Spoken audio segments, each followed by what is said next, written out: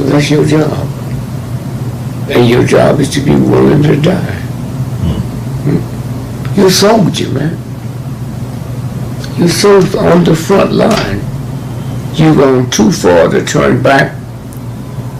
If you went and hid in a basement for 6 weeks, people all over the world would think the government had killed you. So you have to understand your obligation, what the universe gave you. And so just wants you to know. Man, I looked at that smile on your face just now. And the first time I ever wished I was a photographer, to take that picture and let the world see that honesty and that integrity. And know some of the things I know, how you'll drive all over the country to chase us down. It's like I'm stalking though. You hear me? Yes, sir. Chase us down. Okay? I do feel like I have an obligation for people. I mean, it's not as bigger than me. You know, Yeah. but no, being business, you can't see it. It was business to Trump. He saw nothing. All right. Okay? I just saw it, that smile. Okay. And so again, I just say, man, I thank you. I look at Kathy Hughes, what she's able to do with that children. I look at Carl Nelson, the Joe Madisons. You know, some can go further than others because some got leeway. But I just say, man, to sit here, my birthday, it's a weekend. Thank you for contributing to my birthday. You know, all I say is thank you. We move so fast. I don't know if you're married, I don't know if you're a family, I don't know if you're a wife.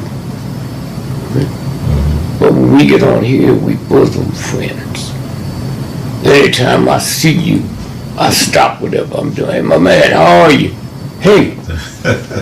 Hey, man, what, you know? I owe that to you. Because together, we can beat this thug. Because it's the universal God. And so again, I just say thank you. Thank you for running me down, man. So again, but that's the obligation that you have. How old are you? Oh, 36. Well, you don't have the right to do what 36 people do. You don't have the right to go to the dance or go to the party. You don't have a right to take that trip to Europe when I might need that plane fare to fly somebody else to feed my people that love me. You feed them. Oh, it's one thing being hungry from food. There's another thing being hungry for information. That's right. And that's you the feeder. You got to be the farmer. You got to grow the crop. You got to till the grain.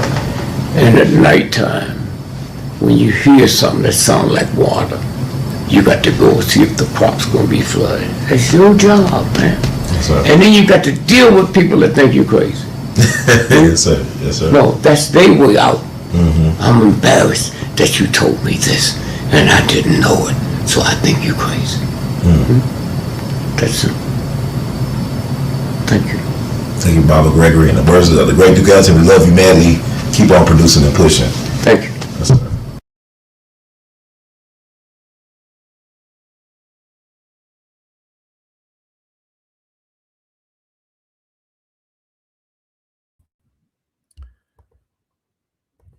Ba-da-da-da-da-da-da. I'm loving it. Welcome everybody to the wonderful, infiltrating, agitating edition of We All Be News Free Dixie for the 21st century. I'm your host with the mostest, Brother Ron, also known as R2, C2H2, the artivist, and we are on happy Saturday time, y'all. It is May the 9th, 2026.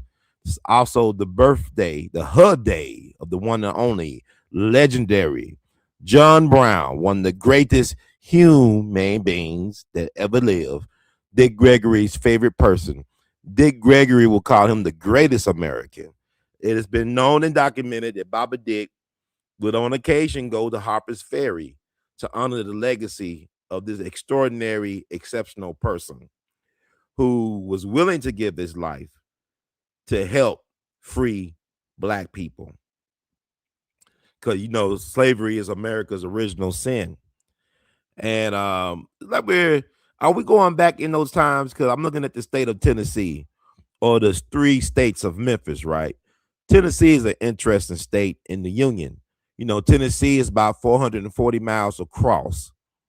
You know, that's like the same mile or distance between, I believe, Cleveland and New York City, if I'm not mistaken. A lot of states touch the state of Tennessee, but you got 3 states of Tennessee. You got West Tennessee. I'm on the west side. That's the best side. Yay. All eyes on me. You got Memphis, Tennessee. That's the capital of the Delta, the Mississippi Delta. You got Middle Tennessee. That's Limestone.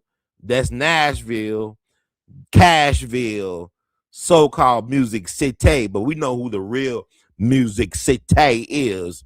Memphis got more songs about it than any American city.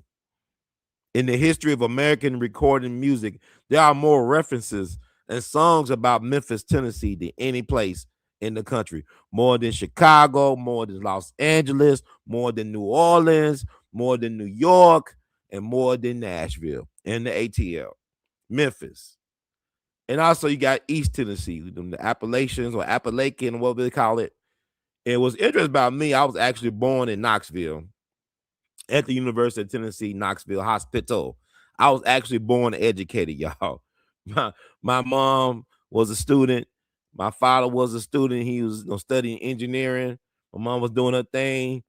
They actually met in college. She's from Memphis, Tennessee. He's from Saginaw, Michigan. Can you tell? And come to find out that his 8th grade math teacher is my mama's aunt. My grand aunt Irma was his math teacher. So I mean, maybe all they had to do was come together to bring me into this matrix. And that was probably the best thing they ever did, or the greatest thing they ever did together, was to bring me into this matrix. Because I was not born a bastard. I was actually born or conceived on their wedding night. And they got married at my aunt Bernice's home back in the day up in Saginaw, Michigan. So it's a family affair. So I was conceived on their wedding night, and I was born April 23rd, 1980. I made my premiere on the world stage, my debut, April 23rd, 1980. Happy holiday to me. This is Taurus season. Can you tell, baby, everything's manifesting at an accelerated rate, because Uranus has left Taurus. Now Uranus is in Gemini. And, you know, I study astrology, astronomy, zodiac, and all that stuff. So basically, if you're a fixed sign in the zodiac, I'm a Taurus. So all the fixed signs are Taurus, Aquarius, I think Scorpio, and Leo. We've been going through 8 years of unprecedented hell.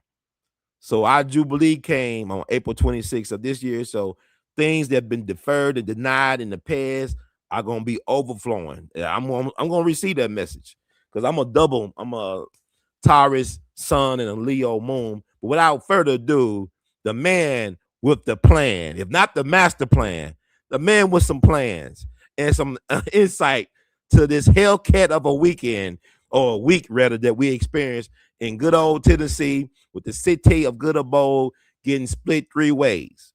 So without delay, we're bringing on the one and only Judge Joe Brown. All sir, right. how you doing? Good morning, young man. Good morning, Grand Risers. I had, as soon as I found out what was going on this week, the only person I thought about talking about all this week and looking forward to talking to was you, Honorable Judge Joe Brown. You are truly indeed wise counsel. All right. Where shall we start? Oh, we're gonna be a lot about Tennessee today. I gotta start with your take on the splitting of the three of Tennessee, of Memphis into 3 districts because of the back. What happened in the Supreme Court? Go ahead, sir.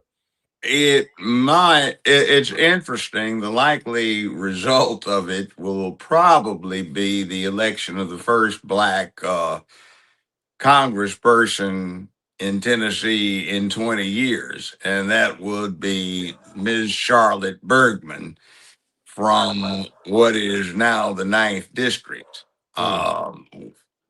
Steve Cohen will be probably in the 5th if I look at the map right. So we will gain our first black congresswoman in our history. And that's interesting. Now, for the last 20 years, unless Steve Cohen has really been a Negro secretly passing for being a white Jewish congressman who is a member of the Congressional Gay Caucus, then we haven't had black representation in 20 years. So I find it interesting all across the country. Everybody's lamenting how Tennessee will be losing black representation when it hasn't had any. So that's just a manipulation of the press. That's that old tell a lie long enough, loud enough, you can get anybody to believe it. And essentially, if I can be real crude about it, the old Democratic Party slave masters have once again taken some Negroes they they own, and put them to work, not for King Cotton, but for Tranny Queen Rainbow. So it's kind of strange listening to all the hullabaloo. And I see the retro afro wearing Justin Pearson up in Nashville clowning around like he did with the little vanilla cupcakes that he marched in there a few years ago to protest gun ownership. And it seems he's gotten quite a bit of money donated to him in the Nashville and national arena for being anti-gun, but he's going around to the gun shops and gun ranges here trying to lie about being pro-gun in the Memphis area so he doesn't get the backlash. And the big picture is what's going to be the case in 10 to 15 years. And we are not looking at the dynamics of Shelby County, which embrace a massive influx of Hispanics. The population of Shelby County is now over 30% Hispanic. And what is likely to happen is when this wave hits the Tennessee area, where very shortly there'll no longer be a majority race anywhere in the country. There will be large minorities. We won't be the largest. So what some of these rather ignorant, ill-advised, and unknowledgeable Democrats are doing is they are advocating for the continuance of a situation that, had it not been altered, would have drastically diminished black influence in politics in the Tennessee area. So that's good. And the other thing, too, is the Voting Rights Amendment was never supposed to give blacks an advantage. It was supposed to remedy a situation where they had artificially had any equality removed. So once that remedy was achieved, there was no longer any need for it. And America has long had a principle of law which says when the reason for a law ceases to exist, so must the law and its application cease to exist. So black folk really don't suffer any political disadvantage in spite of what the whiners say about it. We control most of the large urban areas in America, and as a fact,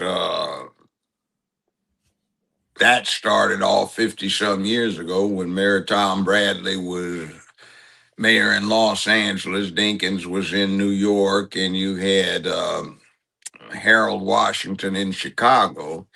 Now you've got non-white or non-majority ethnic mayors in New York, Los Angeles, Chicago, and then the list gets longer, goes down through Memphis, and we've had one white mayor here since 1991 when Doc Harrington got elected. We did have the Ford family occupying the congressional seat from 1974 up to 20 years ago, 2006. And now we've had white Jewish Steve Cohen in there for 20 years. And he's a member of what they call the Liberty Caucus, which is the gay caucus in Congress. And he's been doing a lot more for that than he has for black people in Memphis. You look at the 170 some million dollars that Ford brought in here, Harold Ford Sr., for such as Peabody Place and other developments around the city. And Steve Cohen has brought in a total of 13 million, not 178 million in 20 years. He's gotten money for the reconstruction of the Mississippi Bridge, but the Corps of Engineers had demanded that anyway, so that's not really an accomplishment.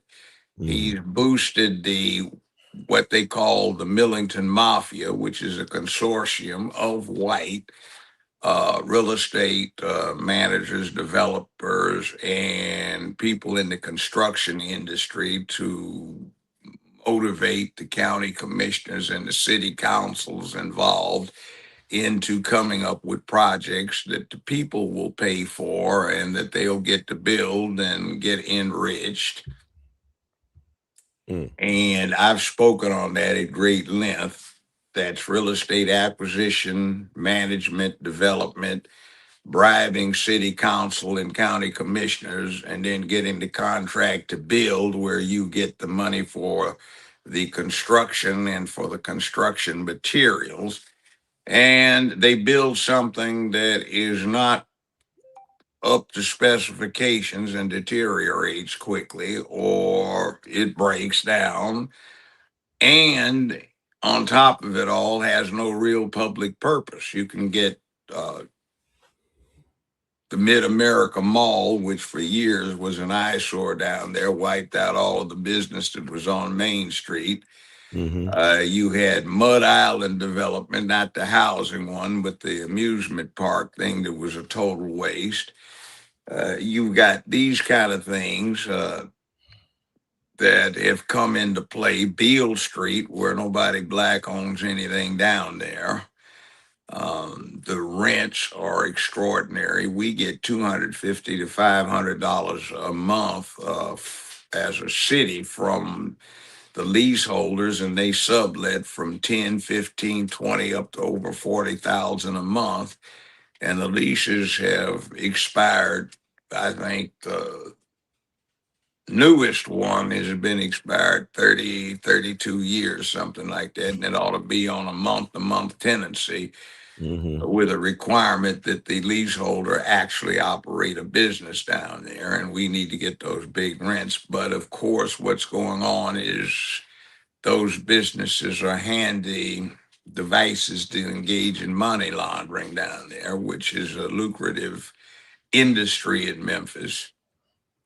And let's see, we don't have a city effort to ramp up the barge trafficking, which could make us the biggest seaport for the Atlantic trade and also the Pacific trade going through the Suez Canal and the Mediterranean coming here. But we have nobody looking into that because of incompetence. and motivation to stay out of that because it would interfere with those other groups as exemplified by the so-called Millington Mafia that would become small fish in a very large pond. We don't have anybody utilizing the fact that you've got the Mississippi River down here to use modular hydroelectric generating units, which they use in Africa and Asia, that could provide us with unlimited electrical power. And we wouldn't need batteries since the Mississippi River doesn't have tides in it. It keeps flowing in one direction 24/7. So we lose out on a lot of stuff. They're trying to run Elon Musk out because of environmental concerns, which are not manifest because the EPA hasn't checked anything out, in spite of some people lying to us about that. Musk is trying to donate an $87 million water purification plant to replace the decrepit devices that Memphis Light Gas and Water has on board that have deteriorated badly. Smell, come on now. I'm not talking about that. We've got that refinery that's been over there for 75 years that is polluting the hell out of the area. And quite frankly, the area of Memphis looks literally like a third world shithole. Potholes all in the streets, trash all over the streets, crime is rampant, unemployment, is just sky high over there. And the politics are excruciatingly corrupt. So we get a myth going here because people are seeking bribes. We've got $220 million spent for renovation of the Sheraton Hotel that's tax money, and then the taxpayers turn around and buy the renovated hotel for almost $250 million. And then we turn back and we lease that hotel that we've paid for back to the Sheraton for something ridiculously low, just in a matter of $1 a year, with supposedly 6% of the net going to the city. And of course, the accountants for Sheraton zero that net out, so there's nothing to pay to the city. But some of our officials get money under the table. We've got the Redbird Studio baseball stadium with that field that's grass, 25 acres across from it, that used to be the Greyhound Bus Depot complex. And a developer bought that for just $660,000 when it's nominally had been valued somewhere close to $60 million in worth. Wow. And then we put $210 million into financing what, under the planning for the thing, is supposed to be 28 luxury units, gated, and some upscale boutiques. Then we combine that with a move to tighten up parking downtown. So basically, the only people that would be allowed to park there would be those who own businesses or residents. Downtown Memphis is not being converted into a business center, but a residential one. And most of those old office buildings are being converted to condos. So we as a city get nothing out of it for our very high expense, and some other people do. The parking's supposed to move down to the fairgrounds. And you're supposed to take a bus from the fairgrounds to get downtown.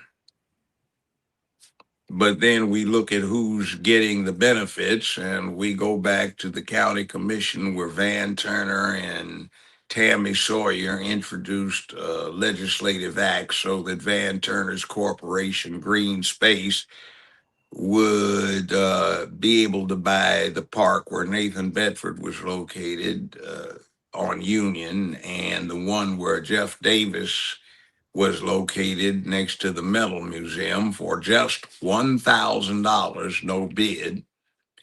They paid relative or a relative to take the statues down, store the statues at several $1,000s a month for 3 years, and then contrived to get the property interest in the statues and sold them for several $1 million to a museum. That was supposed to be our money, but we didn't get it. They would be allowed to operate the fairgrounds, and Strickland came up with a cockamamie plan to convert the Liberty Bowl into a soccer arena for $700 million, and then build a new football stadium nominally for $3.5 billion on the off chance that they can occasionally get the Tennessee Titans to play there, and might have a bid in the future for the Super Bowl in somewhere in the future. Meanwhile, we can't drive down Presley Boulevard without blowing out tires because of the decrepit nature of the street surface, and same with a lot of other places. Crime was rampant, out of control by any reasonable metric. Memphis was the most dangerous city in America and the 10th most dangerous in the world. The Memphis Safe Task Force, composed of 12 agencies, federal and state and local, has been here since October last year, and crime has dropped 43%. But that's supposed to be a bad thing, so we have our usual idiots murder mouthing that. So I guess they can get more murder. And the interesting spectacle of people who represent districts in Memphis who have a personal physical fear of walking in their districts. We have a mayor that can't go anywhere without a uniformed escort of police because he's afraid of his people. We have all sorts of boondoggles. They got rid of Wanda Halbert. But the interesting thing is she's a scapegoat for the fact that the county mayor's office and the state comptroller have stolen millions of dollars of taxpayers' money by misappropriating it from the clerk's office accounts, and they've turned it trying into seed money to develop what they thought was going to be a hugely lucrative proposition with Blue Oval taking over Mason. That's tied up with some regulations from a referendum that Memphis passed in 1997 about who Memphis Light, Gas, and Water can supply. So they want to turn 5,280 people in Mason into 250,000 inside of a decade in what would be Blue Oval. Blue Oval on its website is saying it's already hired 15,000 people and is soon to have 20,000 people that it hired. But interestingly enough, Blue Oval is not an American corporation. It's South Korean. And the soon to be 20,000 people that they're committed to hiring are South Koreans living in South Korea that they had counted on the Biden-Harris administration continuing and allowing them to bring in easily and displace all of the American / Shelby Countyans who would have expected to work there. So it's a big mess that's going on in this city, and a lot of what was being said had to do with it. Now, you'll hear this thing bandied around called building bridges. That's code for, hey, under the table, behind closed doors, that's a reach out so that certain old line Republicans can work with the Democrats to continue the opportunities to feed at the public trough so that they don't put in the public trough, they take out of the public trough. So beware of that kind of thing. And quite frankly, I think I'm going to write my dog in for the mayor's race because there's nobody in that I think is capable of handling it. Certainly not Lowry and certainly not DeBerry. So all of them have questionable things, and we might also ask why one candidate on the Democratic side, Harold Collins, still has a little matter concerning an embezzlement situation from a decade and a half ago that has not been dismissed and is still pending. When he was driving Miss Daisy, meaning Amy Wyrick, he was her driver, and some things like that. So we might ask what it is that we're being told by all of these people that have questionable situations. And by the way, when you look at the Memphis Safe Task Force, one of the largest contingencies in that task force outside of the National Guard and the state police and the Memphis Police Department happens to be IRS. So look what's happened with Edmund Ford with that one. And if you want to get a refresher course on what the IRS can do, think of that famous, notorious American gangster, Al Capone, Mr. Murder Incorporated, Mr. St. Valentine's Day Massacre, and all that other kind of stuff. Elliot Ness didn't get him. It was IRS that got him. So that's why they're here. And a lot of our folk probably are not breathing well because they're worried about what they've been doing, catching up with them. So we've got a pretty sorry mess, but Charlotte Bergman is likely to be the first Black congressman or congresswoman ever and first Black congressperson we've had in Tennessee in 20 years as a result of this. So, you know, she seems to be leading in the polls and she's become nationally interesting because people are looking at Tennessee and say, what in the world are these Negroes complaining about?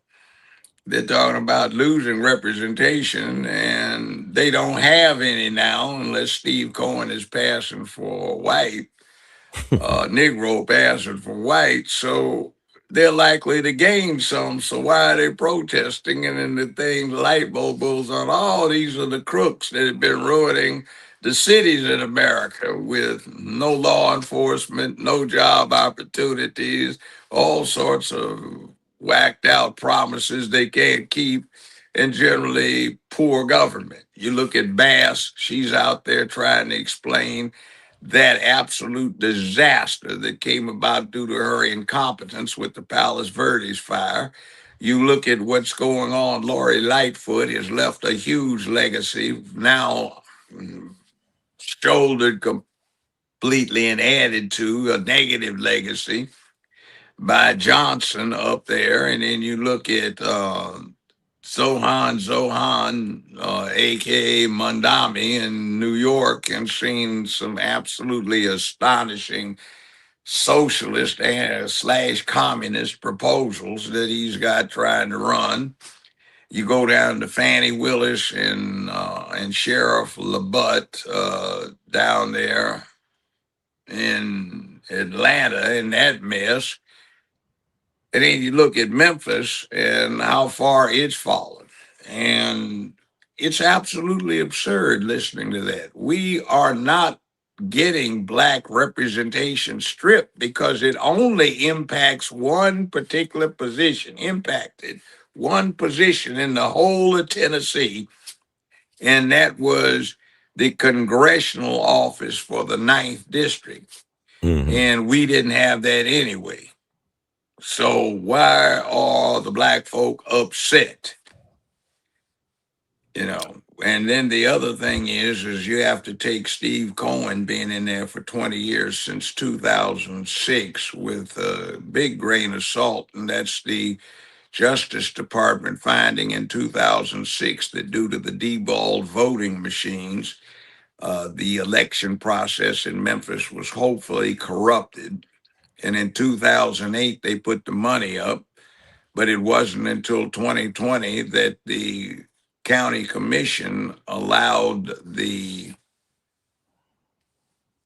money to be spent after presumably they got threatened with personal lawsuit by the feds. And 2020 in January, the Justice Department issued a report saying that that election cycle was honest, with integrity, et cetera, but it turned around for the 14th largest urban area in America, meaning us, Mm-hmm. in the same week, and said once again, this area did not get a legitimate election because it was corrupted by the deballed voting machines, which Shelby County still used, and we were the last in the country to use them. California dumped theirs in the Pacific Ocean. Washington did, not D.C., but the state. Hawaii did, and everybody divested themselves of those machines because they were so easily corruptible. Now, that might explain why he's been in there for 20 years, but he's been in. So now is our chance, since he and Pearson will be in what looks to be the reconstituted 5th congressional district. And we have Charlotte Bergman, who was leading anyway in a lot of polls in what used to be the 9th. So we gain our first black congressperson in 20 years, not lose it. So it's something to be looked at. We need to look at the folk who are telling us this and say, why are you lying to us? What is it you're gaining? And how do you manage to get rich when, this it doesn't even pay 25,000 a year these days, does it, for that position being on city council or the county I think it's commission? a 30-some thousand. Or I'm is not it mistaken. 32 now? Something I think it's in the 30s, but they keep I on giving can't hear themselves you. raise. Oh, you can't hear me, Judge? Can you hear me? You can't hear me. Let me see. I'm gonna bring you back in and out. See. Judge, can you hear me? You want me to go out and come back in? Yeah, it'll be fine. Yeah. Let me do that. Yeah, so Judge talking them game, like I just want to set the mood. I think it's very important that Judge was very knowledgeable about the dealings of Memphis and Shelby County, regardless of what you think about his perspective while he lay out the situation, the lay of the land. He's entitled to his opinion and perspective, but he's very knowledgeable about the ins and outs of this system in Shelby County, Tennessee, and Memphis. So it's always a pleasure to have him try to educate and inform our masses. Judge, can you hear me now? I can hear you now. That was interesting. I'm glad you laid out that. I was trying to explain to the lay folk and the scholars as well that you're very pertinent in this discussion because you got a lot of experience in dealing with the ins and outs of this infrastructure of Shelby County, Tennessee, and Memphis. And why I think it's interesting because I just like I'm enjoying this. I'm loving the chaos because it's ironic to me that these folks still want to stay on a Democratic plantation when it was black Republicans that gave the Democrats their power in Shelby County. It was Robert Church Jr. and the Lincoln League that gave Boss Crump his power. Period. It's black voters that give the power. But you go back 20 years ago, we could have been had a black congresswoman in office if only people supported Nikki Tinker, who was a viable candidate then. Harold Ford was trying to be, Junior was trying to be the senator, but he had them Playboy Bunny days that the white folks used out in East Tennessee to derail him with Bob Corker, the former mayor of Chattanooga. But black voters, see, this is the thing. What we need to do is load up on the system. Because if you look at Shelby County, Tennessee, you got about 600,000 registered voters. In Memphis, you got almost 400,000 registered voters, but only 57,000 came out for the primaries. Maybe in all, maybe 70 to 90,000 people participated. But if you want to overrun a corrupt system, because they love it when there's a low voter turnout, low information value, the news failed the people, local news, but they love a low voter turnout. Ramp up the voter turnout and watch the machine fall apart. Watch who you really run the Wizard of Oz. I ran for city mayor after I got asked by the late Ms. Barbara Cooper, Dr. Barbara Cooper, to do so. Mm-hmm. She was head of my committee before she died tragically. She fell and got a blood clot and died of complications on that, but she was 94 still in every session of the state legislature. So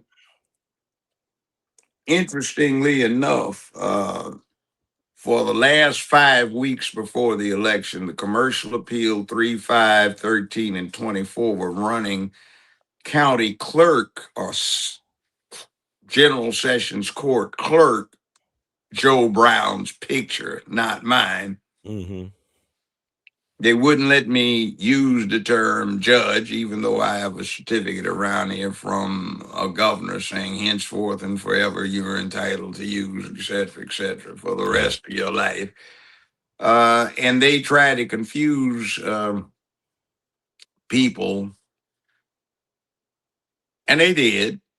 I didn't get a whole lot of votes, though I've gotten almost 240,000, 280,000 votes last time I got elected to state judge, trial judge, criminal court judge, Division 9. And interestingly enough, I'm the only person since 1863 to have that happen where you got every precinct in the county in a contested election. And my opponent's mama ran the commercial appeal. So it's interesting, but there were 17 people in that race. And it was poorly construed. They didn't have any debate, anything like that. It was just nonsense orchestrated to say it's pablum. And what we really want is somebody that is promising to promote the Cooper Young Midtown area at the expense of the rest of the urban environment.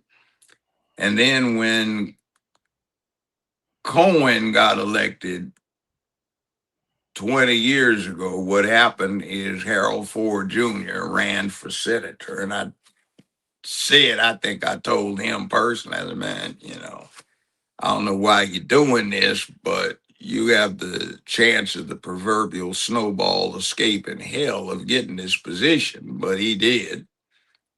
And what wound up happening was there were 14 people running as the Democratic candidate for the replacement.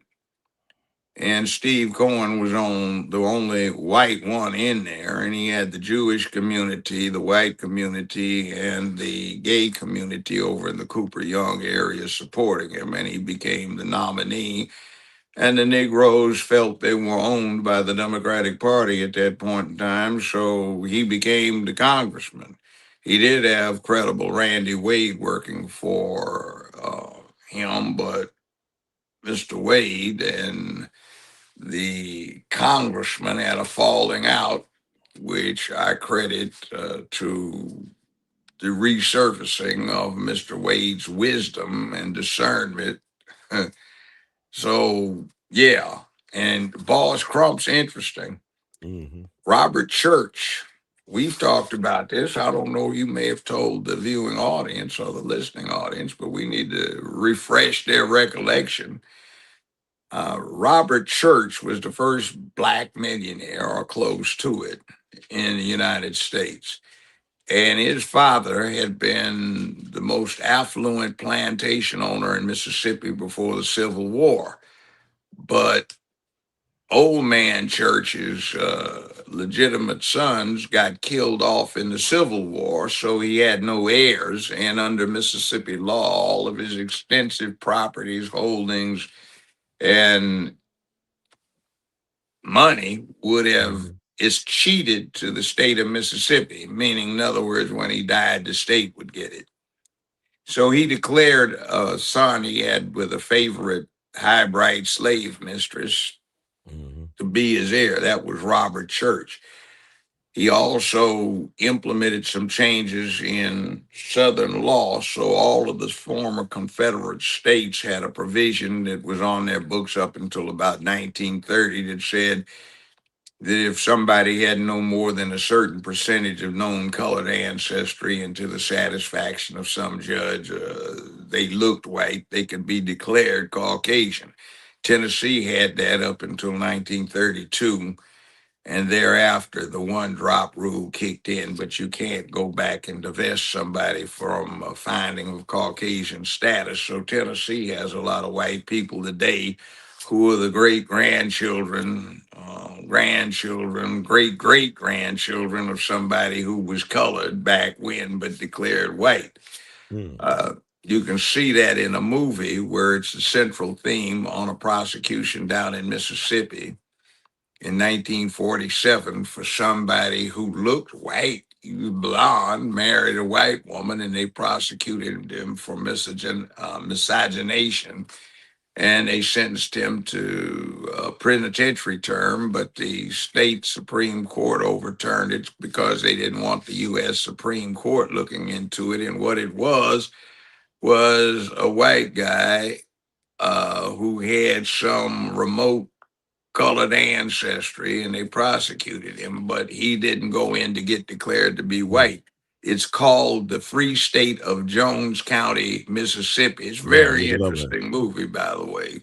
Matthew And McConaughey did a great job. yeah, and I know a retired principal I'm good friends with, she, and the person that's central to that is, in fact, one of her ancestors. So it's interesting. Knight.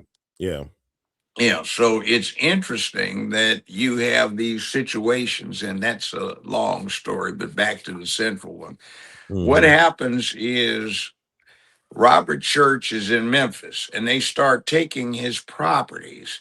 And if you read Tennessee property law, it's really weird. And when you say, why in the world does it have this peculiarity? And then you read the case from 1897 or 1903, it says something like the unsuccessful appellant Robert Church, comma, a man of color, comma, protest, etc., etc., etc. They stole from property from him. So his daddy, richest man in Mississippi, sends up a smart young white lawyer to save his son's property. And that lawyer's name was Crump. And he became Boss Crump. And as you were saying, he could not control the white population directly because he never had a white majority of voters. He always had a large white minority. But he had a black bloc vote that was staunchly Republican. And he had people like Lieutenant Lee, who was a U.S. Army officer, black, in World War I, and was here in Memphis, and in the 1920s did a lot to make sure that blacks were organized and could vote. Well, he was a vote broker, and I got to read one of his diaries one time where he was talking about he got $10,000 to deliver the black vote in the 1920s. And that's like somebody giving you $7 or $8 million now. And he spent a little more than 4,000 delivering the vote, and he put the other $6,000 in his pocket, and he was boasting about it in his diary. They named the post office after him here. That was a reward, and it set up this black brokerage thing. But the point is that the black Republicans were the factor in Tennessee politics. Now, there's something unusual about this Voting Rights Act that the local Negroes don't know and the Democrats don't tell you, and that is Tennessee was exempt from the enforcement provisions because, unlike every other one of the 11 former states of the Confederacy, black folk in Tennessee never got the vote taken from them. And Boss Crump made sure they got it so he could run Tennessee. So black folk never lost the vote. They were always encouraged to vote, and they did vote. And they put this man in. Now, how strong was Boss Crump? Well, there's a interesting story about the Green Bay Packers and the Detroit Lions coming here in 1952 to play an exhibition game at the Liberty Bowl. Old man Trump had apparently never seen an NFL game in his life live, and he really wanted to see one. So when they came here, he managed to arrive about 15 minutes late. The game had already started, and this is the first and only time it's been done in NFL history. People pointed out who Boss Crump was, and all of these fine young athletes might not make it back on the train to Detroit and Green Bay. So they stopped the game, cleared the scoreboard, kicked off all over again, so Boss Crump could see a whole football game. You weren't allowed to become a preacher, a Boy Scout, or anything in Memphis unless Boss Crump gave you his stamp of approval. Now, that's what's behind all of this. So, black folk have always been Republican up until about 1960, when Nixon stupidly refused to intervene in the King situation, and Kennedy, being a Democrat, and Democrats being the party of choice in the South at that time, for Sheriff Bubba and the boys, he made some calls to some Southern sheriffs and say, hey, look, guys, you may not like me because I'm Catholic, but I am the Democratic nominee. And if we want to maintain control of things, you need to get me in. But you boys back off of this King fella and, don't whip him up so badly. And you can go get that Bayard Rustin. He likes his ass whooped, so he gets off on it, Um, he's a masochist. And you get that, what is his name, that they want to name the voting rights extension on, John Lewis. Right. That little teenage boy, he likes it rough trade, so you can give him all he wants, but back off a King.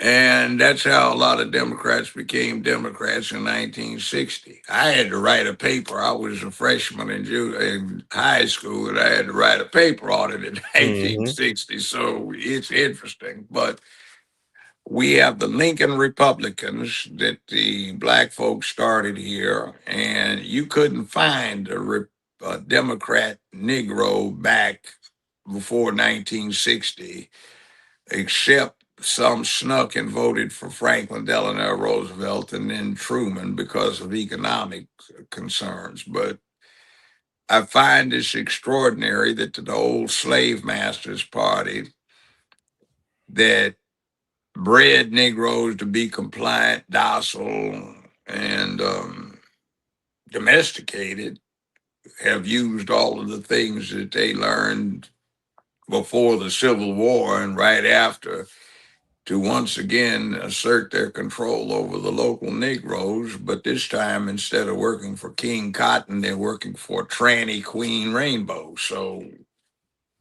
it's interesting. Well, I just want to bring people to date, because I think we do a great disservice to our people, because we lack really the understanding and awareness of this narrative. Even look at Nathan Bedford Forrest. He was a very powerful Democrat. He was a delegate for the 1868 convention. This is the guy who was the first Grand Wizard of the Klan, also a Memphian, a notorious, very wealthy slave trader, and really a war criminal, if you look at it that way, with the Fort Pillow Massacre. And then you had Albert Pike, who was a Confederate general from Boston, third degree Freemason, and also, quite frankly, the founder of the Klan, who lived in Memphis back in the day as well, too. But also, I want to talk to people about, we talking about Boss Crump power. Well, let's talk about that. Yeah. Candidly, I'm a Mason. I think most of what they say about it is full of shit. It's just a body of people that was loyal. They don't worship demons. We don't worship demons. Whatever your religion is fine, and it's encouraged. But we could be counted on not to snitch on each other and pull off games on each other, because the consequences were and still are very harsh if you do so. Now, Jasmine Crockett of Texas, who got district out of existence, she went to school in Memphis. She went to Rhodes College. Now, you know the background for Rhodes College. It used to be called the Masonic University of Tennessee. Did you know that? I know about the Southwest part, but I didn't know about Masonic. So they like, yeah, well, before it became Southwest, it was the Masonic University of Tennessee. So people need to understand where they got their education. I don't have any problems with it.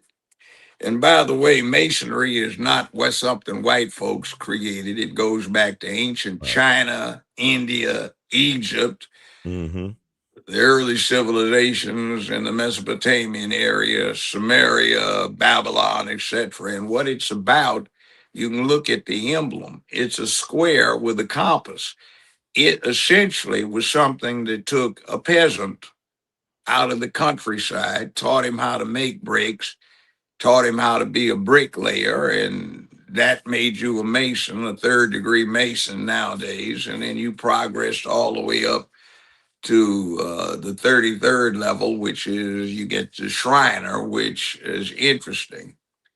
What they were teaching people is how to move from being a peasant to being an architectural engineer and build monuments and great buildings. And that was a very valuable education and instructional set for people to possess. So they guarded it jealously. Uh, you did not have a great deal of literacy back then. So when people showed up for their compensation, they usually went to a temple or something like that, or a large building to get their compensation. And what you got depended upon essentially how far into the temple you could get, which is the passwords, codes, signs, and symbols you possessed. The Shriners are all the way into the inner shrine. And that just showed where you were in the organization. Now, in Egypt, as in the Middle East, the pharaoh, the potentate, the sultan, eventually, the king was expected to be conversant with using his hands. So, what better example than to be at the top? So, you have all of the influential people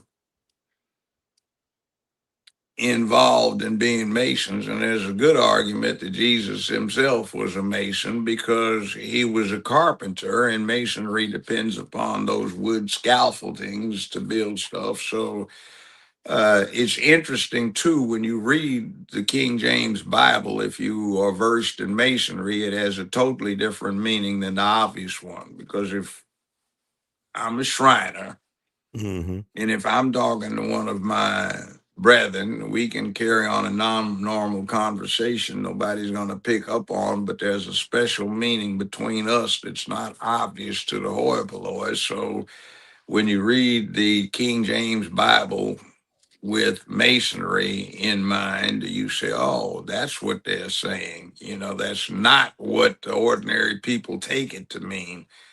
So every now and then you'll run into the rare preacher that advanced far enough to know that, and his sermons tend to be very distinctly different when he is instructing in the book, the Bible, than those who are not conversant with the message. So you find a lot of the early people in American history are Masons, and that's because what they were doing could have gotten them hung by the British for treason or sedition. So they could count on their Masonic brothers to be confidential. And as far as it goes about being racist, well, we have black Masons. And how did that start? It was simple. A certain slave owner decided to go to England. He took his slaves, they were black men, and he let them run wild through the Scottish countryside. So they got to be friends with some white folk who happened to be Masons. So they inducted them into Masonry. And when they got back to America, Masonry says you cannot hold a brother as a slave. So they had to be freed, and they set up a black Masonry component to deal with the black folk. And it works. I mean, when I first started practicing law, I had a problem with certain judges now dead with the masonry thing on. Why didn't you say you was a mason? Never had a problem. I remember I had a motorcycle, I had a flat tire on down in Mississippi years and years and years ago. And some good old boys responded to my distress sign, and they had Confederate flag on the front bumper, you know, those license plates and some Klan stuff. And they took me, put my motorcycle on the pickup, took me to a gas station where the guy admitted he was a Klansman, but they fixed my motorcycle free of charge, serviced it, gave me a full tank of gas, and saluted me as a fellow Mason. And I went about my business after expressing my pleasure at their assistance. So, see, there are The all kinds Mississippi of too, things. Judge. In deep Yeah, in this was Mississippi with the way back Klan. I don't know. I get in 50 that time, years man. I ago. don't know. But you see, there are things that are contrary to the popular narratives. But that said, that's Jasmine Crockett's connection with Memphis. She went to school here, and before that, she went to a $35,000 a year private finishing school for high school that her preacher dad sent her to. He was one of those with a big congregation.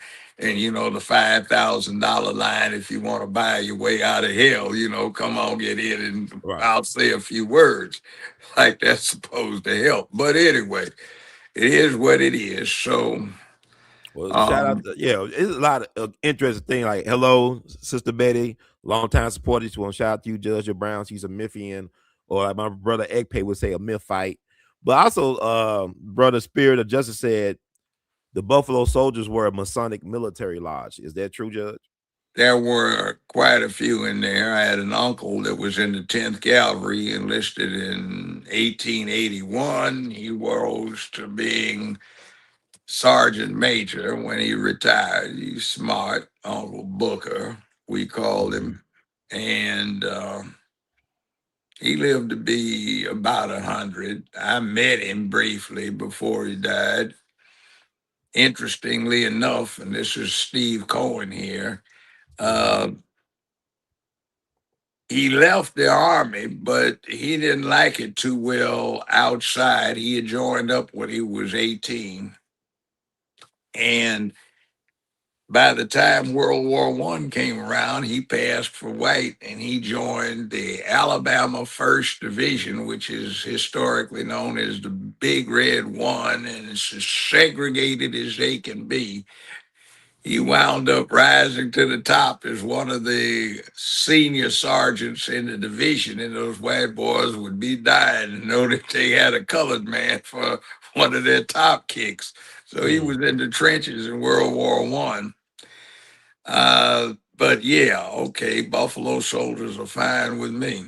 And by the way, if you want to read something interesting, read Kareem Abdul-Jabbar's book about the 761st Armored Battalion, which was known as the Black Panthers. And the emblem that the Black Panther Party of the 1960s used came through the Deacons for Defense and Justice in Louds County, Alabama, that had some significant numbers of its membership who had served in the 761st, and they brought their Black Panther emblem over, and the Panther Party of the 60s used that same emblem, but that was also the emblem for Patton's Panthers, the 761st Armored Battalion. So it's interesting. They absorbed the 10th Cavalry, and in the book, Kareem writes about Jackie Robinson, the baseball player. Right. I met Don Newcomb, who got hired by the Dodgers at the same time Jackie Robinson did, and we talked one time at a function for several hours. And Lord, homeboy was sporting. He had a movie star looking woman that was his lady friend anyway. And they hired Newcomb, Roy Campanola as a catcher, and Jackie Robinson at the same time. But Newcomb wasn't but a teenager, so they kept him in the minors. He was a pitcher and wound up winning every baseball award for pitching you can get.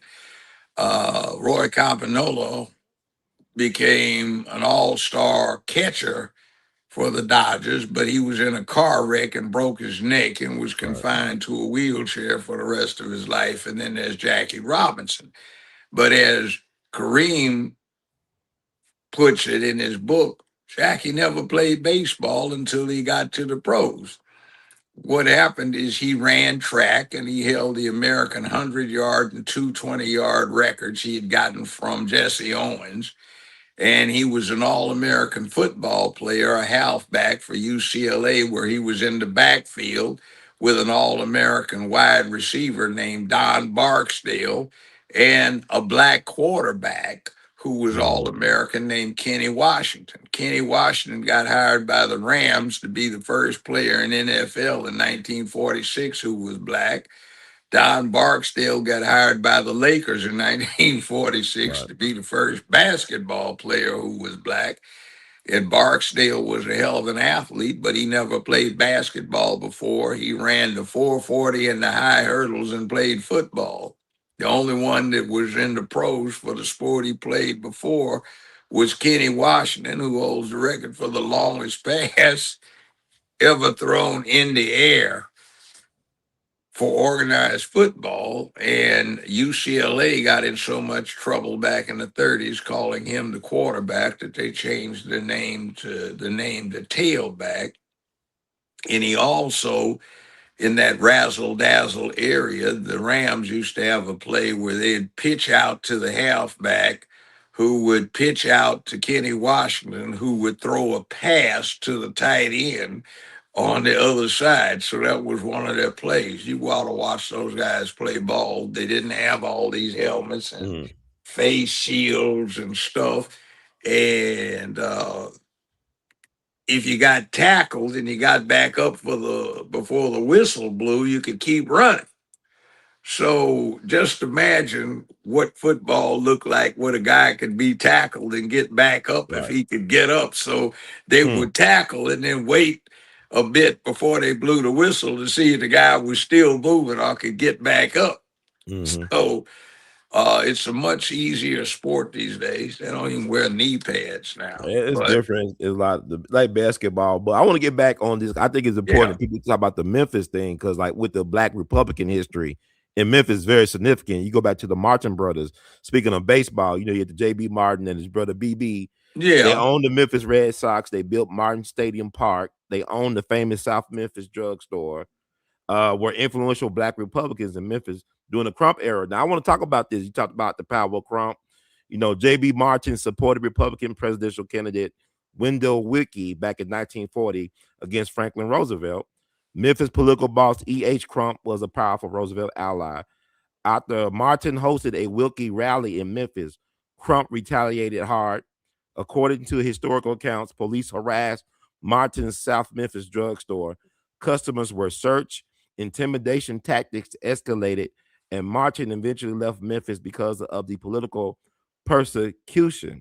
Because there's the thing, Martin reached out to Eleanor Roosevelt, the wife of Franklin Roosevelt, about what was going on with Boss Crump and him in Memphis and Shelby County. Eleanor tried to help, but she was advised not to help. So this is the thing, like, the Democrats never been a friend. Go ahead, sir. That's how the Democrats got a lot of their supporters from Eleanor Roosevelt. She was a sponsor of the 761st, also of the Tuskegee Airmen, the 332nd Fighter Wing, after being the 99th Pursuit Squadron that morphed into that. She was one of their sponsors, and they called the Red Tails, the Tuskegee Airmen, those Eleanor's Negro pilots. So anyway, she did a lot of that, and that's how the Democrats got a lot of support. But I mean, I'm just saying, like, they never passed the anti-lynching bill. The New Deal did not really benefit a lot of Black people in the way it benefited white workers. The GI Bill did not benefit Black people the way it benefited white soldiers. I have my grandparents were veterans and stuff. They did not get everything they should have got in the GI Bill that the white folks were able to get. I'm saying the Democratic Party country you were. It depended on where you were in the country. My old man was a veteran. And he and his buddies, a lot of them were school teachers out in Los Angeles, but were Black veterans of World War II in Korea. They got a lot of benefits from the veterans bills, but they remarked on how some of their kinfolk who were also veterans down in the South did Right. not. So Right. it depended on where you were in the country as to whether that benefited you, like everything else.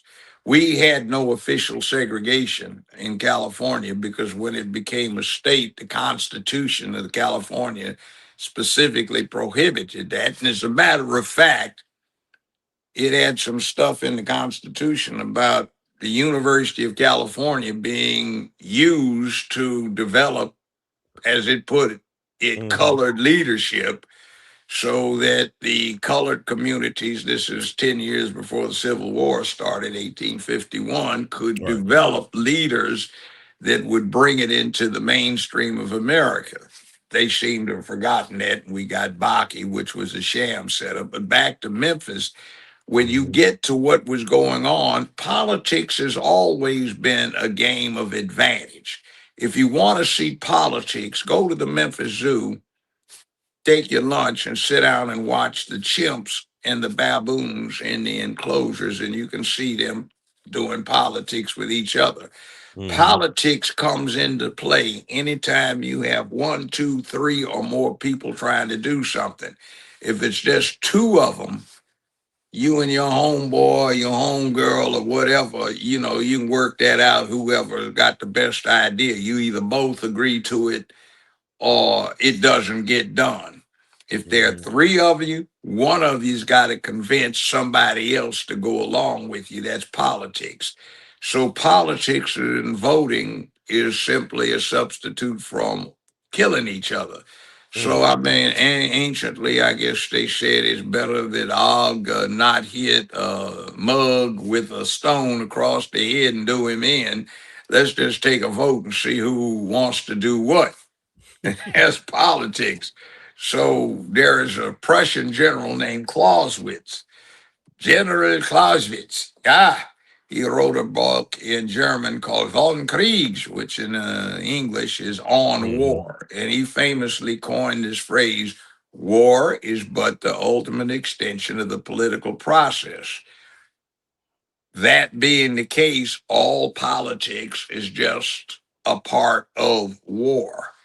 So it's inescapable. I ain't got in politics. Yes, you do. You drive down the street, those Right. laws are set up by people who got elected. Uh, you pay taxes, or they'll put you in jail or jack you up. Somebody in the political process set those taxes up. You either are safe going through the city and stopping at a gas station to pump your gas in Memphis, or you're not. That condition's all set up by politics.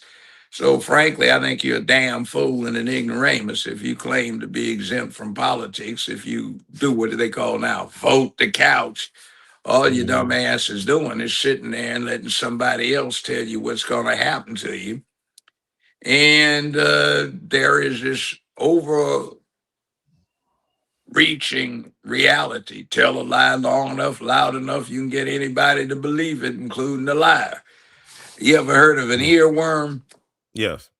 That song that you don't like that keeps running over in your head over and over. You can't get it out. Man, what the I never hell heard that am I type of doing? earworm. Okay. Stop that shit. You know. Well, that's the same thing with politics. You tell a tale long enough, it becomes accepted. And I see it in Memphis. Sometimes I'll go down to the Happy Mexican or something, right? Mm-hmm. By the way, how come there's no black clubbing left in Memphis anymore that's really up there without being a place where you got to carry your pistol to be safe? Now, Mm-hmm. that said, uh, it's all of this stuff that I will put out there is true, but I'll tell somebody this. And then 6 weeks later, I can mention it again and say, yeah, I heard that. You must be right because I heard that. I said, well, hell, you heard it from me indirectly. So I'm Mm-hmm. my own reference. But meanwhile, maybe we're talking about a case. I'm a retired judge. I'm not practicing law. My law license is in a medical disability status. I'm getting up there. So anyway, I'll do something, and it might even be a case I am responsible for years ago. Where'd you get your authority on that? Hell, fool, I am the authority. Yeah, where can I find it on Google? You can't. Well, see, it must not be real. Hell, fool, if they had it on Google, they would have got it from me. So, they don't get it. They have all of these historical sources that somebody who posts on Google interviewed, but yet if you go to the original source, it's not valid. You got to find it on Google. And by the way, watch Google. It'll have that up in the top left-hand corner, AI generated, where you can ask for that or be made aware Right. that it is.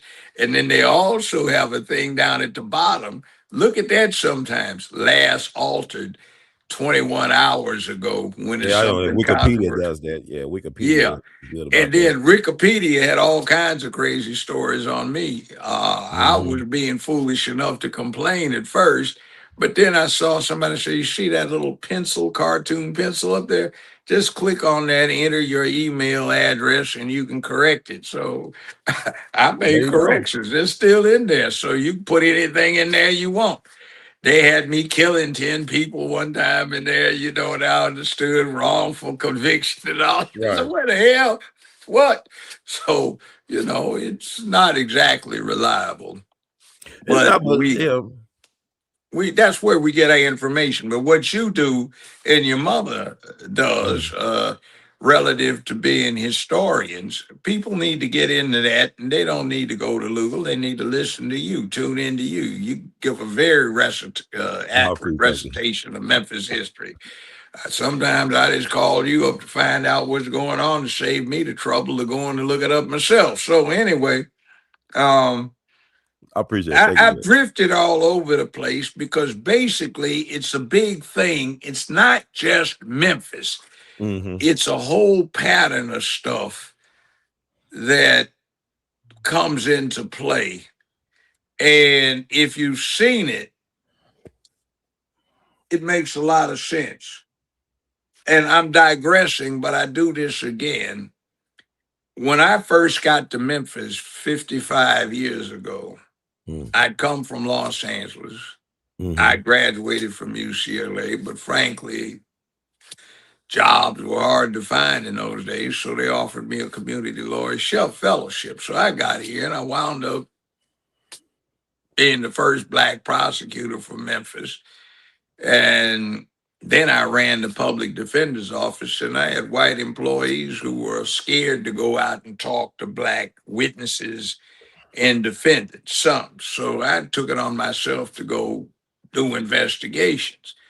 So let's say 76, 77, I'm in a project kitchen, Mm-hmm. and I've got these little girls, 13 through 19, running around acting crazy in the kitchen, smoking and drinking. And the 18-year-old, not the 19-year-old, is the client of the public defender's office, and she's too lazy to take the bus or walk since she's over there near downtown, but she can't come down to see the lawyers. So you have to go visit them. And they've got all these filthy, nasty smelling kids with excrement and food all over their clothes. They haven't had a bath in 2 weeks running around. And Mm-hmm. then I find that the 13-year-old is mother of one of the children, the 15-year-old has two, and there are 8 or 9 of these kids in the room, and they're saying, "Lily, Ian, go get me my cigarettes, get me some beer. You no good, you just like you're no good, Ian, daddy, you ain't worth a damn, blah, blah, blah." So why you talk to your kids like that?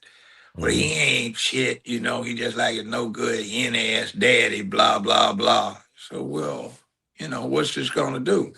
And I remember one incident where this kid was just turned 8 years old. I said, "Why is he not in school today?"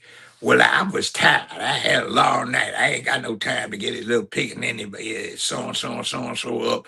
He ain't learning nothing no way. He just as ignorant like his daddy." So, okay, now let's fast forward to 1987. This 8-year-old is now 18. Let's go to 97. This 8-year-old is now 28. Let's go to 2007, and this 28-year-old, 18-year-old, 8-year-old is now 38, and then he's 48, and now he is in his mid 50s.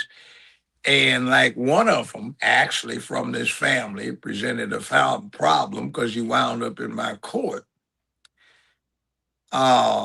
He was in my courtroom. He was 29 years old and had 51 children by 46 different baby mamas, and he hadn't paid a dime in child support.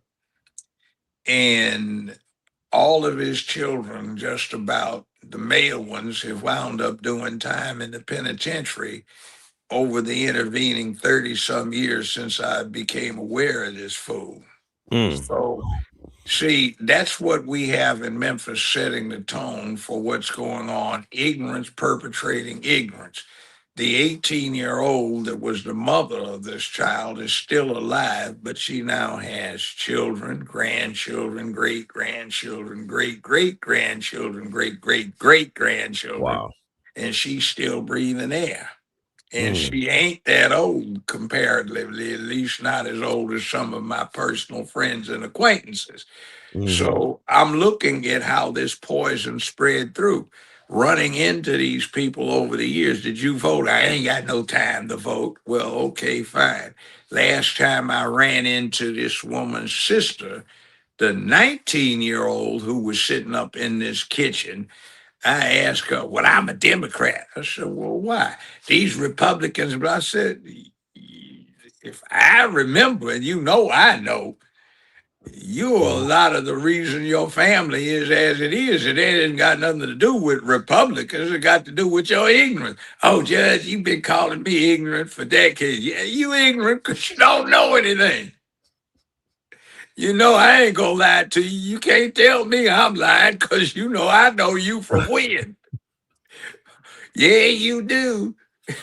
So it's like we need to wise up and realize that people are gaming us. Now, you talked about the Klan. Joe McCarty, Judge, Division 8, Shelby County Criminal Court, was a colleague of mine. His granddaughter worked as a clerk, assistant clerk in my courtroom. Joe McCarty got the block vote all the time because the local Negroes put him on their sample ballots. He always massively garnered votes in the black community. But guess what? What? He had literally been the Grand Dragon for the Klan around here in the 50s and chairman of the White Citizens Council. So here we are giving him our black bloc vote, and he's locking up Negroes like, it's the thing to do. No justice. He had more appeals, more post-conviction relief against him that were found to have merit than any other judge in this system. But we delivered him our black bloc vote because Democrats told us this was who to vote for. Now, I won't mention names, but back when, 40 years ago, remember there was this white lawyer who ran the Democratic Party, and he had the big mansion out here in East Memphis that the Negroes were paying for, and they used to have parties at his house all the time on all multiple floors of his huge mansion. Then his son took over, and they made a lot of money off of the Afro-Americans, African-Americans, black folk back in those days. And that's how the Democratic Party rolls. And let me tell you about some of these leaders. See, I know some of the parents and some of the grandparents of the current ones. And I won't mention any name, but a certain one's grandfather, this is back in the 70s, there was a function. And there was this Jewish guy, lawyer, that used to have this beard, mustache, wore glasses, used to represent Harold Ford. And I'm at this function, and he walks up to this black politician's wife. She's kind of, you know, way they were back then, not this wide, but you know. And he stuck his hand up under the back of her dress, and they still had mini dresses to an extent then, and he's rubbing on her bare breasts. Man, you see the dude do to your wife? Oh, well, Lord Joe, you know, you just have realities you have to do. But that man got his hands on your wife, fool. Well, I mean, it's just some of the compromises you have to go through. This is before the Diddy parties. Yeah, the lawyer's first name was Jerry, by the way. Okay. And he took the woman off in his room and he screwed her. And she coming back, adjusted everything. And I said, man, he just fucked your wife. Excuse me. He just screwed your wife, man. Okay. Well, you know their cost. Now, what's wrong with these people? And see, they're the grandparents of some of these folk that are out there right now who are supposed to be all this and that in the black community. And I'm looking at the grandchildren. They ain't done nothing. The granddaddy, all he did was compromise because they weren't paying anything. I mean, back when, I think they paid part-time. What is it? Back in the mid-'70s, city councilman wasn't even getting $5,000 a year. You know, so what's going on here? It's a money-making proposition. I've represented some people in the past that had a thing where their constituents would come see them in City Hall. They couldn't see their representative unless they gave him $250 cash under the table. You know, I know people that were on the Board of Education that, you know, you summarily got your contract proposal stopped if you didn't give him $2,500 for his campaign to work with. And by the way, that's why they have that thing now with the Board of Education. And if the contract is $100,000 or less, it doesn't have to go in front of the full board. Is to cut that out. People don't know the reasons for stuff. So you get these things involved in here, and we get all of this sanctimonious stuff about their grandchildren or from the grandchildren who haven't done anything civil rights wise or anything else other than use the office for self-enrichment. So they tell us all kinds of stuff. Black people are getting cut out of vote. We can't elect black officials. Well, you ain't been electing any to this one office in the whole state of Tennessee that ain't done a damn thing for you. So what you squawking about? Well, you know, it's interesting. I always bring this. I think it's very important. I know you talk about Wanda Halbert, and she lost to Joe Towns by, I think, 121 votes, which I would demand a recount, be honest with you. 121 votes at the last time I saw it. But Joe Towns was at an event that I was a part of. I ain't gonna never forget, it's on tape somewhere. I think Pearl Walker got the tape. If she ain't erased it already, they'll throw it away. But he said on April 4th, 2021, at the event that I was a part of, that, hey, y'all, we can't do nothing for y'all in Nashville. Go pray to Jesus about it. And he been in Nashville since 1995. And now he's a criminal court clerk. Or he won the primary, the Democratic primary for that seat. But my thing is this: I'm looking around me, right? I'm looking around me. We got black mayors, we got black majority city council commission, we got black police chief, we got black this and black that. Where's the hell? Why are we not in the black as a people? I mean, when in the black meaning business mean you doing good business. Why is Shelby County, Memphis, Tennessee not in the black? Because my thing is this is bull crap. I'm about to say something else, but I look at the board of miseducation and misdirection. Y'all don't care nothing about these kids because these kids are graduating with diplomas. They can't even spell diploma.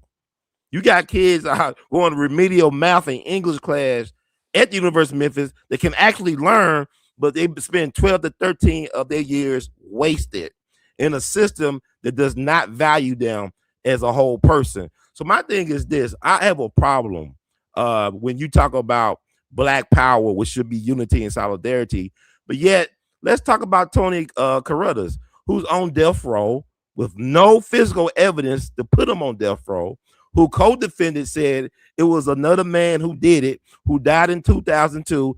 His co-defendant admitted to killing the 3 people and putting them in Rose Hill Cemetery back in the mid-90s. And he's out of prison for almost 10 years. But Tony Carruthers is on prison. That part of the case was in my courtroom, one part Okay. of it.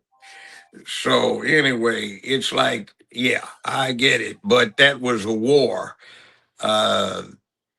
We've got locals who have risen up in the political arena, the unanticipated heights who were involved in that. So there is another thing going on about the politics involved in the situation. So I'm not talking about it because I've been in touch with some lawyers for him. So they contacted me because one of the people that's involved in incriminating him was apparently in my court. And what that person was in my court for really, really makes Memphis look bad.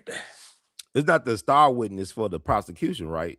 That's the one who recanted his I story won't years say later. anything about it, but let's just put it this way. One of the people that this individual allegedly was involved with is now risen very high in the political arena and still lives in Memphis. So I'll leave it at that. But my thing, Joe, I was like, okay, get away. I just want to ask you this one. I think it's very important because you involved in the James Earl Ray situation. But isn't it weird to put somebody on death row to be accused of a crime, to be convicted of a crime without any physical evidence, and to be put on death row when there's evidence that they are holding to this day? They've been held in for years, never tested for fingerprints or anything. Let's put it this way. I suggested to his counsel that they look into something I did with James Earl Ray. The only thing that connected James Earl Ray with the King case that abided by the rules was allegedly his rifle. I looked at the record and it wasn't adequately tested. And I found out later that the first judge, the late Honorable Preston Battle, had also found it wasn't adequately tested. But there was nothing that allowed it to be retested in Tennessee law. So I allowed them to test the rifle as a proffer of proof for the appellate courts to look at so they could say, hey, wait, new scientific methodology has come into place since this case was current. And that should be allowed to demonstrate a defendant's pristine innocence.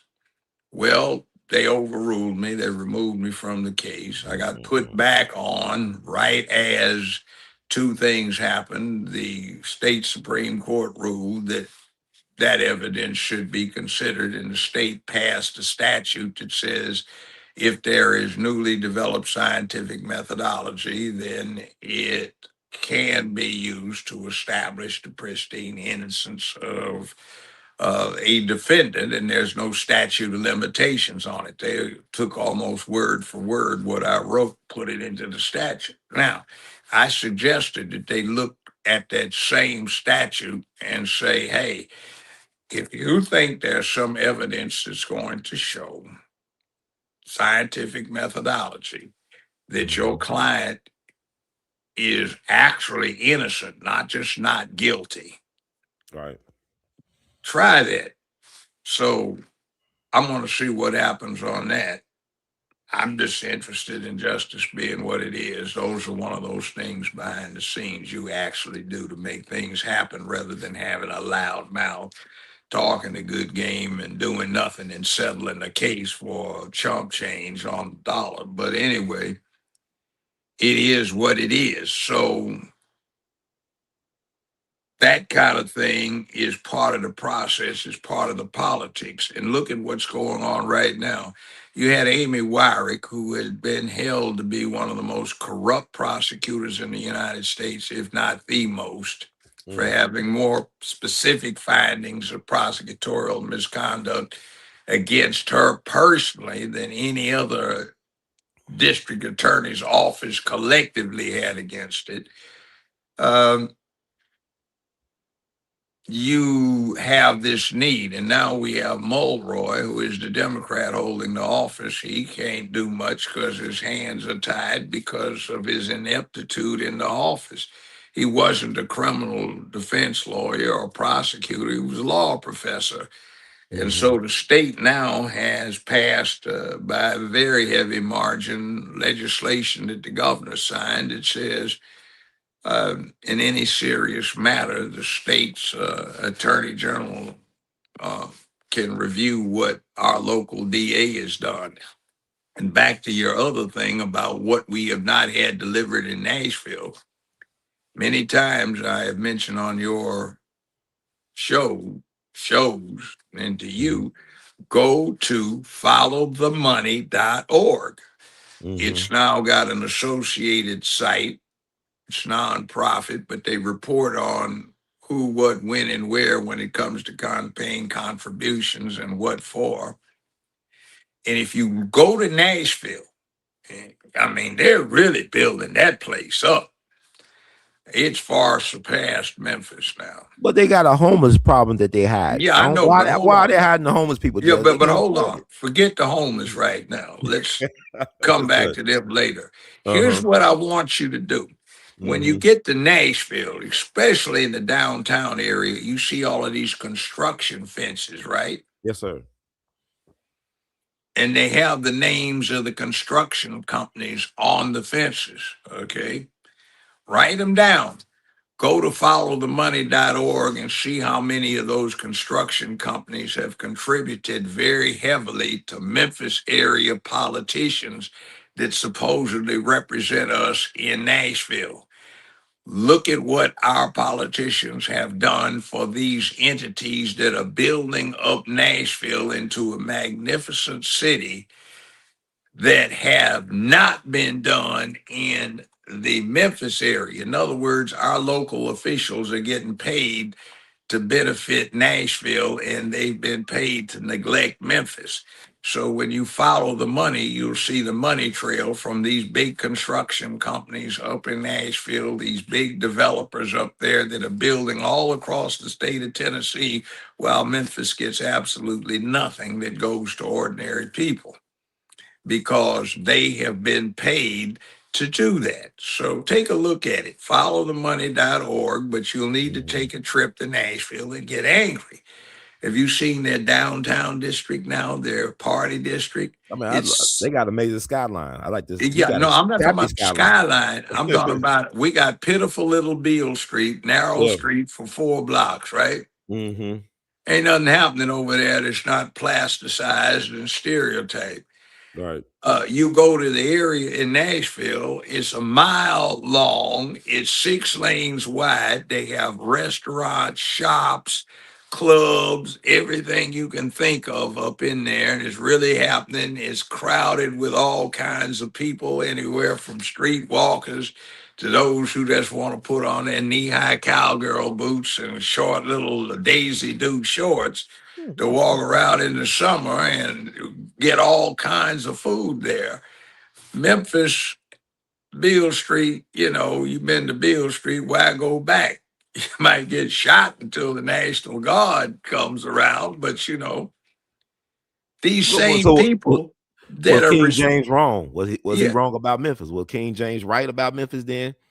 He's right. Grizzlies leave to Nashville, go to Nashville? Yeah, well, it was always a thing, and they were charging $100 a hit for a ticket on the 10-yard line. We got pimped. But they're trying to bring the Grizzlies back to Memphis if they can negotiate a Super Bowl. I'm talking about the Grizzlies. Titans, Tennessee Titans. They trying to bring the Titans back to Memphis? Well, it's the Tennessee Titans. Technically, the charter says they can play anywhere in Tennessee. Nashville, where they usually stay, Chattanooga, Knoxville, or Memphis. They used to play in Memphis. Yeah. So we're committed to a $3.5 billion football field to replace the Liberty Bowl, which is supposed to be $700 million going to converting to a soccer arena. Jesus Christ, who plays soccer? Who care about soccer? Well, remember, 30+% of Shelby County is now Hispanic. They play soccer. So somebody's trying to garner long-term favor with that crowd, which also has to do with the nonsense the Democrats are talking about. The Civil Rights Act, it's the Voting Rights Act, says we should be allowed to have preference because of the color scheme, ethnicity. In about 12 to 15 years, that's going to flip. It'll be the Hispanic entity that becomes the largest component of Shelby County, not the black one. So you have to keep this in context. So if the Negroes want to really get their asses kicked, in 10 to 15 years, leave things the way they were. Be glad the Supreme Court said that Voting Rights Act was remedial. It has remedied the problem. Look at the fact that the Democrats basically, through their Negroes, run all of the big cities in America. Now, that shows that the remedy has been delivered. There is no longer any burden that black folks suffer in the political process that the Italians don't, the Irish don't, the Jews don't, the Arabs don't, the Asians don't, the Native Americans don't. You see, right now, other than the folk whining about it and complaining that they get done wrong, we don't have any problems. And remember, that's why I brought this family up to get to this point. The key to success is having a child sit at the kitchen table and do homework. There's no white man sitting on the other side of the table playing racist and saying you can't do your homework. But we don't have the black parents sitting on the other side of the table demanding that their children do their homework. And we don't have any black parents astutely generating an effective vote to control the Board of Education to deal with what's happening in those schools, to generate the homework that they should not only go to the polling place to determine indirectly, but directly impact by making their children do their homework. See, so when you break that down, you don't have people adequately prepared to play the game. That's like, we need to have a better football team. They down and on it because we black. Yeah, but your black football players can't do 5 push-ups, can't do 4 sit-ups because they're too fat and they're 16, 17 years old, can't catch a pass because they can't run fast enough without falling out and being out of breath. So if you're not in physical shape, you can't play the game, you can't learn the rules, you can't execute the whole doggone thing. How are you going to win a game? Well, Joe, let me ask you this, though. I'll get back to LeBron James' so-called controversial comments about Memphis. Is he correct in saying that the Grizzlies should leave Memphis for Nashville, given all what you just said about Nashville and all the things going on in Nashville? Yeah. I mean, you can't park downtown, A. B, you might get robbed if you don't park in that structure. Even if you park in that structure, you're going to get robbed. Other than Penny Hardaway's club right across the street, where are you going to go where you can really have a good time other than something that's stilted and plastic designed as tourist traps? So they could, but then again, our local officials were bragging about $350 million. Remember that they brought to Memphis to improve arenas? It all went to that FedEx Forum to build skyboxes, every last dime. And that was right into the late Fred Smith's pocket. Now, by the way, they've got an Indian who is the CEO for FedEx, not one of the Negroes that have been prospering, not Lowry, who is the Democratic nominee for county mayor, who worked out there after he got the job thanks to his dad's influence with Fred Smith. So, by the way, you might want to check with people who worked under him as their boss and see what kind of boss he made. And that might have a great deal to do about him being a bigger boss for a place like Memphis, Shelby County. So, you might want to look at these things. But yeah, the Grizzlies would make a lot more money if they were in Nashville, and that's basically because our representative contingent has let us down. They've gotten more money in their own personal pockets by favoring Nashville than the area that elected them. Miss Barbara Cooper used to talk about that too. Well, about- And by it's the a way, lot. look at that. Okay. Look at that. Look at that. Barbara Cooper was on the ballot posthumously. She was dead, but she got 34,000 some votes. And Mhm. that's not the most she's gotten, but it was significant. Meanwhile, her replacement, Justin Pearson, hadn't even gotten 2,000 votes in an election yet. But he's gotten a whole bunch of money you can find through Follow the Money that's been donated to him by Nashville Interest. So why is it that he gets, by some counts, close on to $1 million the way you might choose to look at what's reported? Mhm. For getting 2,000, less than 2,000 votes when his predecessor used to get 32,000, 28,000, 41,000 votes. What's going on here and why is that? Well, I mean, my thing about Justin, Justin's interesting to me because I actually have some dealings with Justin. I actually ran it. Well, I was sitting in MLK Park, just meditating while I was doing work. I was supervising downtown cleaning crew at MLGW, but all of a sudden they came on the scene. I kind of followed him uptown. They was doing Defend the Nine March, stuff like that. And you saw what happened with him like a day or so ago with the state trooper confrontation. My thing about Justin, what I think is very fascinating with Justin, because I was curious about his origin story. I talked to his father about it. I said, is he cosplaying? What's going on here? But I think Justin got some sincerity to him. Like he has shown up to some of our events with the Four Pillow Massacre and stuff like that.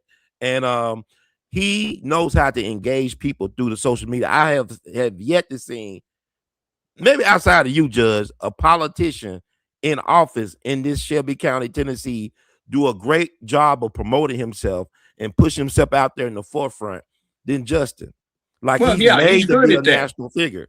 He's very exceptional at that. He's good at that. But the problem is he led that march of the vanilla cupcakes, the little white kids, nothing wrong with that being their status, who went Yeah. to private schools, who were upset with that school shooting where 6 people got killed, teachers, 3 students.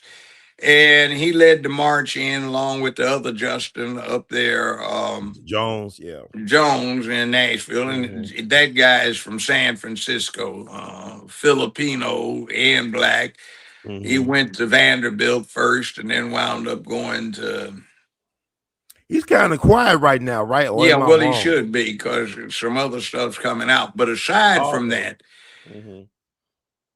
he wound up getting a lot of money from the anti-gun crowd. Mhm. All right. And for promoting that particular viewpoint, which basically was a tranny thing. By the way, there's a black chancellor up there, a woman. She's a good Mhm. looking woman. I've never met her. Uh-huh.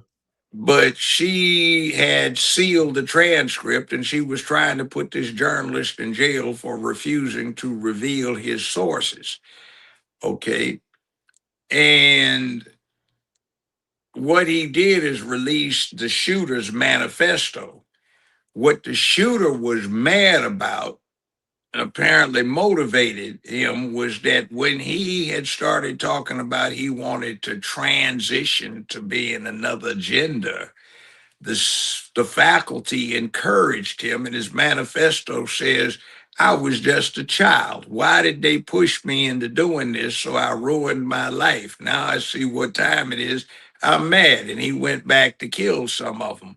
So this was supposed to be sealed. The conservative journalist got a hold of the manifesto. Apparently, some cop let him photocopy Mhm. it and he published it. So we now find out that the shooter was a tranny who was upset that he had been encouraged to transition when he was still a minor and he was going back to get revenge.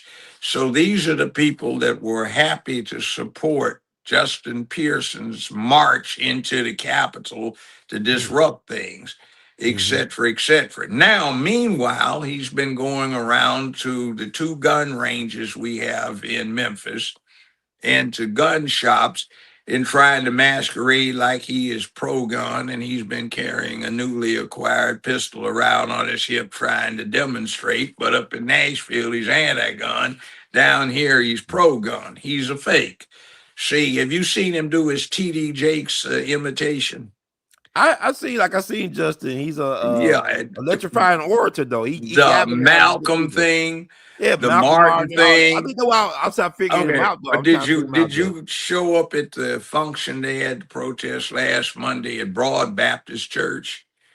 I didn't even know about it. You was there, right? I You was did, but there. it was interesting. He had on a black COVID mask, white shirt, and he was up doing that spastic prancing you see those folk do in front of a preacher who is ignoring, let's say, Leviticus 20:13, and they're up there doing that awkward, out of step, out of rhythm prancing. He was doing Okay. that to some of the remarks, and somebody was sitting next to me saying, "What is that? Who in the world is that?" And see, he fakes it. He grew that afro recently. He used to have his hair cut pretty close a few years ago and wearing suits and all of this. And now he's playing this game. I've talked with him. Um, and it wasn't long, but he puts on a good image. But the problem is which way is the wind blowing? As it favorably impacts him, not which way should we go for the benefit of the people he represents. And I'm still looking at this. Barbara Cooper, 34,000 votes. Justin Pearson, less than 2,000. But you don't think they could change? I mean, he's getting a lot of. I mean, what's your impression of him? He's dangerous. Confronting the state trooper though. Now the state No, trooper. that was nothing. Board, the MF, that was nothing. Man. I've talked. That was nothing. Just no. I've talked. Look. It's interesting if the state troopers think you all right guy. They don't care whether you're Democrat or Republican. I've talked to some of them. Right. They've apparently been given the word, hey, don't create a political mess. Not right now. So Justin was getting a freebie. They weren't going to do anything to him because of the politics of the situation. So he's protesting that blacks are losing a position. What position? Steve Cohen? See, it's ridiculous. And by the way, to show you how corrupt this whole thing, they took it down off of Google. Do you know who the Black Caucus's chairman of their reparations committee was? Cohen, right? Yeah. Gay white Jew. Well, a white Jew who's a member of the Gay Caucus, also known as the Liberty Caucus. Also, one of the reasons you're not getting effectiveness out of the Black Caucus is all but 4 or 5 members of the Black Caucus are also members of the Gay Caucus in Congress. And they have pictures, so in their little catalog. So I find that interesting. And they've got a lot of white representatives who are members of the Black Caucus, if you look at the picture album. So when you look at Memphis's constituency, figure out who's getting a lot of support from the Cooper Young area, Midtown Memphis, and they're supposed to be representing the outer lying areas where they get elected. So I find that interesting. And it's not saying that anybody has anything other than the right to be effectively politically active, which is more power to them, but we don't get representation because if you follow the money, the people that we elect to represent us aren't representing us. They have something else in mind. And Pearson is dangerous. See, he's trying to insinuate himself as a black authority. And the last time we had this in place, you got Fannie Willis, you got Tish James, you got Lori Lightfoot, you got Johnson, you got Obama. Yeah, Obama, you got that. And see, I don't want this kind of charlatan who is, I mean, I'm sure he's fine, but I just don't like the politics, and not just necessarily because he's a Democrat, which to me represents all these little freaks sitting in a bubble bath with blue sports bras and panties on, trying to But masquerade for women. but Judge, I But think the issue is not an issue with him. Like he's made for, like he fits in with the AOC Jasmine Crockett people. Like yeah, they're and that's made. poison. But my thing is, we need a master, like I ain't gonna say like a LBJ, but he knew how to use that Senate. He knew how to Johnson. We need a black person know how to legislate. Period. We need a master legislator, a person that work across the aisle and find some commonality, some ground with these so-called folks from East Tennessee, because we all want certain things that are universal. I don't understand how folks could be there for decades and not pass any meaningful legislation that will benefit West Tennessee. That's And do crazy to you me. think Why don't Justin vote with you? Pearson is going to get that accomplished? No. He's not. I don't think he's made for the Tennessee legislature. I think he's made for, like, whatever. Well, what's he going to do on a national level except try to be another Hakeem Jeffries? He's the speaker of the House. Well, is he the speaker? I'm not here to speaker, Yeah, but but he's what is he the minority doing? leader. Look at what Nancy Pelosi did. Uh-huh. He's not speaker. He's like a minority leader or something like that. minority leader, Yeah, the because the speaker is minority whip. Johnson, But right? From look Republicans. at Yeah. Pelosi. Pelosi's worth $280 million, and she's never collected a paycheck except a federal. I mean, she was a government mafia employee. princess, right? Her daddy was a No, mayor that's of not Baltimore. it. I Uh-huh. talked to an East Tennessee congressman a couple of months ago personally. He laid it out. He showed me the stuff. Do Okay. you know it is unethical for a congressman to do something like come up with a skateboard company? All right.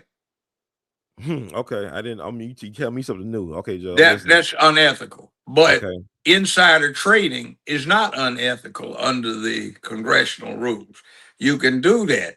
See, that's how they got rich. They know what the legislation's got to do. They buy the stock in the companies beforehand. They get financed to buy it, and anybody's going to extend a friendly congressional member,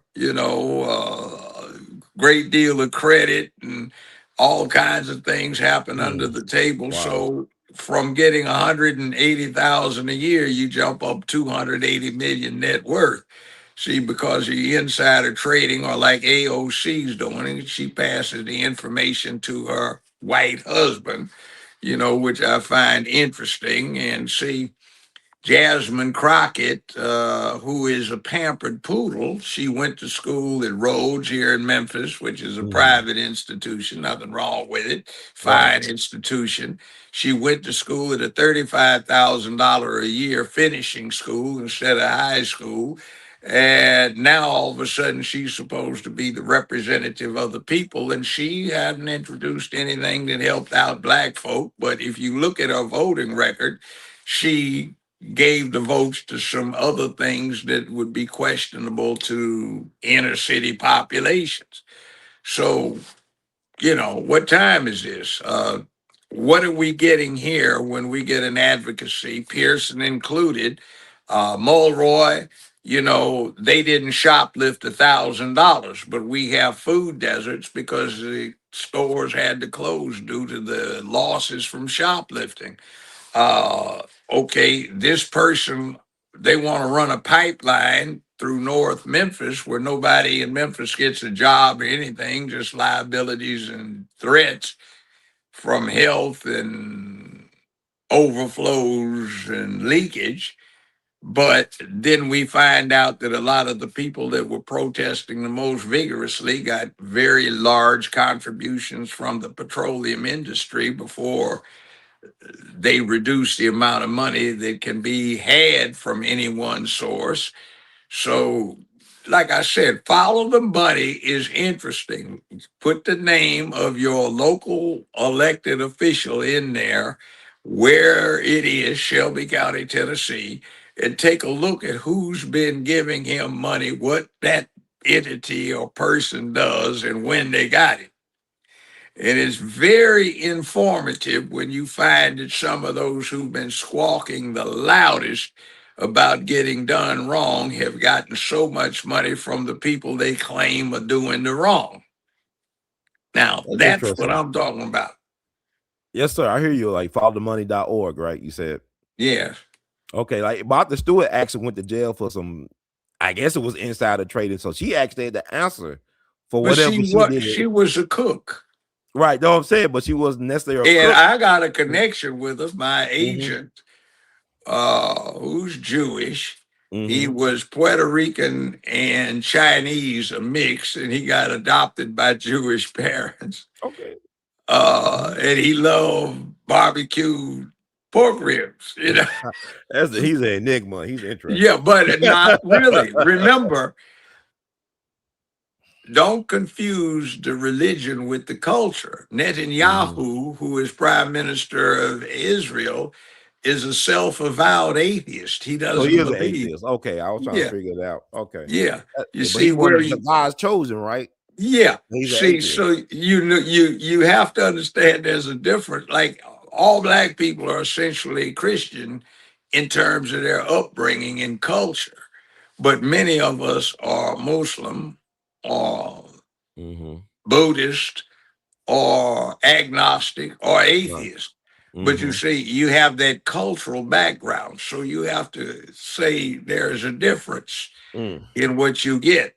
See, the Nazis were Christians, but uh, Nathan Bedford Forrest was a staunch Christian. So Mm-hmm. was Jeff Davis and all of the old repertoire of slaveholders. So Right. it ain't just, it ain't your friend just because they have the same book they claim to follow. Now, that said, just find out who's doing this. Like a certain prominent politician used to be very much into denouncing white folk way back when.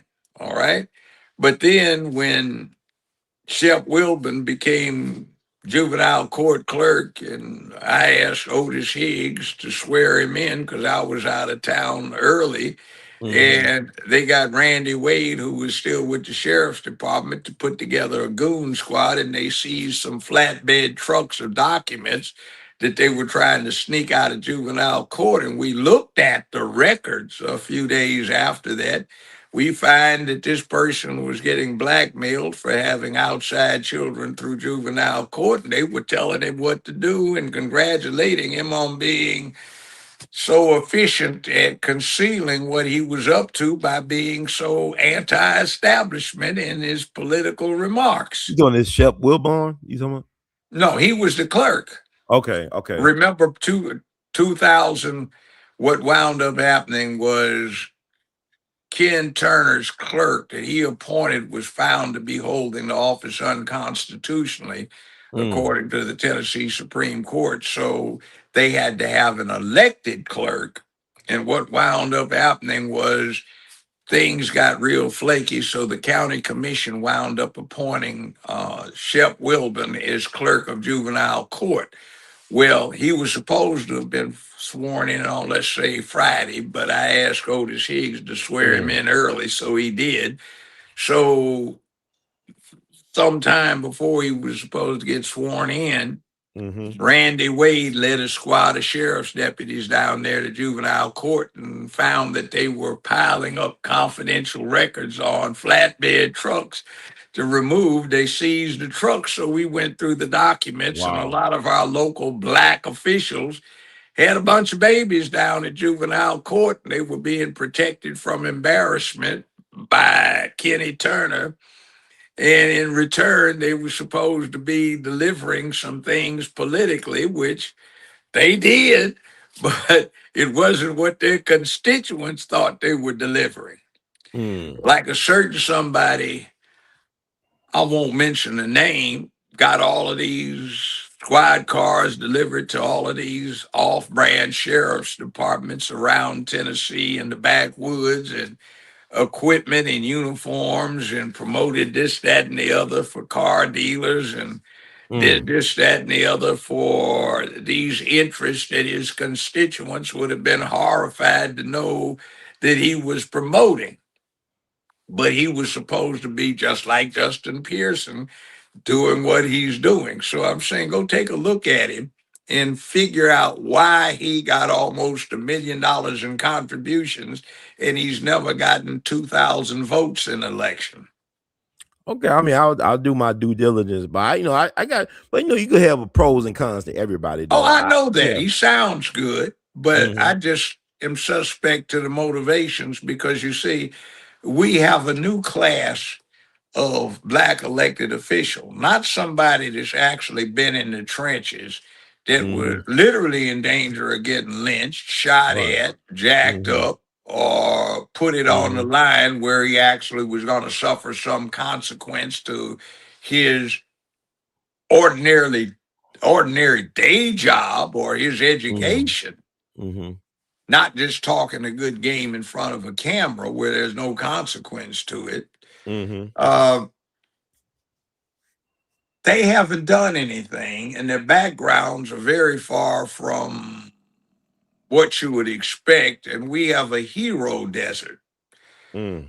What black heroes do we have now? I mean, you know how they do us now. They tear us down. As soon as they build us Now, up, I they know, tear us but down. which ones are even offering? In other words, did you go out with the Black Panthers and patrol your neighborhood? Mm-hmm. Did you go deal with the old time, really racist law enforcement where they'd beat the shit out of you with a nightclub and nobody would look at it? Where they would actually go out to assassinate you, Mm-hmm. where you lost your job and your livelihood, whether you got locked up in jail for it, whether you had other stuff. And then look at our old heroes. Take Thurgood Marshall, U.S. Supreme Court. He was known as Mr. Baseball. You know why? You carry around a baseball bat, right? You told me about it, like you Yeah, told Clark with the he, baseball bat. whenever he went to do a case to advance civil rights, and he did a lot of this in court, and did a lot of appellate work, unlike some that are known for civil rights lawyers.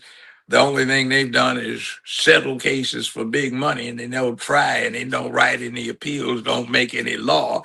This man said, when I come there, I want a good Louisville slugger in case I have to beat the crap out of somebody, and I want a short barrel 12 gauge shotgun and a 25 round box of buckshot. Mm. Now, that became somebody on the U.S. Supreme Court, which is a hell of a lot different than anybody else on there. Jackie Robinson, the baseball player, Mm-hmm. 1943 in Texas, where the 761st Armored Battalion was located. He escorted a fellow officer's wife home, took a cab, came back Right. by bus, refused to remove to the rear, and he was in uniform. And at his court martial, the testimony was Captain Robinson pulled his 45 automatic and chambered around and Mm-hmm. said, "Some MF is going to die tonight besides me." See, he wasn't peaceful about it. And I I talked to Don Newcomb. He revealed how short the temper Jackie Robinson had, and Jackie would go bust somebody in the mouth in a minute. Now, there was a famous scene in a baseball game where a white pitcher who didn't like Negroes being in the major leagues tried to hit him with a ball. He did. Mm-hmm. So Robinson was getting ready to hit out to the mound to bust a guy in the mouth, and a white baseball player, tall white guy, blonde hair, you know him as Chuck Connors, who was the rifleman in that series that was on in the 1950s. Mm-hmm. And he rushed out and knocked the pitcher out. So thereafter, at all Dodgers games, somebody messed with Jackie Robinson, 6'3" tall Chuck Connors went out and knocked the dude out and get thrown out of the game. That was his Robinson's bodyguard. I didn't feel guilty about watching that stuff when I was a kid after the fact when I found that out. But see, Yeah. these are the heroes we had. They took care of business. Can you see any of these characters that we have going out and taking a baseball bat to anybody or standing out with a loaded 12 gauge doing anything? Hell no. They won't even walk out in their own neighborhoods without an escort. But I mean, like, well, I know it's amazing to think that Jackie Robinson widow, Rachel Robinson, I believe, is still alive at 103 years old. That's or young, 103. But also with Thurgood, though, it's complex with Thurgood because he had a relationship with J. Edgar Hoover in terms of providing information on certain Well, groups J. Edgar Hoover and was a black people. man. Okay. I mean, Smithsonian Institution is even reiterating that now. They traced his genealogy. He was black. His family got run out of But he hated Louisiana. he hated black people. He No, well, COINTELPRO there are a lot of black folk that hated black folk because it reminds them something. I'll send you a picture of Hoover in his 20s, and he looks like some of the black folk in Memphis, you he know. like a young Ford person. But I'm Yeah, saying what exactly. but And what Thurgood didn't like necessarily the people like Malcolm or Martin because they get all the credit when he was doing stuff in the court. He did win 29 out of 32 cases presented before the Supreme Court, which is quite impressive. But he also had ambitions to move higher up in the federal government where he could do some more good. But I'm not saying that he's a well, traitor or let's put not. it this I'm way. saying he had a Let's put it relationship with this Jacob way. Hoover.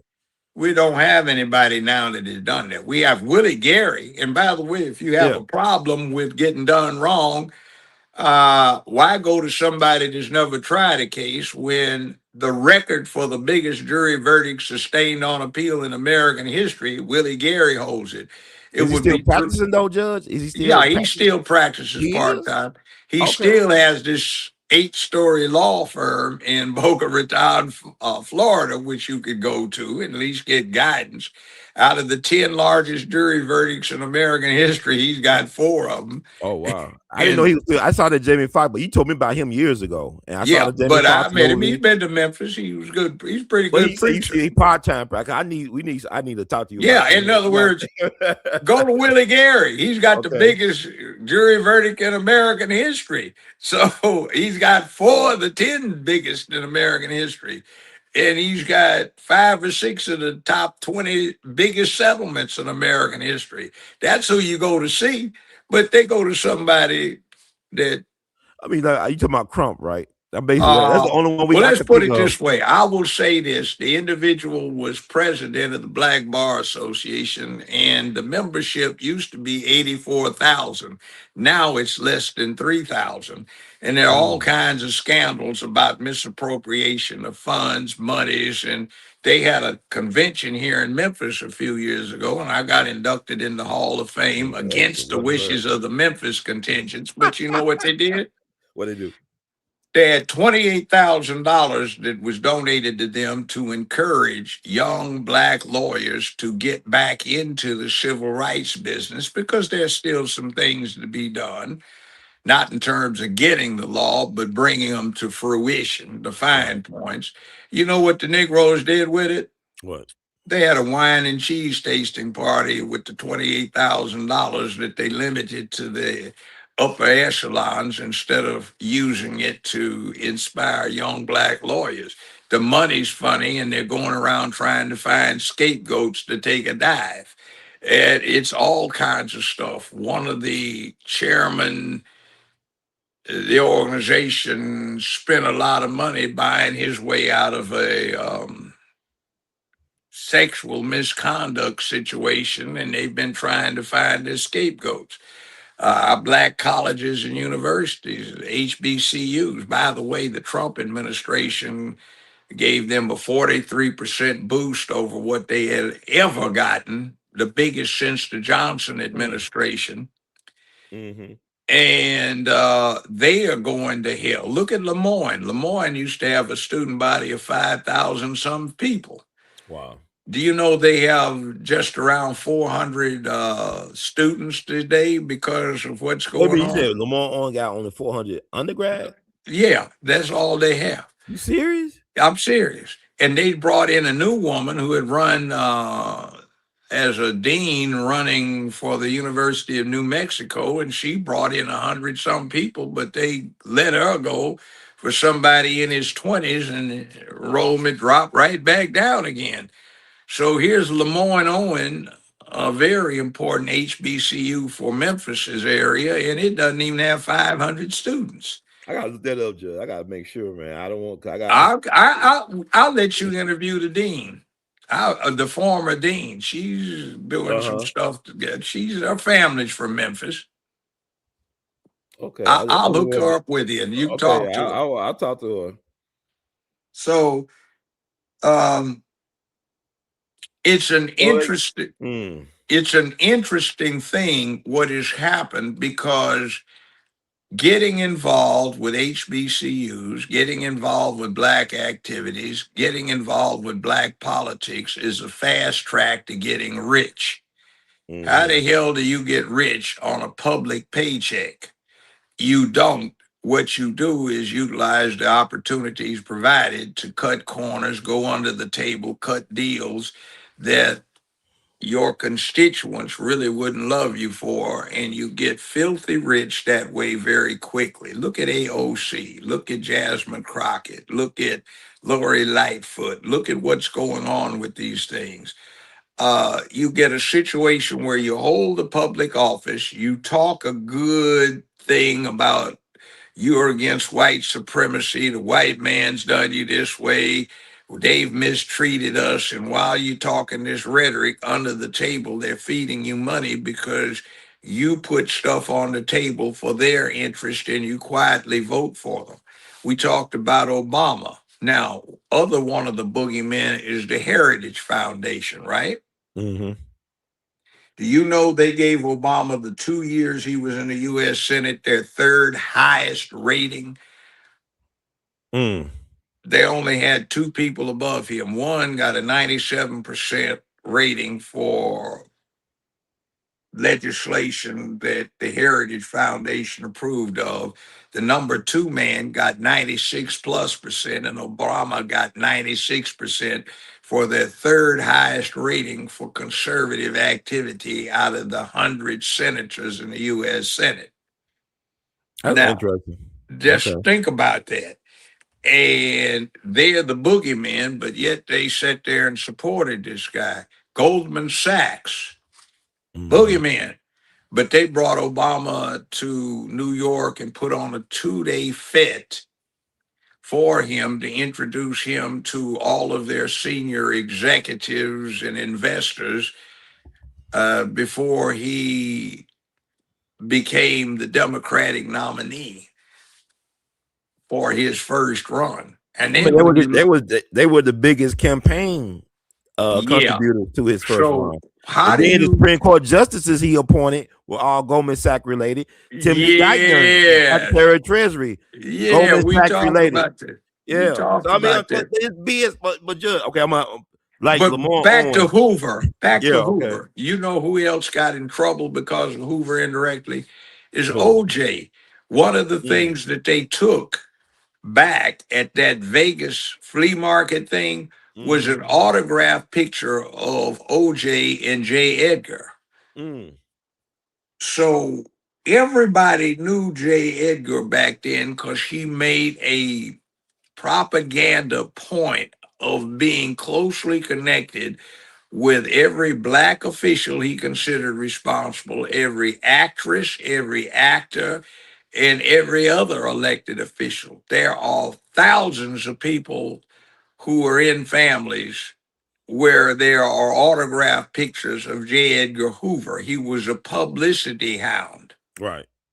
And he was black. And what he was doing is when the FBI got created to set up the Mann Act, which is what they prosecuted Diddy, R. Kelly, and some other people under, and some former clients of mine, well, clients at the time when they were, is they created the FBI to get Jack Johnson. Right.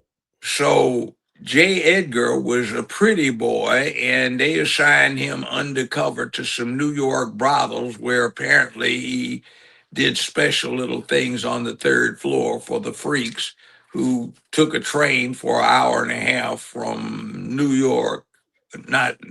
D.C. to New York to go visit the brothels up there and have a good time. And he blackmailed his way into being the director of the FBI and then into getting the FBI authorized to carry firearms because of what he knew working in these New York brothels as a pretty boy. So They also conveniently were bribed into forgetting that he was black, and as the Smithsonian Institution reflects now, the Klan ran his family out of Louisiana for trying to pass for white. And for his whole lifetime, he hated the Klan. Now, remember when they got the civil rights workers down in Mississippi and buried them in that levee? Well, J. Edgar hired an enforcer for the mob. Remember the mob he said didn't exist, that used to give him payoffs when he won gambling and didn't require him paying when he lost. The one he said, that organization that didn't exist. Right. Okay. He goes and hires one of their enforcers who kidnapped some of the white folk down in Mississippi and beats it out of them, who's got these civil rights workers, and then beats it out of the suspects as to where they buried the bodies. So Hoover was an ambivalent character. He was a megalomaniac and he was gay, and his lover was Colson, the assistant director of the FBI. And it got to be a real freak show. Clint Eastwood hated his guts and did that movie J. Edgar on him, which is somewhat accurate, especially that denunciation that the Colson character gives to J. Edgar at the end of the movie. So watch that. It's informative, and that's the FBI that the Black Caucus seems to love these days. And by the way, too much of what's wrong with American history is because you gave the culprits the authority to investigate themselves. Yeah. So I wouldn't trust anything that FBI led by Hoover or Tolson got to say about Dr. King in 2027. I don't trust anything that come from that FBI. No, it isn't. They killed him. Right. There are internal memoranda that I looked at that are in the record that were obtained from the repository for records on assassinations and assassinations attempts in D.C. on 14th Street. I'd been there. You could order what you wanted and they delivered it. That was pursuant to an act of Congress in 1990, backed up by George Herbert Walker Bush and William Clinton with executive orders. So you had to pay for it, know what you were looking for, or do the research. Now Trump has just released that freebie to the public if they want it. But it's been there for 36 years. So when you look at it, and you make the request, there are many, many internal FBI memoranda where it says, as per the director's wishes, the director wishes to know, the director indicates he is pleased with, and they're discussing whether or not to assassinate King and whether he'd be more dangerous as a live agitator for anti-war movement protest, to galvanize the anti-war movement, and to revitalize labor. And he was here in Memphis dealing with AFSCME, the sanitation workers strike, or as a dead martyr. They made the choice of making him a dead martyr, and they made a mistake. But the rifle, I've talked to you about that. We've got the invoices where they got 5 of the suspect weapons in late December 1967, 5,000 rounds of the suspect ammunition that exactly matched the outcome of the ballistics test that I had conducted, and excludes James Earl Ray's rifle, by the way, which is reflected in the exhibit they've got at the Civil Rights Museum now. And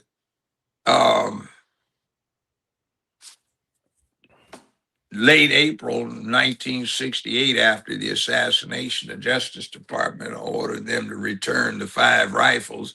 They only returned 4 and claimed they lost one of them, and that's the one that killed King, and that's the missing serial number. We have the serial numbers for the 4 they returned.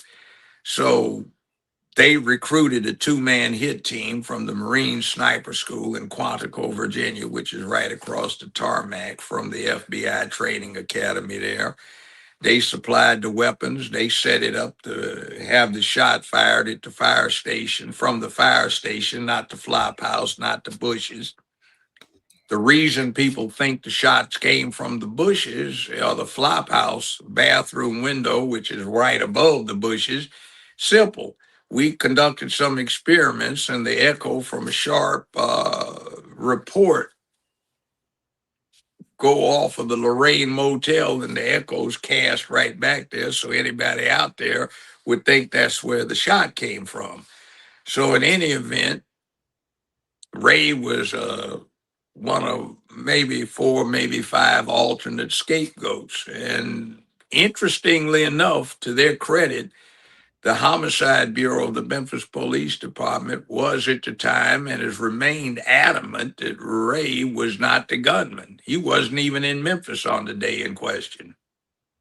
Well, I think it's interesting about the state of Tennessee, how they do justice is really just us. Is James Earl Ray needed an organ transplant, and I remember reading about it where he had private donors that was willing to pay for his transport, security, and also get his organ in Pittsburgh, and the state turned it down. He ended up dying on my birthday, April 23rd, 98.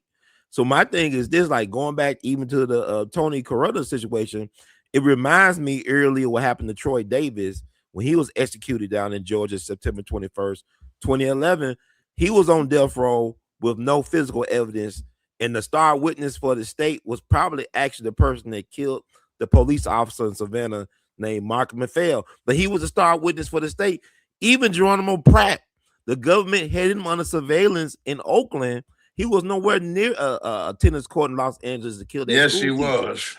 Now they said he was in Oakland. I know him. I was a you say he did it, Judge? No, I didn't say he did it, but the deal is Johnny Cochran, who I met in 1966 and who was a friend of mine. We have each other. Well, I still have his phone number in my phone. Oh, wow. Okay. I was called as a witness by him because I knew about the circumstances. Now, Geronimo Pratt, somebody I personally recruited to UCLA under some program, a brother of mine named Cliff Stewart, Dr. Stewart, a martial arts master, but a scholar too, was running at the time.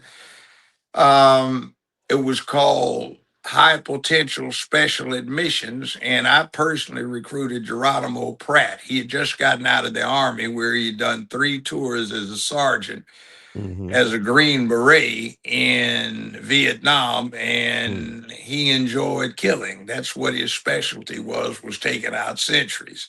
So he done 3 years in the Nam on separate occasions. He was a smart guy, but he was interesting. I'm not saying he did it, but I had to act as a witness. What happened was they got probable cause based on a false affidavit by a detective that wasn't even involved with the case about some background information. And I gave Johnny a long affidavit when I was practicing law about what was going on. And he used that affidavit and some other stuff to get his conviction overturned. So I knew G personally.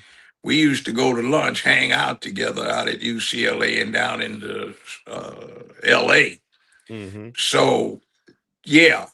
But you see the difference. How many of our locals not only are smart enough to get in a major university, but also be sergeants in the Green Berets? That sounds like Killmonger out of Black Panther.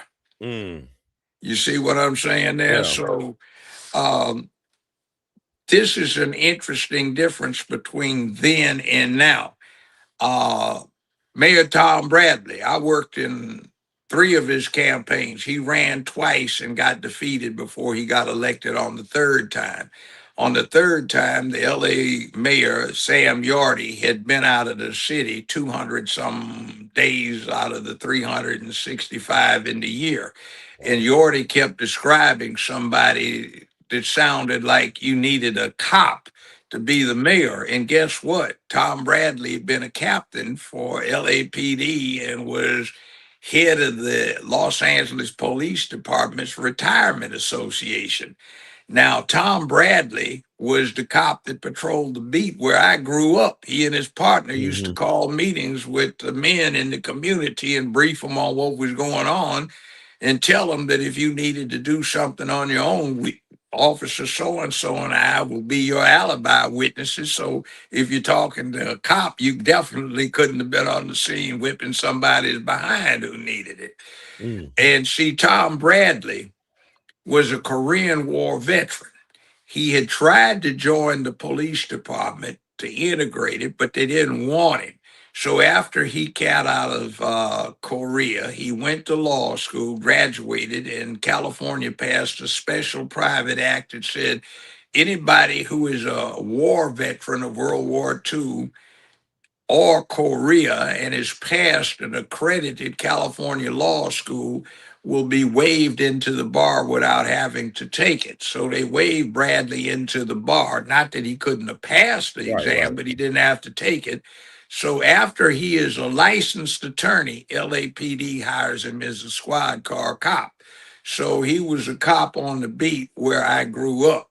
This is from like 1953 on up where I was in that neighborhood. And he was brutal. I mean, he was 6'4", he ran track, ran the 400 meters and the high hurdles, went to the Olympics. And we used to have a joke. They had all these alleys in LA, and we used to joke that Bradley never lost a race down a back alley to whip somebody's head. He said, "Boy, didn't I tell you to get off that corner?" "Yes, sir." "Well, what you doing on that corner?" "So I swear I'm going home right now." And you went home. But he'd go knock on the doors and know all the people in the neighborhood and would tell them when there was a problem so people could organize to do something about it. See, we don't have people like that in leadership positions now. See, you don't have it. And you get these people who came up that went to nice schools.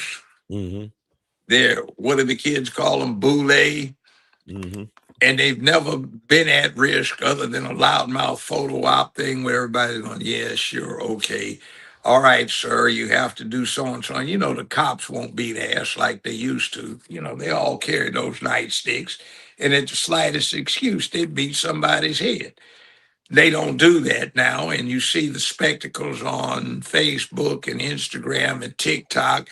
They're begging somebody, "Please, will you get out the car? Please, will you have to get out the car. Ma'am, you're under arrest. You got to get out of the car. Sir, if you'd please remove." I mean, they never would have done that when I was coming up. What did I tell you? "Oh, I'm out. I'm out." "No, you took too long." Bam, bam, bam. You know, see, it's not like that anymore.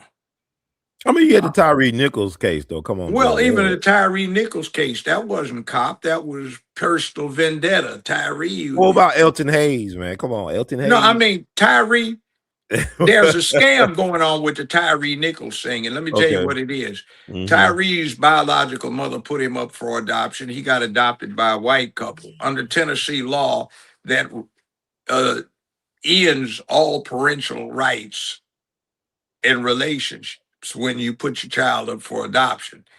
So Crump has filed a lawsuit with her plaintiff, and she has no more standing to file a lawsuit than you do or I do, because under Tennessee law, as soon as she put the child up, or son Tyree, up for adoption, all of that evaporated. She's just an ordinary person, but that's the plaintiff.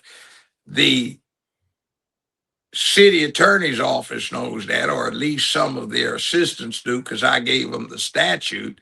And they agree that she has no standing for this lawsuit. So why has the city not filed a motion to dismiss the $550 million lawsuit that Chief Davis, Strickland, and Young have essentially confessed the city's liability to? Well, perhaps it's to split some of the recovery.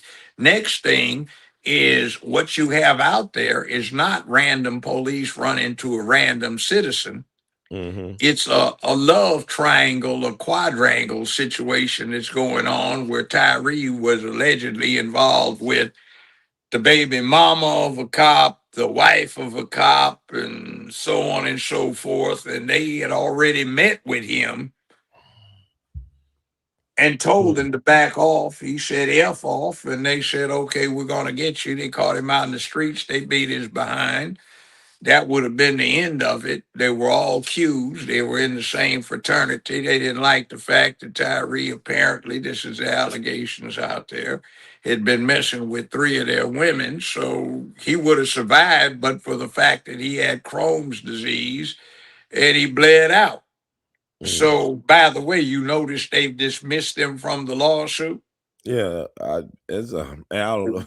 Well, you know why, don't you? Well, tell us, Judge, please. Because if you're part of the lawsuits, you get to file interrogatories and you get to ask and make statements in interrogatories and depositions. And what happens is it comes out that there is a relationship from those cops and Tyree Nichols that the allegations would reveal existed from before they ran into him out on the street. So what happens is it's not police misconduct, it's personal conduct by people that just happen to work someplace. In other words, if you take 5 people who work for, say, UPS, and one of them, 2 of them, 3 of them had girlfriends or wives that got jacked over, and these UPS employees go out and jack somebody up. Is UPS liable because they did something personal that wasn't connected with UPS business?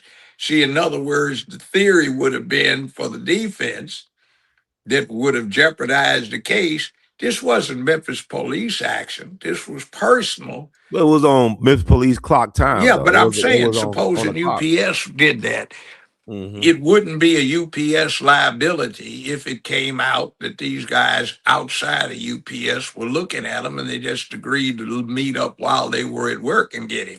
But you see, also that destroys the narrative that Kamala Harris Imhoff, Chicken George Al Sharpton, and et cetera, all of the Democrats were using that this is another example of racism where police are running amok and beating up innocent citizens. This was personal. It wasn't police business. See, it would destroy that narrative. And by the way, when did it become white? When the cops are all black and the chief of police is a black female and 70% of the cops are black. And 60% of the 60% of the criminal court judges are black and female. 75% of the jury pool is black, and the district attorney is a Democrat. So how does this narrative work out if you take all that away? You strip out a main talking point. It's interesting though, because my thing is they should never been cops. They had no restraint, no discipline, and they had a reputation for attacking black motorists. Though. Well, yeah, but see, here's the other thing about that. I just happen to know very well the sister of the former commander of that unit. Okay. He took an early retirement because he said they're not giving me any backup. I can't manage these people. Right. And, you know, this was part of the local Democrat thing. The police are jumping on our folk, you know, is racism. Yeah, these are black cops. Most of these cops are black. Where did racism come in? So he was stripped of his command authority. His replacement resigned 2 weeks before this Tyree Nichols thing happened. He said the same thing. You know, they won't let me control this unit. I'm not going to get stuck being responsible for what these young folk, very young, are up to with nobody out there supervising them. And by the way, that unit got created at citizens' demand. It was known as Blue Crush at first because people in South Memphis and other places were complaining about the crime surging thanks to the Democratic Party's policies. So, see, this was a cover. And they ran with it. So now you can't take that out and leave them in. If you left them in, it would come out what's going on because the civil thing had to wait the outcome of the criminal. Everything's put on hold because if there's a pending criminal matter, you can't do a deposition or an interrogatory because guys, I take the Fifth Amendment, I refuse to, and you can't make him. In a civil thing, you can make the defendant give a statement against his own interest, but not in a criminal manner. Okay. So now that the criminal matters have been resolved to a great extent, they're dismissing these parties because they don't want what they might enter into the record if they were compelled to give testimony. So the main thing right now is, why is this $550 million case still pending when under Tennessee law, the plaintiff has no standing to file the case, and the parties with the standing to file are the white adoptive couple in California, and they can't because they only had a 2-year statute of limitations, which is run. It is this is just very fascinating. But Judge, I want to look up. I want to put on the record for people like this is what they say about Lamar Owens' population. Said as of the 2024-25 academic year, Lamar Owen College has a total student population of 659, all of whom are undergraduate students. It breaks down to 61% female, that's 403 students, and 39% male, 256 students, and it's about 94% identified What's as the Black date of African that? What's the date of that? It was a school year of 2024 through 2025. Okay, 2024, 2025, it had been up from what it was. That was the one I'm going to turn you on to. That was the dean of admissions. That was before they discharged her. It had been down below 500, and she brought it up to that, but they let her go for bringing it up. Real well, you know, it's like this system rewards mediocrity. My problem is like with the city and county governments, how they disrespect Black business owners and vendors. They don't do anything. They don't pay on. They don't pay on time. They're like, what is sharecropping? What the hell wrong with y'all, man? Of course they do. But what does the county commission look like? What does the city council look like? Black, the majority Black. Yeah, what does the county mayor look like? What does the city mayor look like? I went to high school with the county mayor. Why would it look? Why should it be like that if they were doing their jobs? Why is it that all of the Memphis money, all of the county money, all of the police department's money, the sheriff's money, the criminal court clerk's money, the circuit court clerk's money, the general sessions court's monies, the county assessor's money, all of it goes into First Horizon Bank?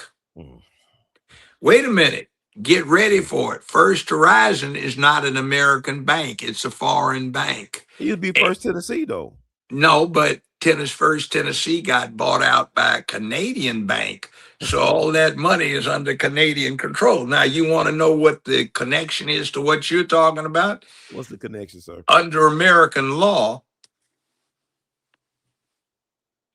any paper that a bank has, meaning loans, credit, financing, has to be backed up by a certain percentage of cash it has on deposit or held by the Federal Reserve for the bank. Okay. The more cash deposits a bank has, the bigger its loan portfolio can be. First Tennessee was not doing well for ordinary businessmen now, nor is First Horizon. They are extending loans and credit and financing to what has been termed the militant mafia, those folk into real estate acquisition, management, development, construction material supply, and artful bribing of county commissioners, city councilmen, and aldermen. So the money is going to them, and it is not going to the small businessman. It is not going to the middle class homeowners. It is not being used to develop the city.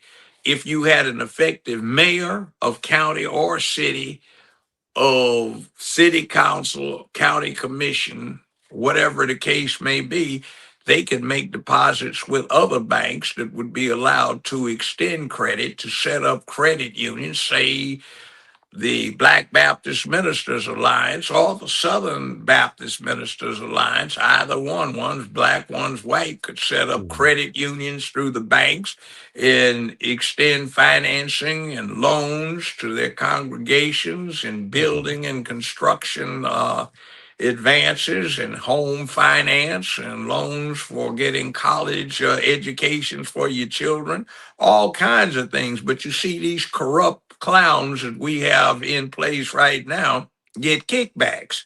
I know they do. And you see, the kickbacks aren't necessarily uh, the old time thing. It can be a large anonymous cash contribution on a church function day where it is directed to go to the deacon board or to a specific deacon or something, and somebody gets it. You could have a business and you get a large contract to deliver a product that your business vends, but you never have to make the delivery.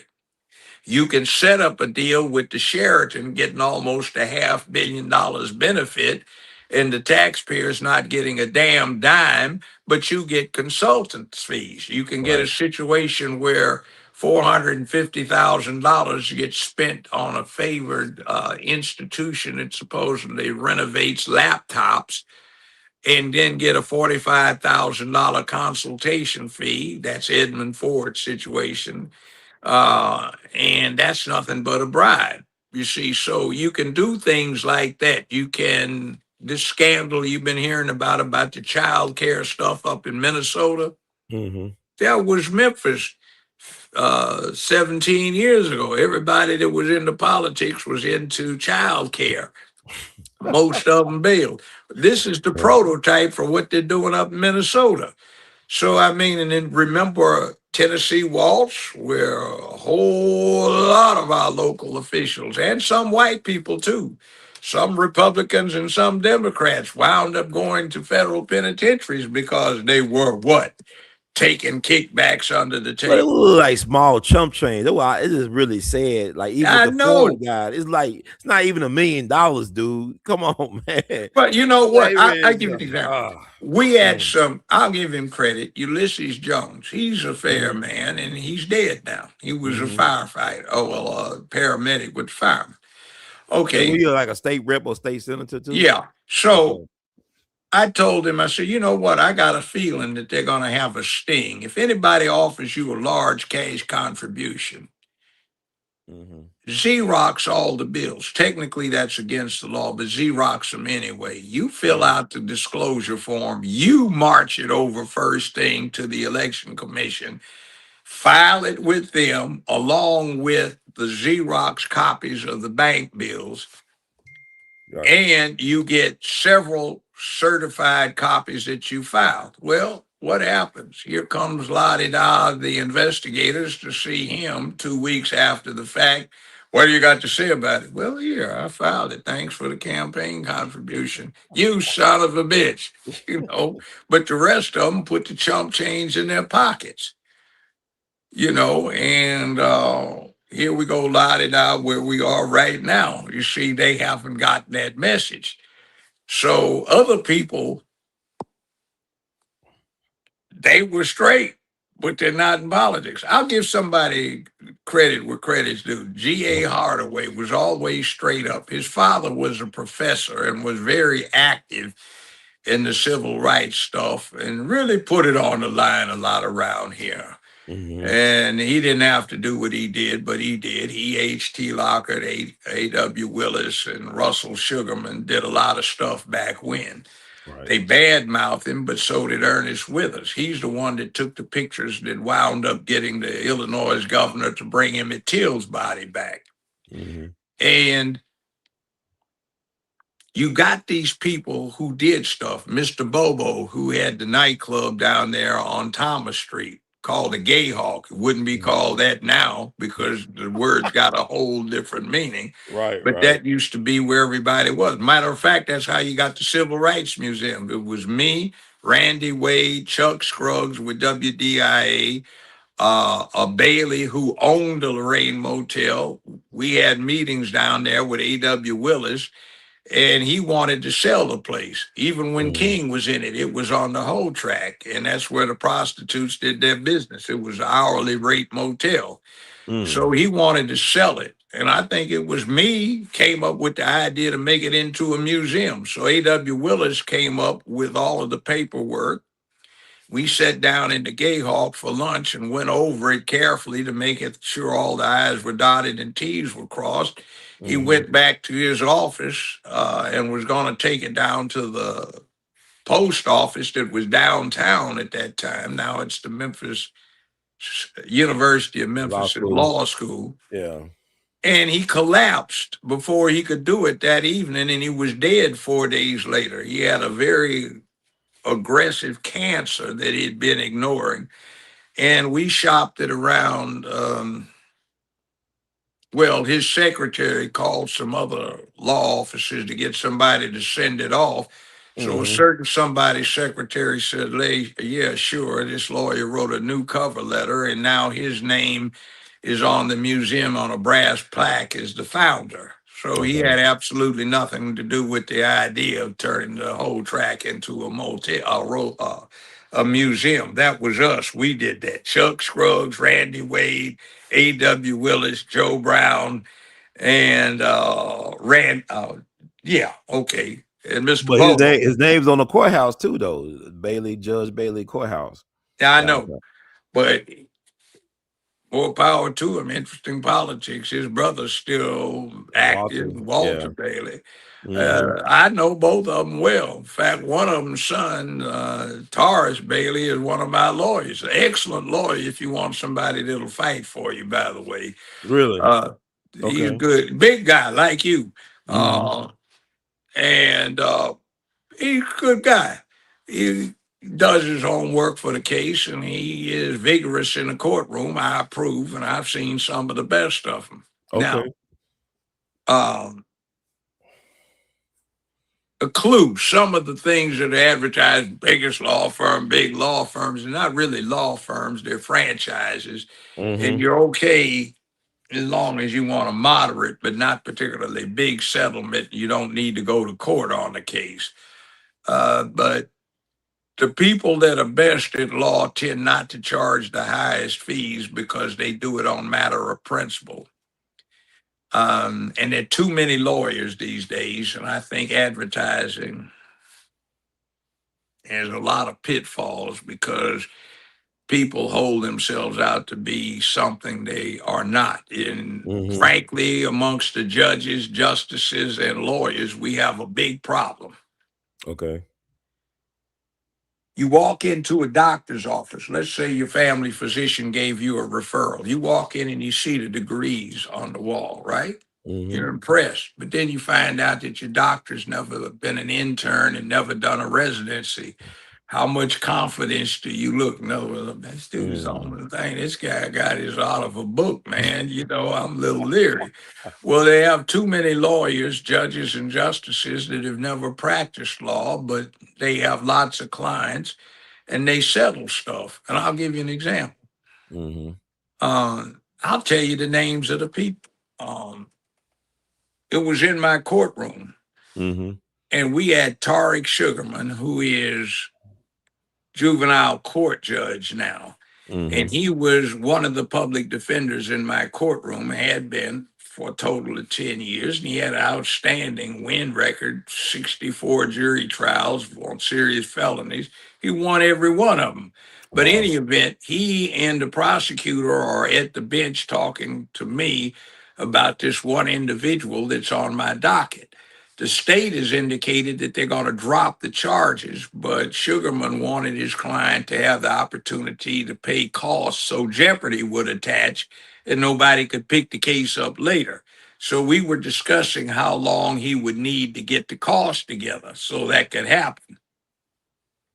This lawyer walks in and I said, sir, you seem to want something. What is it? Well, I'm interested in such and such cases. Well, come on up. We're discussing this one right now. What's your interest? He said, well, the family's retained me. He said, so you want to look into it for the satisfaction of the defendant retaining his own counsel. All right. 2 weeks be enough? Sure. I said, I'll let him get his fee, go talk to him. So 2 weeks later, he comes back and this is a case that the state was going to drop. He now announces that his client's going to take a 5-year offer. So what the hell? Well, this guy never had a trial, it turned out. He just had a lot of clients. because he had a slick advertising thing. So he's going to plead this man out to 5 years and ask for a petition to suspend sentence, and the state's going to completely drop the damn charges and get the man's record expunged. So I'm going, we're not having that. So I'm glad you intervened, Judge. Damn, I chewed his ass out on the record. Good, You thank know, God. but you see, this kind of thing is going on. I'd have people come in and have 5, 10 people on my docket, and they've never tried the case. They'd plead everybody out, but they'd get poor offers because they didn't know what was going on. Now, one of my good friends died a few years ago, attorney Sam Perkins, big old 6'7" tall Sam, great lawyer. When Sam broke in, I mentored him. I remember one time he came down and I was still practicing law. And this has been in the 1980s. And he said, Joe, I got this problem, man. My client says he ain't done a damn thing and they're offering him 10 years. Blah, blah, blah, blah, blah. What am I going to do? I said, well, tell me about the case. I said, well, here, you go up and you tell them this. About 45 minutes later, I'm still fooling around in general sessions. He comes back and says, well, they dropped it down to 5 years, but my client ain't going for it. It's set for trial today. I said, okay. Well, here's what you tell him. He runs back down. They reduced it to 2 years. I say, tell Judge Wyman that lawyer Joe Brown will be up there. I will be assisting you in this case. So he said, the judge said, well, as soon as you can get up there. So I went up, Your Honor, Judge Wyman, I will be assisting Mr. Perkins on this case. Well, do you need any extra time, Mr. Brown, to prepare? And by the way, Bertie Wyman was a Mason. So he used to give me grief until I showed up with a Masonic pen, and then I became all right. See, so he said, well, you need more time? I said, no, we'll be ready. I said, with respect to the court, whenever the court comes back from lunch, he said, that I think that's going to be about 2:00, Attorney Brown. I said, okay. Would you please have Mr. So-and-so, the jury commissioner, bring over, if it's with the court's pleasure, 75 prospective. So you'll be ready for trial? Yes, sir, we'll be ready for trial. So I come back after lunch, and there are 75 prospective jurors out there. You know what the state wind up doing? You're going to be on this case? I said, yeah. She said, well, I'll tell you what, we'll drop the charges. I said, if the client gets a chance to pay the court costs, because we want jeopardy to attach. So Perk said, well, wait a minute. I said, I'll explain it to you later. So he went over and talked to his client. And the client said, yeah, we'll go for that. So the jury commissioner took the 75 back across the street. And you see that dropped in the same day from 10 years down to nothing at all. Wow. And that's because myself, Marvin Ballin, Leslie Ballin, Melvin Turner at the time, and some others, there was a sign, several in the DA's office, saying, if any of the following have a case set for trial in your division, check with Chief so-and-so, you'll need assistance. So, you see, that's what happened. And then I worked with Sam, and then Sam, I told him, I said, you're tall, you're thin, and you've got 9 children and 19 grandchildren. Every one of your children went to college, and your grandchildren are doing well. Wear some red suspenders, stick your stomach out, hook your thumbs behind your suspenders when you voir dire the jury, and let them know. And see, he threw this number. And the jury said, oh, Mr. Perkins, can I ask you a question? Objection, Your Honor. Overruled. Mr. Perkins is setting up rapport with the jury. Mr. Perkins, what do you do? I got a grandchild. You got 19 and all. I want your opinion, man. We can't ask for personal now, but see, he's setting up a good rapport. Right. So they had a guy named Judd who was a prosecutor. And back when court TV was televising murder cases, so live, they had to have a feed camera, couldn't show the jury, and all anybody wanted had to go through that feed camera. And Judd had told the people that interviewed him, if I lose this case, I'm resigning. There's no way I can lose this case. Well, it's a first-degree murder case, and the jury came back and found the man not guilty. So Judd had to resign. He and the DA assistant. So, see, he built up some clients. But you see, this is what happens when you build up experience. You become an expert. But you see, too many of the lawyers today, even ones with national notoriety, have never tried a case and they have no internship or residency they can call on to hands-on experience. You've got Mm-hmm. justices and judges that have no experience. They've got one justice on the Sixth Circuit Court of Appeals. This woman, Mm-hmm. and I'm not talking about, well, I won't say that. This is not a black woman, but in Mm-hmm. any event, she put her husband through law school. They had some children. She went to law school. She Mm-hmm. graduated and she passed the bar. Okay. She got sworn in, and 4 days Mm-hmm. after she was sworn in, the governor made her a circuit court judge in front of Wow. jury trials, unlimited jurisdiction, and in other places besides Memphis would have handled criminal cases. I was a circuit court judge. I specialized in criminal stuff, but I could hear civil. So this person who had just been sworn in 4 days before, a complete rookie, was the circuit court judge. Now, to compound the matter, a certain president nominated her to be a federal district court judge a year and a half after she got out of law Wow. school. So she was there doing her damage for years and years. And now, a decade later, at the public expense, she's learned and she's on the Court of Appeals. But she's never tried a case. She's never had an individual client to see what's on the other side of the situation. Mm. And you have people like that, like Conjay Brown Jackson. That's Katanji. horrible. Okay. The latest addition to the Supreme Court under Mm-hmm. Biden. You had available Roger E. Clifton. She was on the same Second Circuit. Well-grounded woman, many trial cases. Her husband, late husband, was a mentor of mine, a hell of an aggressive lawyer. Mm. Outstanding. She could have been nominated. She was on the Second Circuit, but they did not nominate her. Bernice Donald from Memphis. I was one of her mentors. She was a defense lawyer, was a public defender, handled Mm. appeals. She got on the general sessions bench and then she went over to the federal side. Outstanding, well-grounded, Mm-hmm. experienced trial lawyer. She could have had that nomination. She Mm. did. They picked somebody that's scratching their wig and then talking about she doesn't know how to define a woman Yeah. because she's a shill for the tranny crowd. Mm. So you see, this is what's happened to the American circuitry. Now, I will give Trump this. His nominees all have and had a modicum of real experience where they were learned and experienced in the practice of law and wise Mm-hmm. in the ways of the world.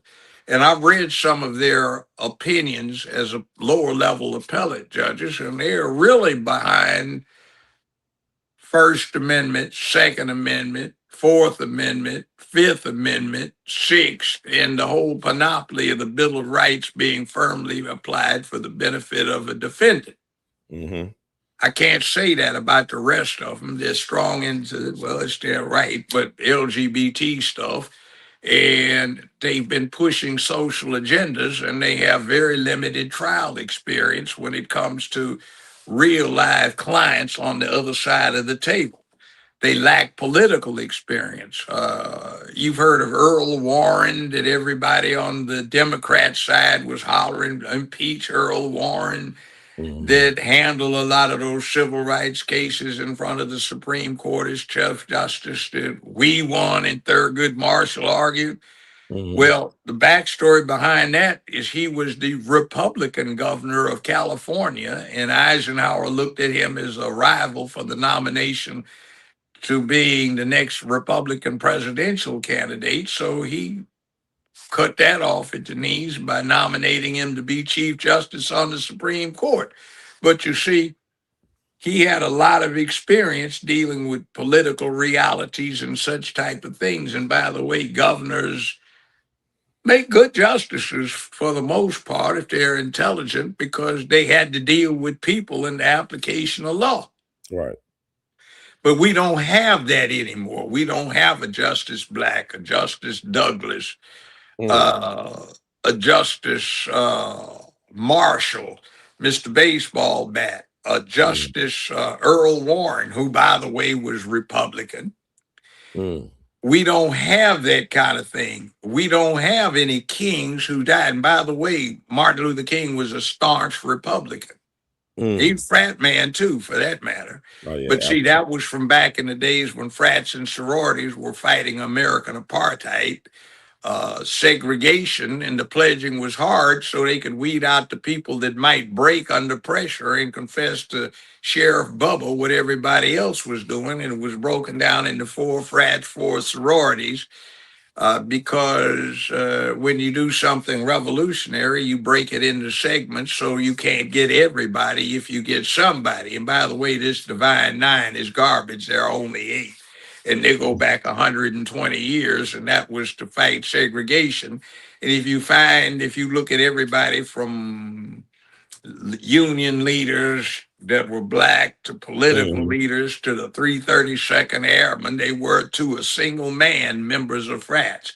So you see this whole thing, 761st, its officers were all members of frats that were black. And we even had the first black Greek as vice president of the United States, and it wasn't Kamala Imhoff.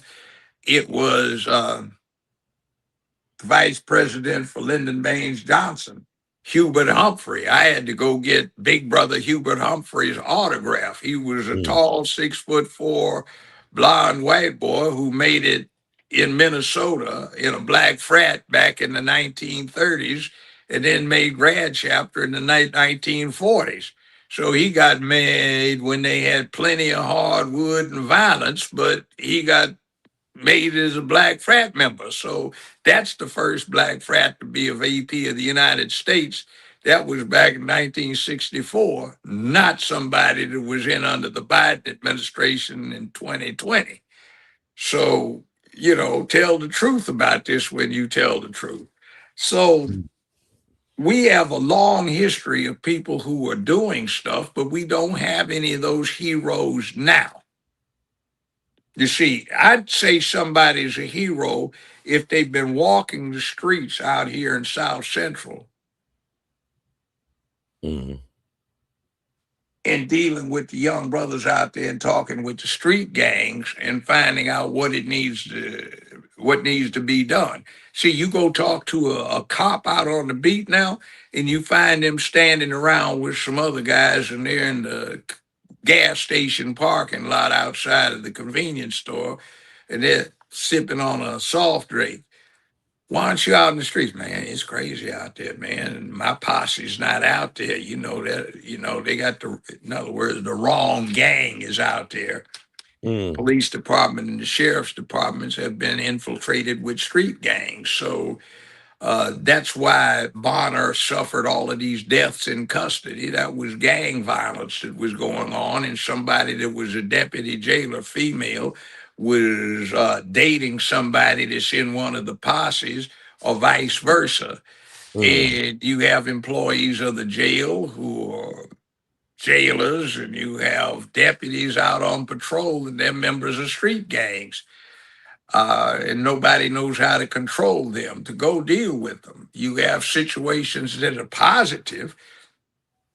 If you got a 2-year college degree and you go through Teach America, you will be hired as a teacher. But a few years ago, the starting salary for a 2-year degree teacher was just $28,000, which is way below the poverty level.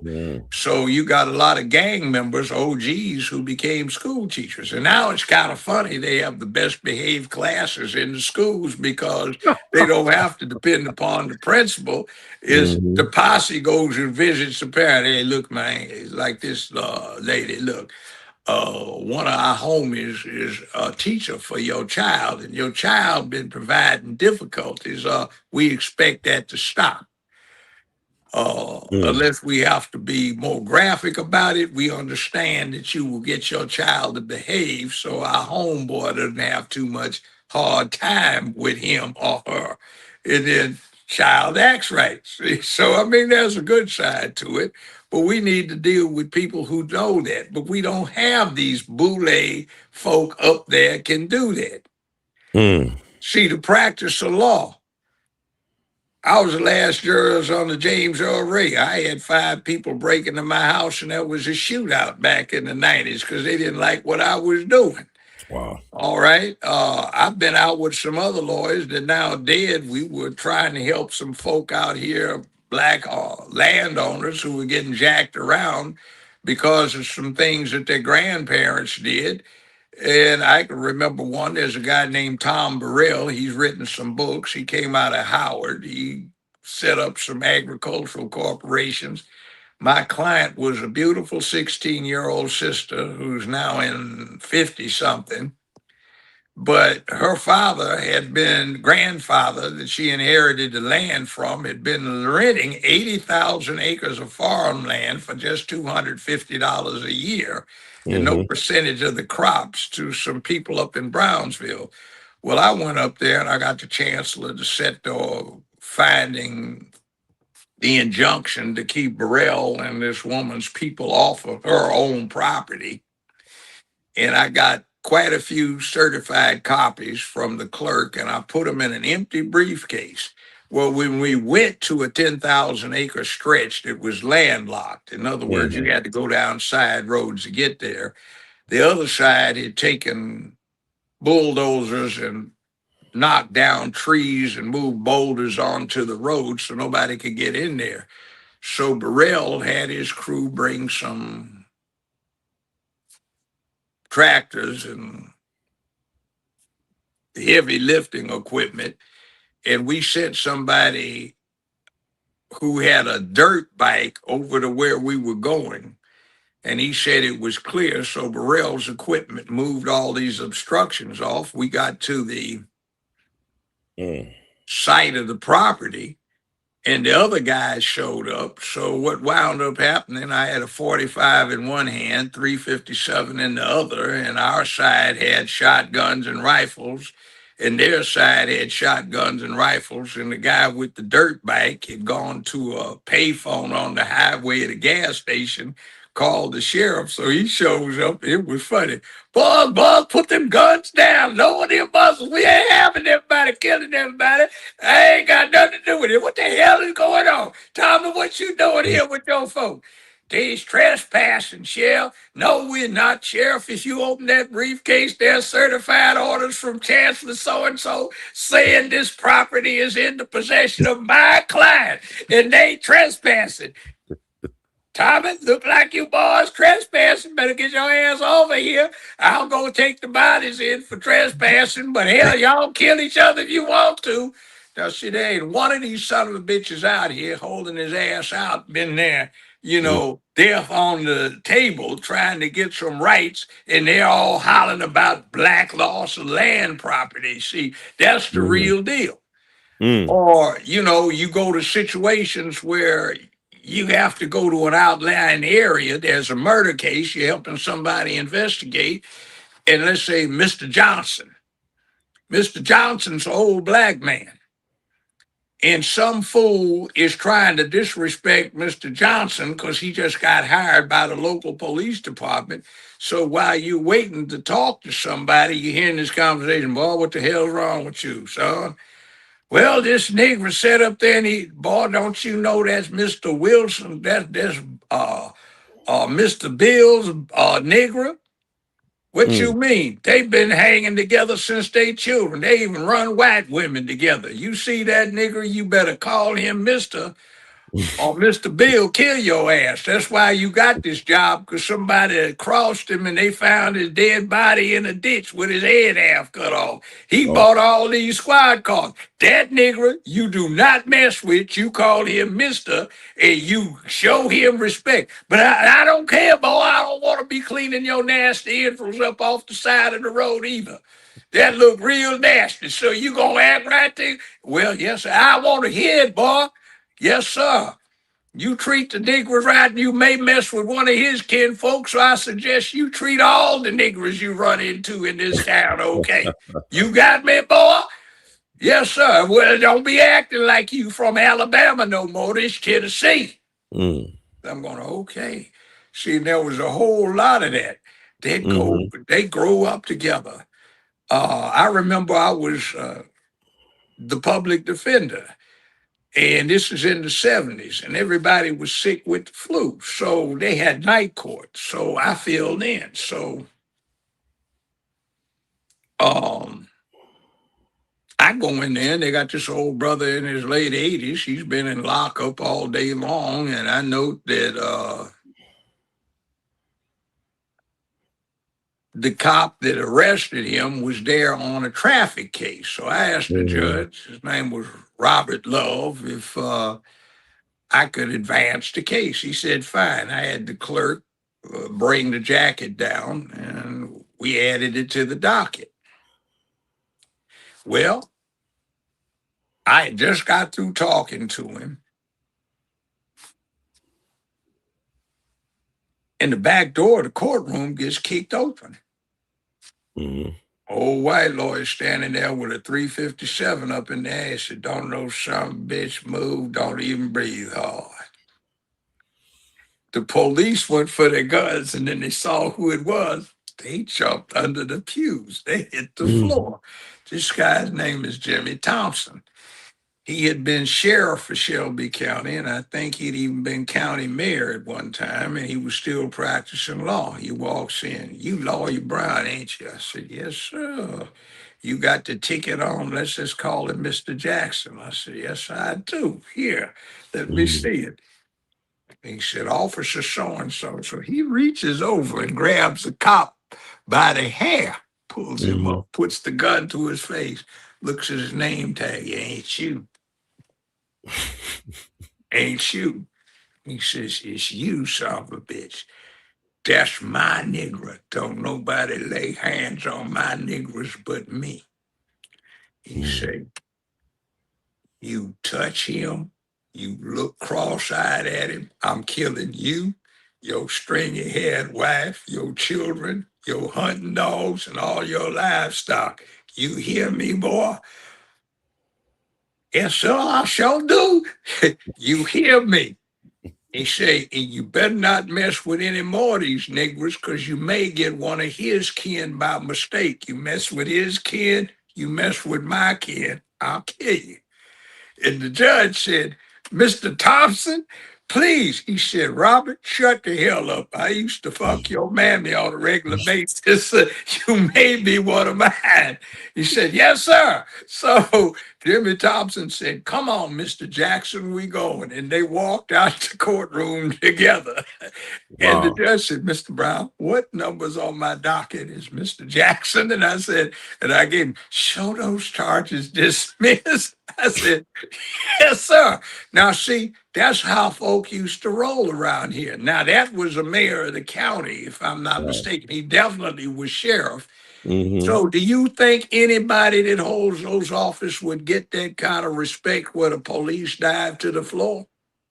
Now, I asked one of the court officers what that was about. He said, well, Lawyer Brown, when I first got hired by the sheriff's department years and years ago, I hadn't been out on the streets after being a deputy jailer but 2 weeks, and we busted these two good old boys for being drunk. Jimmy Thompson drove a V12 Packard or a big Cadillac back in those days, so he stopped and he knew who I was. He stayed on top of stuff. And he said, you ain't been out in the streets but a couple of weeks. I just saw your stuff across my desk. He say, what we got here? And I told him we got 2 public drunks. So he said, I know one of them. I don't know the other. He said, "Hey, watch this closely." He walked over and he spoke to the one he didn't know. He said, you boy, I don't know you. Yes, sir. I know you don't know me.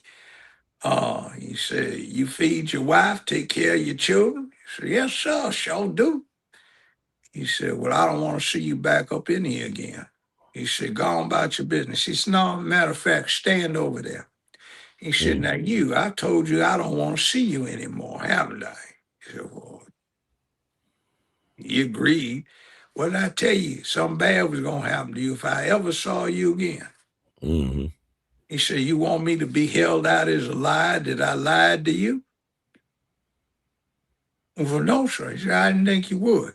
So he said, man, Jimmy Thompson pulled out his pistol, shot that man in the head twice, and said, call the meat wagon. I don't want this filth polluting my jail anymore. Wow. And where it was, that park downtown, all between 2nd and 3rd, off of 3rd and is it Madison, where they have the fountain out there? Yeah. Okay. That's where all this happened. He said he shot that man right in front of the fountain. Wow. And he's a white guy. And he just left. He done killed 25, 30, 40 people we know about. So what?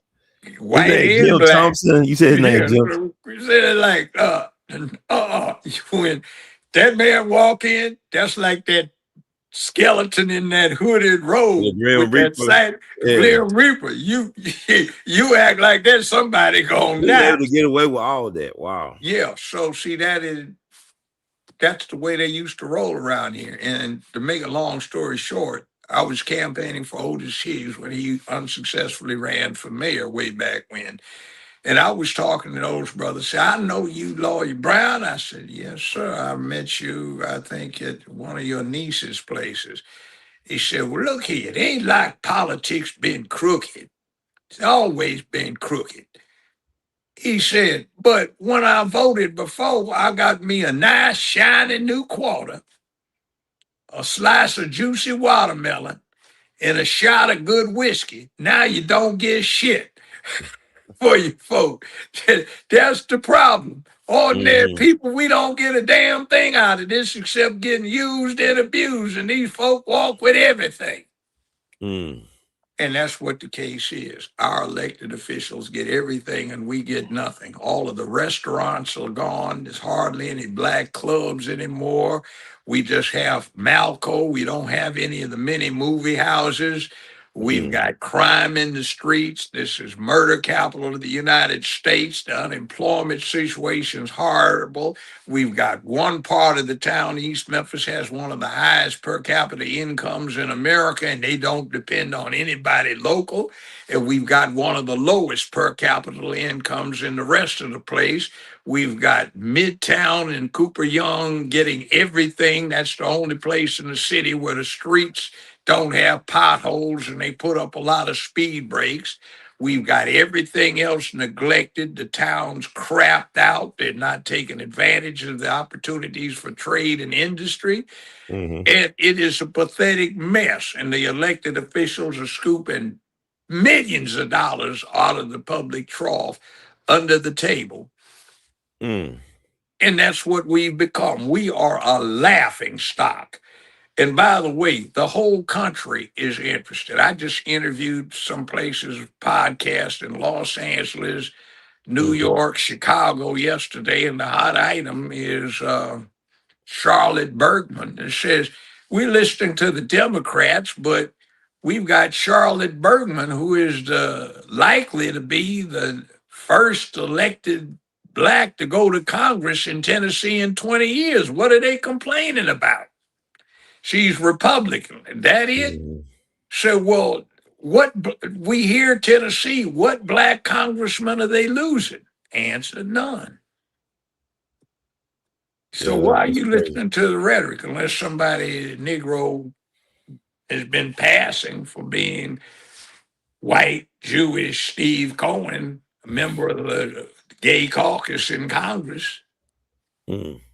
So, I mean, think about it. What are we hearing? All of these black elected officials that white supremacy is stripping away from us through the evil Republican Party, we haven't lost one. We'll be gaining one. Well, Judge, you made your case. I guess round of applause. I mean, it's a long story, but what the hell? It's fascinating, but I just I don't know, man. You pay people well. I look at the Memphis tourism CEO, Kevin Kane. This man is making over $622,000 a year as his base salary. And I'm looking at where's the free music festival? Why is Bill Street so dilapidated on one side? Why is like a ghost town on one side? And really the part that is the most important part of Bill Street is the one that's being neglected. The one that got the Black Memphis narrative that they don't want to acknowledge. But my thing is these are Black people doing this to other Black folk. And like I had Bill. Hey, wait a minute. How much does the mayor get paid? He get paid enough. He get paid a little bit under 200,000, I believe. Yeah. How much does the governor of the state get paid? That's a good question. How much does he get? So this guy's getting paid $600,000 as a base salary to do what? And by the way, the other side of Bill that is prospering, don't tell anybody. Mm-hmm. Money laundering. Certain people launder money through them because it works out real well for that purpose when you pay a very high monthly rental and you have very high expenses. And you don't have to worry about making money because you're running money through the place. And whether you're making it or not, you make it look like you are. That's crazy. But they said the governor of Tennessee, Bill Lee, as of this year, he gets paid between, say he can't give you an exact number. They said between $204,336 to $224,000 per year. So anyway, by the way, our chief of police may be getting paid more than the governor. Check that out. And the question is why. She was under investigation in Atlanta and Raleigh-Durham, North Carolina, not for mishandling a SWAT team, but for child pornography. And some of her associates are doing long federal time for that. Well, they said,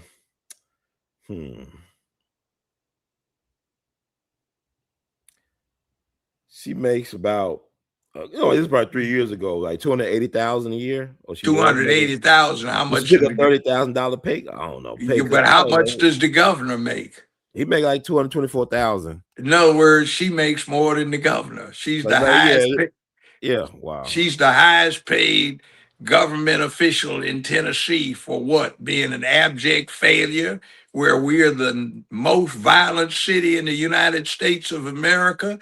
The question is, why in the hell is that the case when for 40 years before her, we had a non-civil service director of police who could be hired and fired at the will of the mayor with the city council's approval.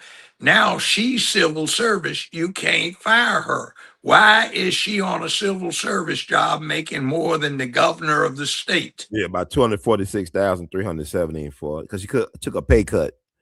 So why is she still making more than the mayor? And by the way, I suggest you might find the pay cut will come from a share of the Tyree Nichols settlement that they are salivating in anticipation for. You know what? I'm gonna be honest with you.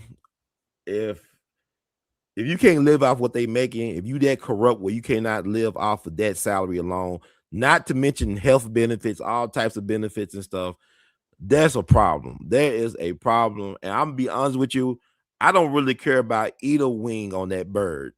It's got to be some independent, rough riding, some gangster mentality stuff got to take place to shake up Memphis politics. It got to be some people that ain't give a damn about no kickbacks. They gonna put their life on the line. They gonna put some other people's lives on the line. The process too. Well, it have to be a full-out civil war. I just can't do this no more. They too mediocre. It's too many mediocre people that got their fingers in the damn pie. That's why they hated the idea that I speak out. They don't want me to talk. That's why they didn't want me to run for city mayor. But you was you helped get the president in the office. Yeah. And see, the other well-known conservative in Tennessee, black conservative. And see, the other thing is too, truth be known, That's what the Republicans did to me. I qualified. I got recruited by a lot of Republicans to run for county mayor, but they wanted there by a guy DeBerry, who is a lifetime Democrat, to, oh, he uses that phrase too, build bridges. So the same old the Democrats have been doing keeps getting done. Meanwhile, they've got the mega folk that want to make a change so that some party reflects the real people, rather white, black, brown, red, and other, rather than just relying on you getting victimized by white supremacy. You need to vote for me so I can get in and get a whole lot of money under the table, sell you out, and promote my friends over here who are really ripping you off. See, that's the problem here. Bunch of grifters, man. I just like, damn. That's why I support Charlotte Kennedy. She's an honest woman. She's forthright. By the way, Charlotte Kennedy or Charlotte Bergman? Charlotte Bergman, excuse me. Charlotte Bergman. Is that her middle name, Kennedy or something? Or no, I was thinking about a specific somebody. I was drifting one of those old man things. Well, you know what this was going to take. This is how basically Cohen got into office, the splitting of the black vote. Now they splitting districts in the majority black place. This is how you get into office, because really Nikki Tinker could have won that. Ford Jr. didn't put all behind there. And a lot of these people think they be chosen by God to run these offices, to run us to the ground. The last time we had that type of unity was the police. I mean, the People's Convention with Harrington. And when they tried to steal the vote, because you had that much black solidarity, they couldn't steal it. We don't have no. They almost did. The reason they didn't is because Judge James Swearingen and Judge Joe Brown got invited in as official election witnesses as circuit court judges under Tennessee law. We went over there. There was a courageous black janitor who said, "Are you gentlemen looking for a little silver record? Looks like this." I said, "Yeah." Why was that important? Right. They were saying that Doc lost the race by 94 votes. They couldn't find the electronic recordation, so when they did the hand tabulation, he was supposed to be losing by 94 votes. So Lieutenant Bolden, now deceased, went with me. He was in uniform, and Swearingen had his bailiff. I can't remember the gentleman's name. And we were standing there. So when the janitor came over to us, we said, "Well, where is this?" He said, "Well, see that desk over there? It's in the second drawer down on the far left. Who put it in there?" And he identified them. So we sent our bailiffs over and had them come over and said, "Judge Swearingen, I'm very concerned about where this CD is. Now, if it's found and somebody's recollection is refreshed," I did the talking. I said, "We won't have cause to set a $250,000 bond for election fraud when we have our bailiffs handcuff you and arrest you." And I think that desk over there, if it helps anybody out, may be suspect. So, "Oh, that's where it is." And they went over and they got the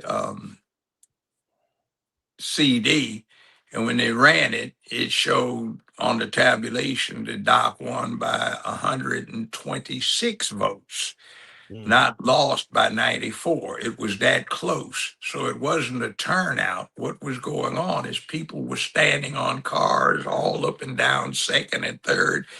And Bill Hackett, he wasn't a bad guy. He just wasn't that good at it. And they were chanting, "Just can't hack it no more. Just can't hack it no more." And they were going to have some civil service disturbances if it had announced that Harrington had lost. Now, he's got an interesting connection. He had been superintendent of schools, and they fired him because he had this bogus affair, supposedly with a Persian woman who seems to have been well known amongst the black Peabody happy hour attendants, elected black officials. Right. And I was on the research team that researched it. And under Tennessee law, the accusations that she brought were no longer viable in Tennessee. And the lawyer wound up that filed the case acknowledged that it wasn't. He just thought he would bring issues to the forefront by filing it quickly. So I think A.C. Wharton was the main lawyer, and I had assisted him in coming up with the brief since we had practiced together at the time. So, yeah, it wasn't a mass turnout. It was a cheat that was in progress until James Swearingen and Joe Brown, along with Lieutenant Bolden and one other individual, stopped it from happening. And a brave janitor, he said, they say they're going to fire me if I come up here and tell you what I may know. I said, we'll see to it. And say anything happened to him, somebody's in some serious trouble. Now, what I was saying, that's not what I'm talking about. I'm talking about the spirit of black solidarity. Oh, yeah. Because all you black men acted on code. Because what people don't understand about, I'm a janitor, and I work in these places of people, they don't acknowledge me. They very disrespectful. I'm talking about these are black people doing this to other black people, but they don't know who I am really. They just see me as the janitor. So like Frank Wills, the security guard at Watergate, he was just a brother from Georgia, 24 years old, doing his job, and he got punished for it. He brought down the most powerful man in the world, Nixon. But my thing is about is like how you move on code. And when I talk about black solidarity, the only reason why Cohen or Strickland or even a Trump could get elected is when you have a certain percentage of black folks acting in unison. Not all of us, because it only take a small group of people to affect history. So I'm saying in Memphis, we just need a certain small amount of the committed few to act on code to shift the paradigm, because these folks don't work for the people. They don't work for the so-called constituents. They work for the folks who write the biggest paychecks, or sometimes the smallest paycheck. They don't answer to us. We got to put people in office that we vet, that we give an agenda, that we give the marching orders to. They are not leaders. They are puppets meant to be controlled by people that know how to pull those strings. It don't have to be no corporations. It could be everyday people getting knowledge of self, getting a political education of how things work. Because if there was really black power, Tony Carruthers would not be on death row for some bullshit. I thought he was the boogeyman all this time because the media told me he was the boogeyman, because he looked the part of a hitman, whatever. Now I learned the truth a couple of days. It pisses me off that people talk about power, but do not use power to empower the people. Elon Musk don't even pay a light bill. He worth $800 billion, but you gonna get on me and cut my lights off if I'm short $50. So my thing is, time out for the BS. Let the games begin. People understand Tennessee was the first state to return to the Union, was the last one to leave. You had the second most battles of the Civil War fought in Tennessee. It was the gateway to the West. It's time to get vision back where it needs to be, in the hands of the people who want to lead. I'm tired of people. I don't care if you're a frat. I don't care if your last name is Ford or Hooks or Mason, whoever the hell you are. Time out for that, because I could have been a Prince Hall Mason. I come from a line of Prince Hall Masons. I could have been an Alpha. I got bloodline I got pedigree in my bloodline, but I don't do it for that. I do it because I want to help our people win something, hold something, because in 15 years, Memphis will be a city that people want to go to. They already come here. It could be. Now it's going to be, because the LLC. Well, in other words, if you get rid of these obstructions that you were talking about, it could be the most powerful city in America, displaced New York, Chicago, Boston, and all of these places, Philadelphia, because it's located at the distribution point for North America. Yes, sir. There is a way through barge traffic to get them loaded up in Europe and in Asia and go through the Mediterranean or the Suez Canal on barge transports to New Orleans, up the Mississippi directly to Memphis, and bypass all of that storage fee, shipping cost, pilferage, under the cover payoff stuff that's on the East Coast, and get directly into the center of action. There's no smog inversion layer. You got the Mississippi River with all of this unlimited water for industrial purposes available. You can use it to generate hydroelectric power without having to make a dam and interfere with navigation. And these clowns here can't even visualize that, and they're doing with petty little chump change stuff that's making the rest of us suffer. But also, Judge, they could take the recycled wastewater or whatever and turn it to fertilizer like Milwaukee did back in the day. You could actually turn it to fertilizer and help people become entrepreneurs. You can help black folks get businesses and distribution, and also, you know what I'm saying? They talk about Mayor Young talking about putting kids as interns at small businesses, and y'all not even trying to pay about small businesses, especially black owned ones. That's sharecropping. That's economic that's sharecropping. First Horizon, Canadian Bank gets all the money. They aren't interested in it. Mm-hmm. Bank of America came here, but they've got a different national thing. Regions bought up what the Tennessee Bank was. Yeah. And you've got Wells Fargo. There was a vacuum here about 20 years ago. They came in to fill because the local banks weren't doing it. You know, you don't have lost their homes at Wells Fargo. They foreclosed a lot of black folks' homes and shit. Yeah, I know that. And they sponsored NAACP Image Awards. Yeah, I'm just saying, we haven't had banking here that dealt with the folk who live here for a long time outside of this select interest into the big 5 categories we've talked about today. So that needs to change, and that's political, and these clowns don't even understand it. I've talked to some of them, they go, huh? So when you are aware of the banking laws, huh? About one of the few people. These are people in office representing us. Yeah, one of the few people that understood this was G.A. Hardaway. And he was brilliant, man. I love talking to him. he was between a rock and a hard place trying to do right. But Miss Barbara Cooper got it, but her replacement gone now. Those folks don't even. But that's who Justin Pearson is holding the seat of. Barbara Cooper. She knew it. Dr. Cooper, and we have ignoramuses that don't know, don't care. But it's hurting everybody else. Everybody. They willfully ignorant, though. They willfully ignorant. They don't want to give a damn. They don't want the responsibility of knowing and doing right. They got to go. They got to get out of here. Example. Democratic Party always enjoys the services of very loyal Dale Gill. Dale Gill is a systems engineer. He approaches stuff like that, which pisses some of the Democrats off. He's the only one that has a glimmer of what Robert's Rules of Orders are, parliamentary procedure. They hate him, and they've got people who are chairmen that have no clue, don't know how to run a meeting, and everything is chaos. But they do more in their favor if they paid more attention to them, but they don't. So it's kind of every resource they have, they screw up. 2013, they had me come here. I was a Democrat then, to do a roast of Doc Harrington as a fundraiser. They had it at the Memphis Country Club. What wound up happening was it was supposed to raise money.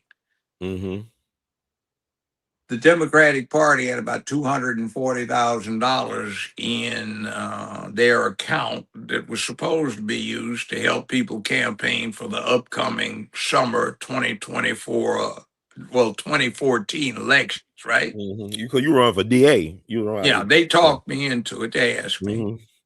And what happened? I ran against Amy Wyrick, but instead of 2 candidates in the system, there were 5.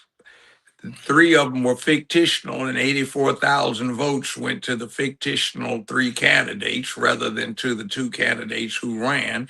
And most of those were coming from areas that had polled heavily for me, but that's another thing. But back to this story.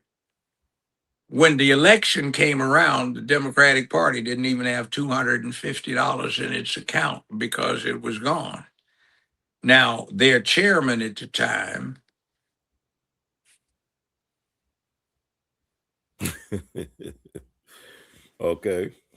he was accused of taking $28,000. Prosecution was not invoked because the Democrats didn't want to start a scandal.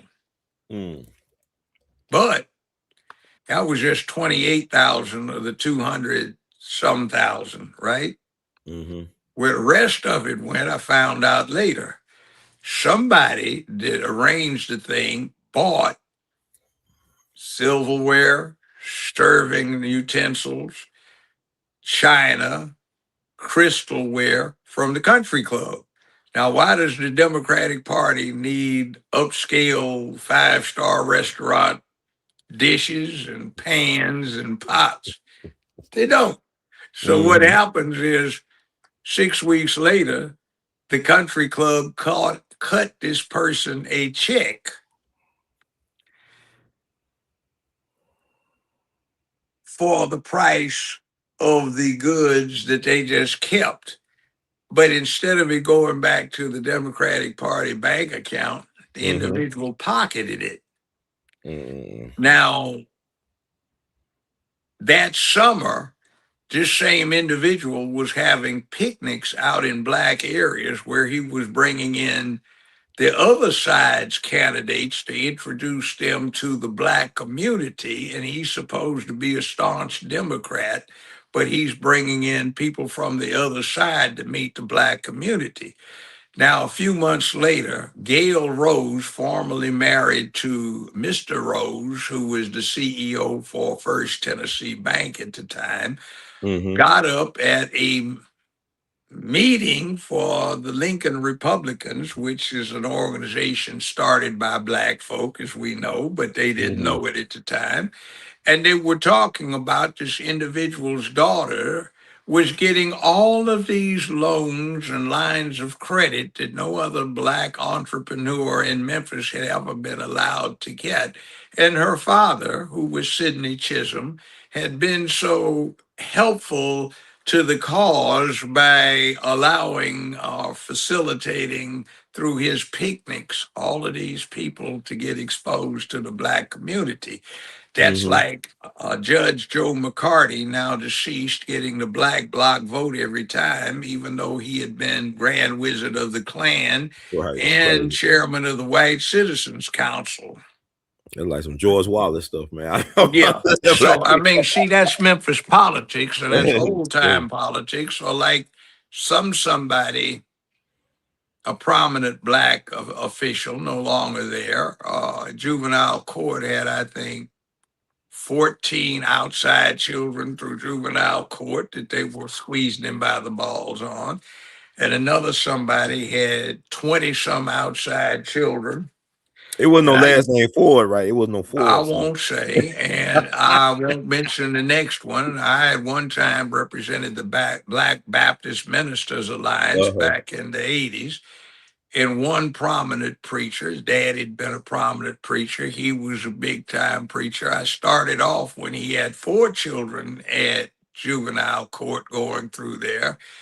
And when I finished up and got elected to the bench, I was helping him out on 12 children outside of his family he had through juvenile court. And I said, we got those records, so we got to read what they were saying to these individuals to make sure they supported the cause in a hidden fashion. And then let's say somebody's family Skyen had 49 outside children through juvenile court. Just think of that. Ooh, wow. You said 49? Did I hear 49. That right? And, you know, they tried to get Otis Higgs. There was an unfounded allegation against him for fathering a child. He had nothing to do with it. But Kenny Turner, who was a 6th grade dropout and was the judge down there who wasn't permitted to hear cases, which is why they hired all those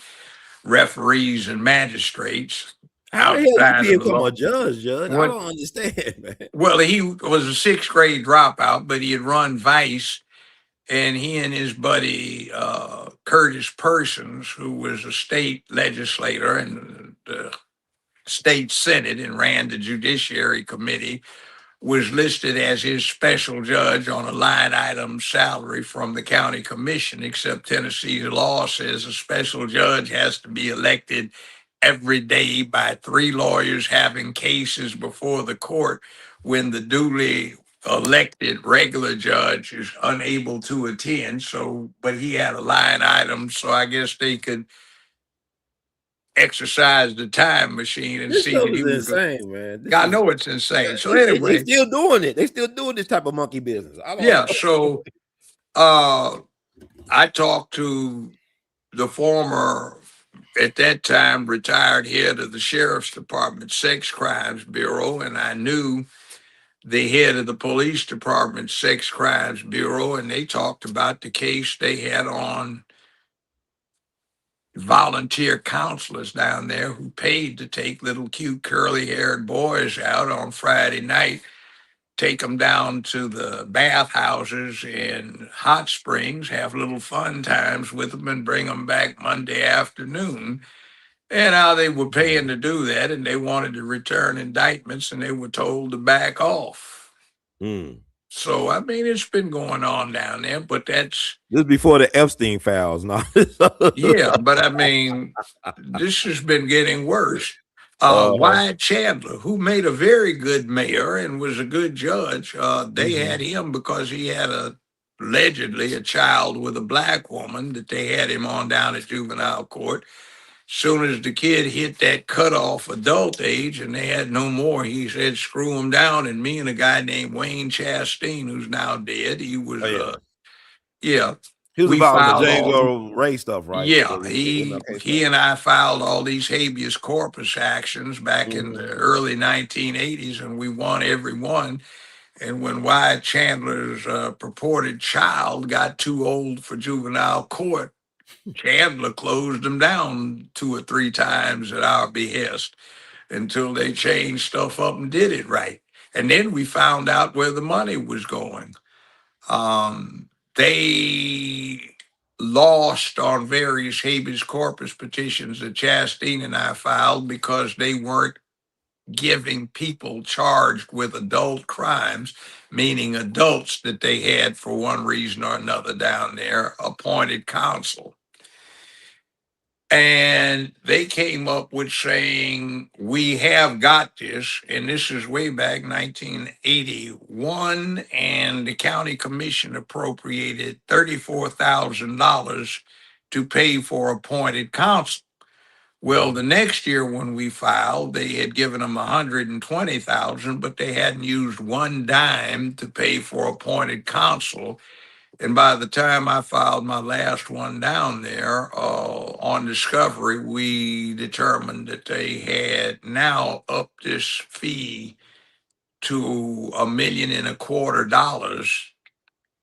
and they still weren't appointing people. And then the sheriff filed a habeas action in my courtroom in 1991 because he had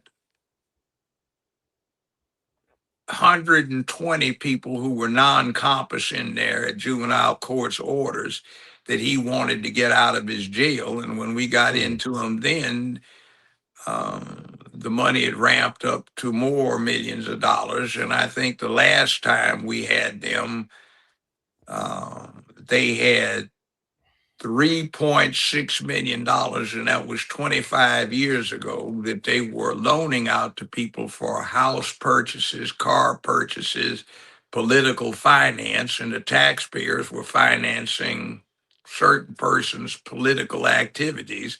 We had the proof, and it was done through First Tennessee Bank, and Rose, who was the CEO, was signing off on this stuff, and they were in non-interest bearing accounts, which is against the law.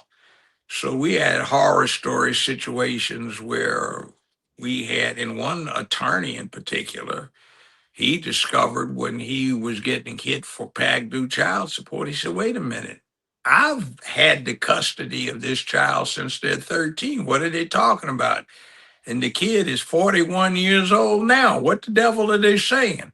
Well, somebody from juvenile court had been filing false affidavits that this child was subject to document inaccuracies, and they kept putting the age back to 16, even when the child was 41. So for this 30-some year period, he had had custody of the child, and the child become adult. Somebody was collecting the child support. It wasn't the mother, it wasn't the child, wasn't him, and they didn't want to pay it back. And then when he went up to Nashville, there was a room full of close to 50 people who had had the same problem with Memphis and Shelby County Juvenile Court. So they'd been building up quite a war chest to use for illicit purposes. And there were all these black officials that couldn't keep it in their pants that had these outside children who were being sent these letters. We ultimately discovered of thank you for the assistance, by the way, on bill number so and so.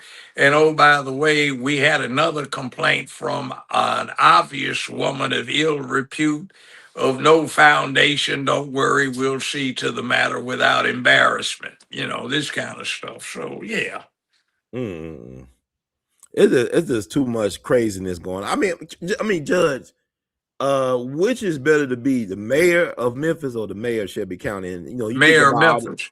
Shelby Why? County's mayor is more a figurehead. Uh, the city mayor has more executive authority. He's nominally head of the police department, stuff like that. The city attorney's office, they're all under him, just like the president has the Justice Department and stuff under him, the FBI under him, and all of that. The county mayor is more of an administrator, but he does have power and authority. And there are more cities involved. That's Millington, Colleyville, Bartlett, Cordova, Mm-hmm. Arlington, et cetera, Germantown. And there is a bigger reach out thing with that than it is with the city. The city is sort of insular, and it does not embrace the 30th Judicial District, which is the county. It doesn't have the county assessor's office. It doesn't have the general sessions court clerk's office, which, by the way, runs more money through it than any other agency in Tennessee. It doesn't have the assessor's office. It doesn't have any of the courts in it. And because there is an impact that the county mayor has on these institutions, he does have his power and authority. And plus, it's an opportunity to evoke Tennessee Bureau of Investigation to come in, the Tennessee Department of Transportation to come in, the state police to come in and investigate. Now, I know that the FBI has a heavy presence here. So does the Justice Department through other agencies, IRS. And I think some of the big squawk from some of our local yokels is because they are likely to wind up being the subject of some indictment activity. And I think a lot of them are coming around to being more cooperative because they're being induced to do something to ameliorate the effects of their criminal activity over the years. So That's interesting. It's fascinating. they're going I to know. have to explain that Sheraton Hotel. They're going to have to explain the park situation. They're going to have to explain that development over where the Greyhound bus was. There are a lot of things that are going to need explanation. Memphis Light, Gas, and Water is going to have to do some explaining. But they That are nonprofit, right? Just the MLGW is Yeah, but nonprofit. look what they did. They sold off all of their maintenance equipment. They sold off the street maintenance equipment that they needed for those occasional snow and ice days. And they contracted with a private party to clear the lines that are still above ground.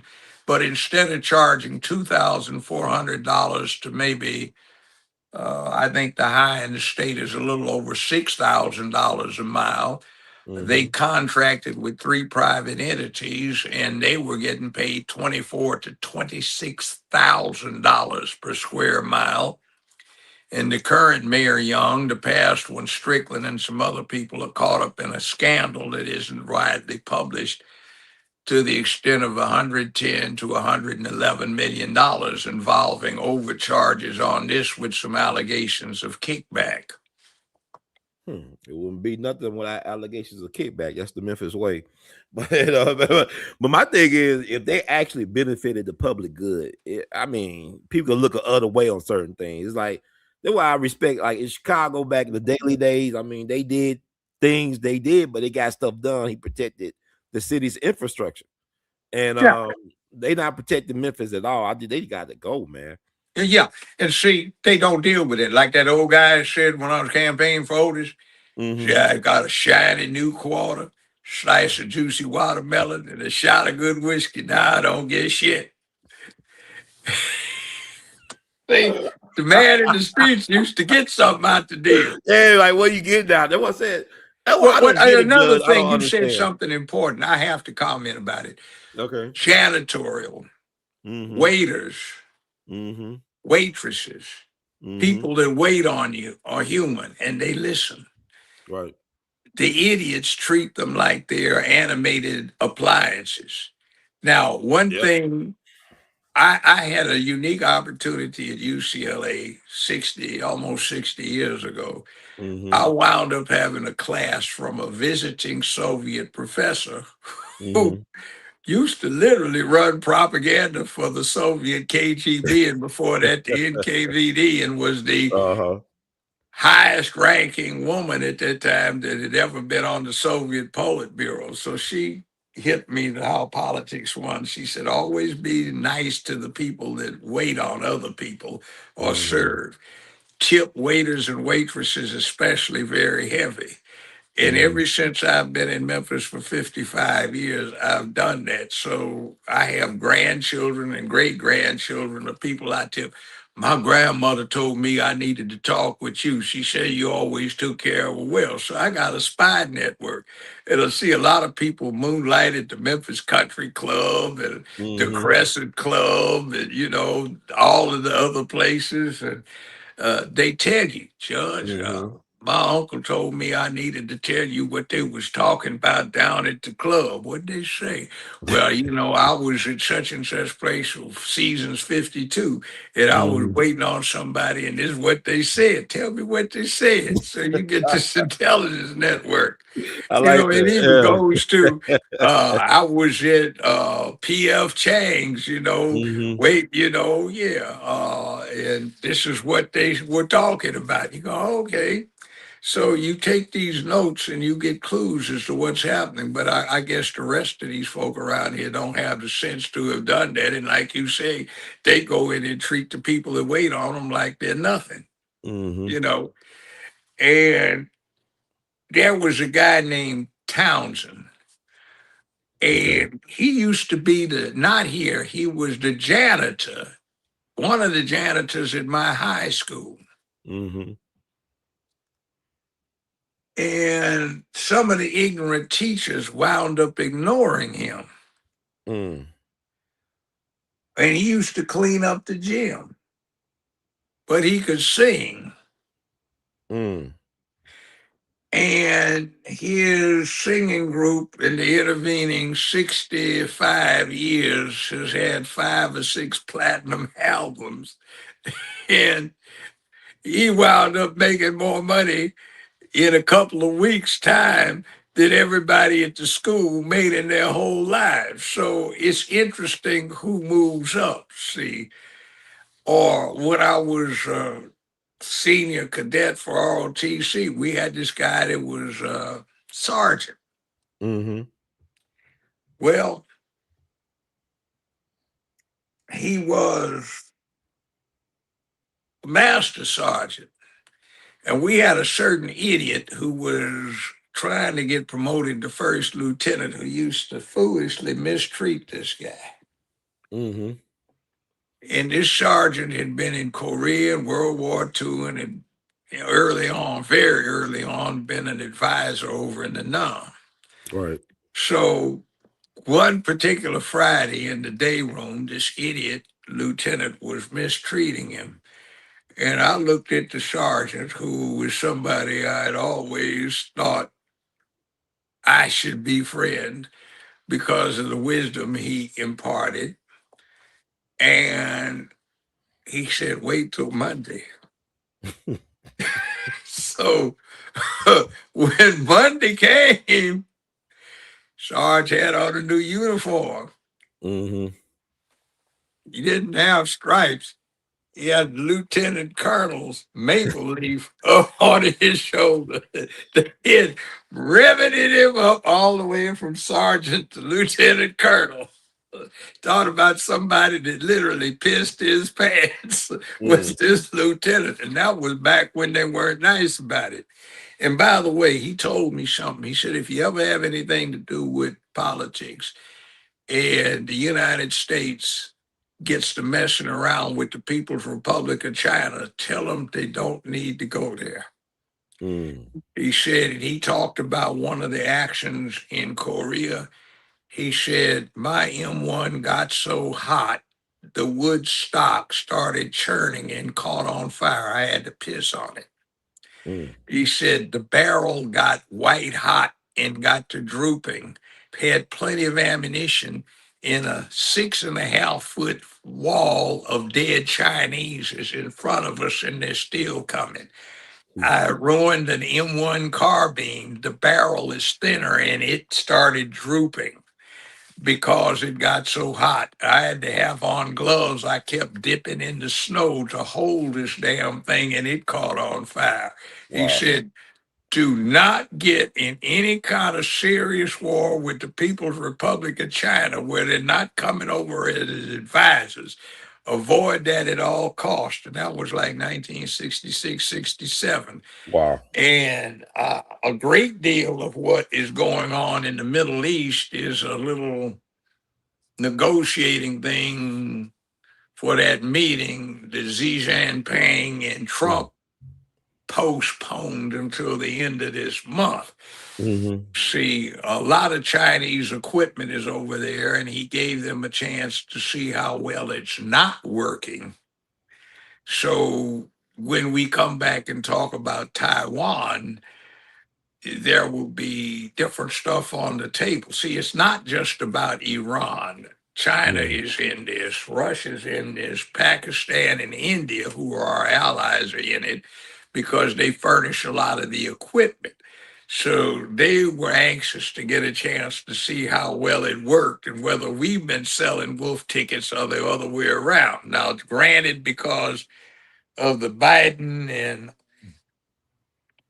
Obama administration, our stocks relied upon missiles are low, and it would take us 10, 15 years to build up the inventory again. But I imagine, based on what's going to happen, Trump is going to get a crash party to revitalize our defense industry. Now, right now, we have 1, 2, 3 locations that can build military vessels of any naval vessels of any use to the military. China has 126, and they now have a larger navy than we do, even though it's not as badass. So we've got some things in the mix that need to be developed, and one of the backstories to what's going on is the U.S. is making a very earnest assessment of what we have that works against stuff that the Chinese have, the Russians have. See, we did not know because in the mountains of Afghanistan or in the streets of Fallujah down in Iraq, that's not a good way to test this really hard first tier ordnance out.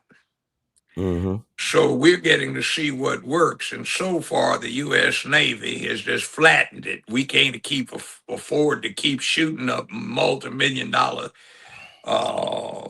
missiles to take down a $5,000 drone, but it works. So now, by the way, we are in mass production of a new drone that is a spinoff on what China through North Korea through Iran has come up with, and it works better than their stuff, longer range, and we have GPS. But China's got some orbital battle stations up there that we're going to have to offset. And they fired a laser that we should have had, but the Biden administration cut it back and ended it for social programs. And with a very low wattage, they've been able to hit targets from space down on the planet. And we take huge devices to overcome the diffraction in the atmosphere. So they've got to jump on us with that. Musk, by the way, is involved with that, and he wants to and can put up with Starship. It's big enough to lift it, a huge multi-ton battle station that does not rely on nuclear weapons, but conventional stuff from anti-personnel all the way up to deep penetrating conventional ordnance, Wow. which coming in from 2,800 miles up in space, 28,000 miles up in space, would penetrate a hell of a lot of reinforced concrete by the time it hit the ground. And we already proved that our stuff works over in Iran. So that's freaking out a lot of people. And that's one of the reasons Musk is important. And when they talk about security clearances, if he is running SpaceX that has the most powerful rocket ever made, and the Defense Department is lusting for this thing. Mm. He's not a person without influence. And understand that when we talk about all this other evil that's supposed to be, a byproduct, well, he's running gas turbines because he doesn't want to overload the Memphis power net. He's building an $87 million water purification plant to take care of what Memphis can't take care of and to replace the defective machinery we have. And he's going to bring billions of dollars of industry and plenty of jobs into Memphis and make Memphis the center for the 21st century equivalent of Silicon Valley. So when you hear these attacks, just think of all that impoverishment over there in South Memphis and think of 15 years, we could have one of the highest per capita incomes in the United States, comparable to what used to be in Detroit and Lansing back in the 1920s or 1940s or 1950s. But you also got to invest in the children. Like we got 15 Well, yeah, years to invest. obviously. They bringing in people from outside of Memphis. No. See, he's also got a plan too, where he wants to deal with University of Memphis, Lemoyne, Vanderbilt, TSU, Fisk, to train everybody, including young black kids, which he looks at as a wasted resource in science, technology, engineering, and math. And think of all the jobs that he is promising would come to the Memphis area, not where they're brought in, but from the underemployed labor force here. Yeah, but that's the thing. I met a guy who's an engineer at MLGW. He had to do remedial math courses, not because he was stupid, but because they didn't train him right through the public school. My thing is this: Memphis City Schools should have been an independent still entity. It should never merge. Yeah. Those folks sold us out, and now look where all the people that sold us out at. Yeah, it's They're not no longer in the ridiculous. school system. That is who gives up absolutely power? Who sinful. gives up power? Who gives up power? Yeah, because they got bribed and they wanted to cut under the table. And the way the county system was set up, you didn't have to get a contract for $100,000 or less. Okay, now if the guy's got 20 contracts for under $100,000, that's quite a bit of money. So that's a bunch. So that was a lucrative thing to go through. And set up because your friends say, hey, man, it's an opportunity to make all this money. Yeah, but my thing is this, Judge. I think we need, sometimes you got to be willing to be a crash out dummy for the right reasons. I ain't saying, man, crash out for some stupid reason. I'm talking about, if I do one term, let's say if you recall somebody doing the right thing, so what? If they could even just fix Elvis Presley Boulevard, man, that'd be a major accomplishment. Just fixing that alone. And I fixed Elvis Presley Boulevard. I did one thing right? Well, look at this. Put me back in. If I was running for city mayor and county mayor, and I don't have any ambition. Okay, you breaking up. You breaking up. Okay. You were. Okay, they just put in a new cable system and they knocked out all of my front Okay. yard lights when they did it this week, but they ran Yes, one sir. in here. So what can I Okay, say we can hear now? you now, but go ahead. What you saying? Okay. See, that's what I was saying. I have no ambition to be holding anybody's office in my 80s. I'm good. I can Mhm. go out and jog a mile every other day. That's good. That's pretty impressive. You Got can do it, Jeff. pretty girlfriend, so I go to Happy Mexican, and I treat the Mhm. waiters all right. Some other places too, Yes, Lobos sir. out north, Memphis, So what I do know is I have no political ambition. I don't need the money, but if I had been elected, there are quite a few people I'd see to it wound up in a penitentiary. Cool. What's good There is are you some got the things that would be yeah. fixed. I think everybody would be getting better deals for home finance and Mhm. setting up small businesses and being smart enough to bring trade to this place and having had a background in science in college, knowing how this works, having a political science degree on top of that, knowing how that works. But the I mayor could, has an engineering degree. yeah, well, see, I could have set this up so we could be the most prosperous city in America in a Mhm. decade. I'll probably want to be smiling in a rocking chair thinking about pretty women I've dated or been married to in life. And, I know that's bad. Oh, man, you No, womanizer. this is Yeah, good. well, I will You got not love for lie. women. I like women. Yeah, there's no wrong. I You like love women, Nookie. Judge. Yeah, you love I women. like Nookie. And I have devoted most of my adult life to the assiduous pursuit and enjoyment of Nookie. Right. Pursuit, acquisition, and enjoyment. And that means you got to treat women right. You don't do cheap dates. You get nowhere. A bunch of Mhm. headaches. Don't do cheap dates. Be able to afford it. Then everything comes easy. And find the smart ones. They're easier to deal with than the ones that are yakety yak mostly. Mm. Mm. Find one that isn't crazy, isn't trying to prove something, and Mm. understands there's a great benefit to being in a relationship where she can give guidance and you can give guidance. She can give Mhm. advisement and you can give guidance. And Right. you got That's to be cool. able to back your Yeah. stuff up. Don't be half stepping talking about you owe this, that, and the other, and you can't deliver on your part. Mhm. Learn how to do your John Wick thing. Take martial arts, armed and unarmed.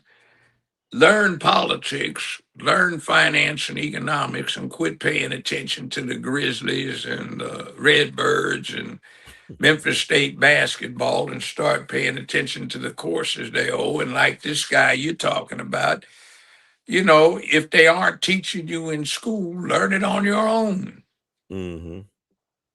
I'm running the engineers too, and they can't do math I could do in the ninth grade. Like, what the hell is this? Well, I'm gonna say it's a lot of wasted potential. I'm thinking about. I look at even like Manassas High School, where they had this amazing music legacy, but they've been struggling with a music program for a quarter of a century, and that's crazy to think about how many students they had talents that were not developed or nourished or invested in, and just that one location by itself. That's good, but why are we worried about music?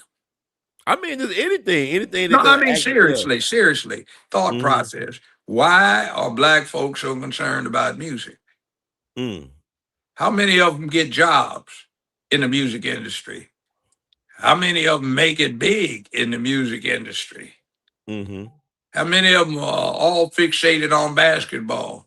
They've got a couple of hundred times more black dentists in America than they do black basketball players. And considering what most of them do not make, meaning the basketball players, because they aren't the superstars, you'd have a much better lifetime income if you spent your time trying to get your stem together so you could be a dentist or a doctor. At least you got respect and you have a lifetime occupation. How about getting a master's of business administration? You're Mm-hmm. guaranteed to make big bucks then you can set up a business, or you can do like Magic Johnson or some others, Michael Jordan, and you can become billionaires because you can use what you get playing in the NBA. If you're 6'5", 6'7", and you have some moves, you can use what you make to finance a business. So they look at themselves as billionaire businessmen, not basketball players. Or you can be like Kareem Abdul-Jabbar, be a scholar and write and understand history and be the GOAT, and tell basketball to take a shine. That was just, you got through UCLA that way. Mm-hmm. See, these things can be done. Or you can be like Ali. He went to jail because he stood up for his principle, which is more than what we've got running around. How many of them are willing to go to jail for that? I told a juvenile court asshole named Harold Horn, who never done much practice. He got out of law school, and that strange Kenny Turner hired him to be a referee right out of law school. I told him to go to hell. He was trying to railroad a black woman, and I just said, we're not going to have this. So I did 5 days in jail. And they tried to rip it off, so I stayed in longer than I was supposed to. But I had friends, and they took care of me. Right. And when I was down there, it wasn't any hard time. I got the warden and some of his assistants sitting up in a group, and I'm lecturing them on politics. And I got all the guards out there coming over, and one little idiot was up in the man, I said, look, I called one of the supervisors over. I said, could I have this section just privately for a while? What are you going to do? I'm going to kick his ass. And he's going to be embarrassed when an old man beats the shit out of him. Mm-hmm. I've been taking martial arts since I've been 8 years old, fool. And my late brother, who was a grand master of a whole lot of them, he and I used to talk about this, and there are a couple of little tricks and stunts I'd like to see if they work for real in the real world. So could I have him to practice on for a little bit? you know, there's nothing more likely to put sense in somebody's head for somebody else to be standing over them. So now you remember what you were just saying? Mm-hmm. Yeah, well, first, before you can go there, you might want to wonder why you're looking at the ceiling lights right now, and why you're laying down and you don't remember how you got there. You might want to reflect on how you were laying on the ground looking up at the ceiling lights and not realizing how you got there. Now, I'll leave it at that. I'll be over there. You can come back. I'll give you another demonstration, or you can reflect on that, come with the right Mm-hmm. attitude. And by the way, see some of these old guys you were talking to, when we grew up, everybody got in fist fights all the time. And if it was on the school grounds, the teacher walked over there slowly so you and whomever could work it out. These folks, we ain't done that. And I remember one of the best fist fights I ever saw in my life was an old judge and an old lawyer got angry at each other in the court, and they agreed to meet up behind Benetton's that was over here where 201 Poplar is now. It was an alley over there, and they had all these pubs. Mm-hmm. Oh, man, we're punching it out, boy. Bam! And after about 5 minutes, they were hands on knees panting. We thought they were going to have a heart attack. They shook hands and bought everybody all the beer they wanted. So, that's the way they rolled. I remember I got off the floor in the old city courthouse when the police station was over there, and I got off on floor 6. This judge said, Lawyer Brown, can you loan me $50? I said, yes, Your Honor, I can. What for? Because I'm going to bust this son of a bitch right in his jaw and knock him out, and I need bond money. I'm going to pay the judge to watch him knock this other fool judge out. Mm-hmm.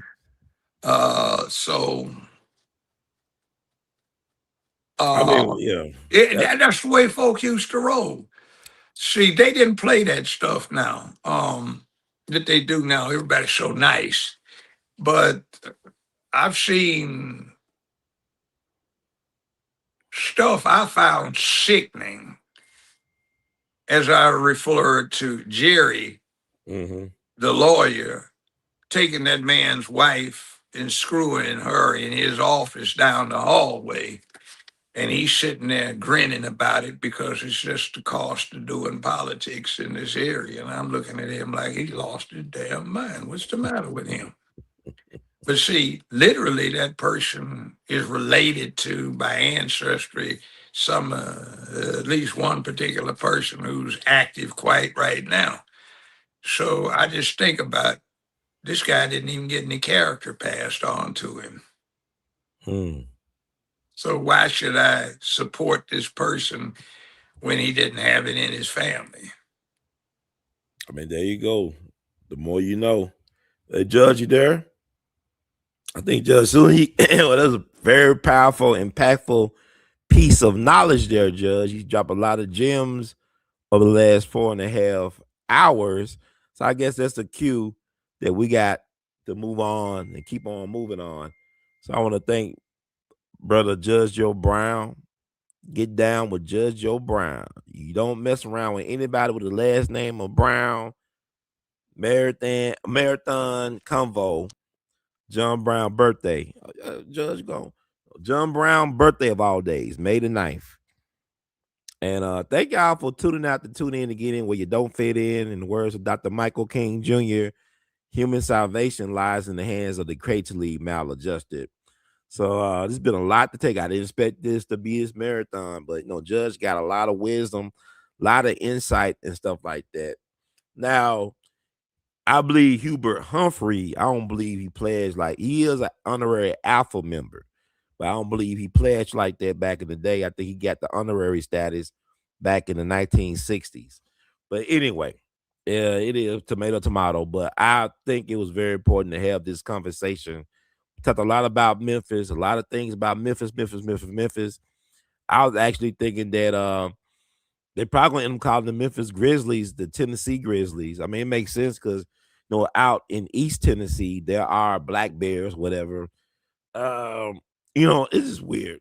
Hey, Judge.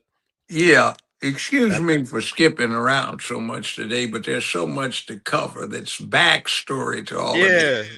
And But what I I'm think trying to do is encourage people to get curious and look into these things rather than just accepting what you get on the media. I And don't by even the look at way, news, man. look at the local media. The Commercial Appeal, 3, 5, 13, and 24, all controlled by the same family. Right. All right. And their interests are not those of mainstream Memphis. Well, it leads to like if the news don't educate people about the issues, you get these low voter turnouts. Because it's crazy to think that there's almost 600,000 plus registered voters in Shelby County, Tennessee. But they like, oh man, 50,000 people came out. But people don't see they have any future. They don't know how to engage. They don't teach civics or even social studies in school no more. So you don't even know about the 3 branches of government, how many people are in Congress, how many senators, what their term limits are, or what are their terms, Supreme Court. The people are so ahistorical right now. It's like what you said about bread and circuses back in the day. We are on bread and circus steroids. I mean, I don't care about no entertainment news. That's the #1 news in America. A lot of gossip BS. I don't care about that because I'm looking at gas costs a value meal, a gallon. Question you ask is, if you get excited about something like the Epstein matters, what does it do about the price of gas, groceries, and your It paycheck? don't make a difference because all these Yeah. institutions protect these people. It's the Vatican, it's the government, it's like all these institutions protect. They're guilty and they're cowards. Okay. And they're trespassers. Okay. And the other point that I'm hearing out in the streets is, when are we going to get a candidate that amounts to anything to vote for? You're giving us nobody. So what Watch the difference turnout. does it Right. make? That's You right. just get incompetence and ineptitude either way. I get compliments, but they say they blocked you. We didn't even know you were running for mayor because we thought it was this guy that was on the city council that was running Right. for mayor, not you. Mm-hmm. And the style of politicking has changed from a point 30 years ago, 25 years ago, where you could burn some shoe leather and get a lot of votes. Now nobody wants to get out and about or pay attention, and nobody answers their door. So you get it all on social media, and that just isn't the way. So we are in a vacuum, and we're waiting for our heroes and sheroes because we don't have any. I don't consider it heroic to go out and say somebody's sex activities are supposed to be all end all along with paint job to determine whether they should hold a public office. Mm-hmm. So, that's your business, what you do in your bedroom, get your freak on, just don't hurt anybody. But Right. why do I care what you like to do in your bedroom in terms of whether it qualifies you to hold a political office? Yes. I And we agree know with what you. I'm alluding to right now, that Midtown Cooper Young stuff. Mm-hmm. That's their business. I mean, they want to die on that hill. I'm not down on that hill. That's they. I don't care about. Yeah, but I mean, each what's their it got own. to do with whether you can run the city or the county? Even like the fact that I think about James Baldwin even knew that the race deal was bigger than who he was sleeping with that night. He understood the assignment in terms of Yeah, he did. what was a priority. I mean, him and Medgar Evers was friends. Medgar was a straight man with a family, World War II veteran, Red Ball Express, and he knew. I mean, he was a Prince Hall Mason. Medgar Evers. Yeah, well, Byron Understand. Rustin, Yeah. he used to get put in solitary for raping male inmates when they had him in jail for draft. So he was a dodging booty in World warrior. War Huh? II. Yeah, He big was the guy. original booty warrior. Huh? Yeah, he's a Allegedly. big guy too. Played basketball. How you turn out them white boys? The white wives. No, Was he was doing black folk too. He had a Yeah, I reputation did. He had for an that. appetite, but his true colors came out. He really was about pushing that agenda. It came out towards the end of his life. Yeah, he was the What one was that his most convinced preferred? King to go nonviolent. But Dr. King stayed alive with black men with guns. I remember I talked to Medgar Evers' big brother Charles Evers down in Jackson at his radio station. He told me, Ron, Dr. King used to not walk. He used to run to my house in Jackson. He said, well, Charles, I feel so comfortable because you got all the guns and goons. And soon Dr. King got killed. He had them black police officers like Captain Jerry Williams. Soon they move him out the way. He get done in by the government. Yeah, and they had Ed Reddick up on Overwatch on top of the fire station. I interviewed Ed Reddick. That was interesting talking to him about it. Yeah, well, he gave us a statement. They double handcuffed him and hog-tied his feet, and 10 cops threw him in the back seat of a squad car and removed him because he wasn't going to leave. Yeah. Too bad he didn't get elected as sheriff up in Haywood County when he finally ran up there. Oh, Haywood or Fayette? Haywood, the other side. That's where they had Johnson playing Sheriff Buford Pusser. The real Sheriff Buford Pusser got wiped out, and the reason he got wiped out, that they alluded to in the original movie, was because of the governor of Tennessee. The governor of Tennessee was running the prostitution rackets, the gambling rackets, the bootleg rackets, and the highway construction rackets. That was Ray Blanton, who was CEO for the bank that Regions acquired. Well, I mean, it's a long. This city is weird because you talk about music. I will tell you this though, like Baba Dick Gregory would tell young parents that if you want to make sure your kid get a scholarship, teach them, let them learn an instrument. Because I know Mr. Emerson Abel Jr. was a friend of mine. He taught at Manassas and Westwood. He started the Southern Heritage Classic in his living room. He had a lot of black people go to college and they end up becoming doctors and stuff. I meet these people all the time. And one of his biggest students was Dr. Bill Hurd, the eye doctor, who's a musician, and he's gonna be playing at the Sunset Jazz thing downtown on Mother's Day tomorrow. But my thing is like what they did to Stax, what they did to them black folks at Stax Union Planters, that's documented on the HBO docuseries. It's really a shame that this city don't want to help black folks have nothing. Like, well, Bill Hurd didn't and stuff like that. Dr. Hurd was an exception. He wasn't just a musician. You know, he ran track, don't you? Oh, he's in the NCAA College Hall of Fame for athletics. Yeah, he held 100-yard Yeah, dash at one he's a time. specimen. He's a Renaissance man. But Mr. Yeah. Abel He was was one of my doctors I had too for eye problems. Yeah, But Dr. Hurd, but his teacher was his band director was Mr. Abel, who kicked Isaac Hayes out the band at Manassas, and working for Isaac and helping him with the shaft thing. But what I'm saying, Mr. Abel was an athlete. He was one of the best swimmers in the state of Tennessee. He got a full scholarship to go to Tennessee State for it. But he was a musician and an educator and a family man. He did right. I mean, he really believed in the city and the people. But we don't have a lot of those type of people that believe in people, that invest in people on that level. Because even his kids are successful. You know, he didn't neglect his kids to help everybody else kids get ahead as well. We don't have people that really buy into the village concept these days. It's all about me, myself, and I, or that inner circle. They don't care about the people. So how can you be a public servant and have public office and not care about the public? And thanks to modern media and propaganda methodology, a lot of people are convinced that these folk are doing things they really aren't doing. They ain't doing too much of anything but just screwing up and being mediocre. Look at our current mayors. What are they doing for the area? They brought in the industry? No. People have squirmed their way in here in spite of them. Have they done anything about reducing crime? No. Have they taken control of the police department? No.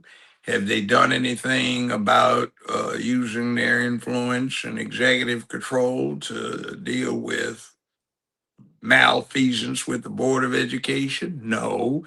Have they requested any independent audits of the system so discrepancies can be found out? No. And by the way, on that, I fault every one of my criminal court judge colleagues. Under Tennessee law, they can evoke the grand jury to investigate the books and finance of every single state, county, or local agency or entity that operates in their judicial district. I did that a couple of times back in the 90s, and it was quite astonishing with what the grand jury came up with when they did that. So, yeah, there are things that can be done, but nobody does it. Back in the early 1980s, every county agency had to have a public publication of all of its finances, expenditures, credit card, etc. information. And that was outside of the county finance office that is in the county building downtown. Wayne Chastain and I jacked up juvenile court so badly that they pushed and got this thing accepted, where it started with them, where they no longer publish their financial circumstances publicly, and it was sent directly to them. Now it is for every other agency, and nobody knows, and they can sneak more adeptly. So we need these things put in, but nobody's pushing for it. Why don't we, for example, that 28,000 untested rape kits? Attorney Ronnie Coleman has the contract to vet them. She's had it for 14 years. The backlog is not reduced. TBI says they don't understand the problem. They could come in and have every test done within 30 days for a nominal charge. And some years ago, they said they'd do it for free. Not now, but for a nominal charge. But yet we gave up $7.2 million 12 years ago to a New York firm to test the kits after Ronnie Coleman, attorney, vetted them, and we still haven't had anything happen. And then we had this guy that kidnapped, raped, and murdered this young woman out here who was jogging around Memphis State early one morning.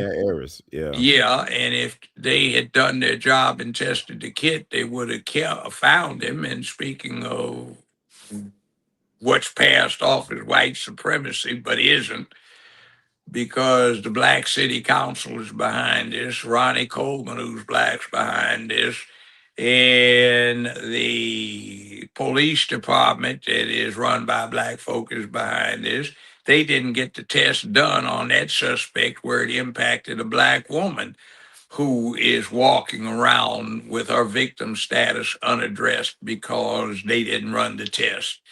So it's big money. It's not a ways to spend it. You know, that's not big, but it's enough to work with.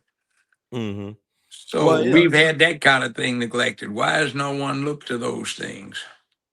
that's a great question. But then I think about the fact that if you look at, I got asked you about the Pooh Shiesty thing. I think it's fascinating that you talk about the woman that had all these kids, they got all these great grandkids. Look at that, this rapper Pooh Shiesty is very popular, very heavy influencer among our youth. The choices he has made since coming back home, the fact that his father allegedly was at the scene helping his son do things that gonna set himself back and set the family back. The lack of man training. I didn't even think about it because you like an earworm. Man training, man. There is no man training for generations and generations. Man training has been neglected. And this is where we end up with a lot of very emotional young men and older men or males who can't seem to problem solve, don't know how to stand on business, don't want to be held accountable, don't want to be held to a standard or anything. And they keep on reproducing.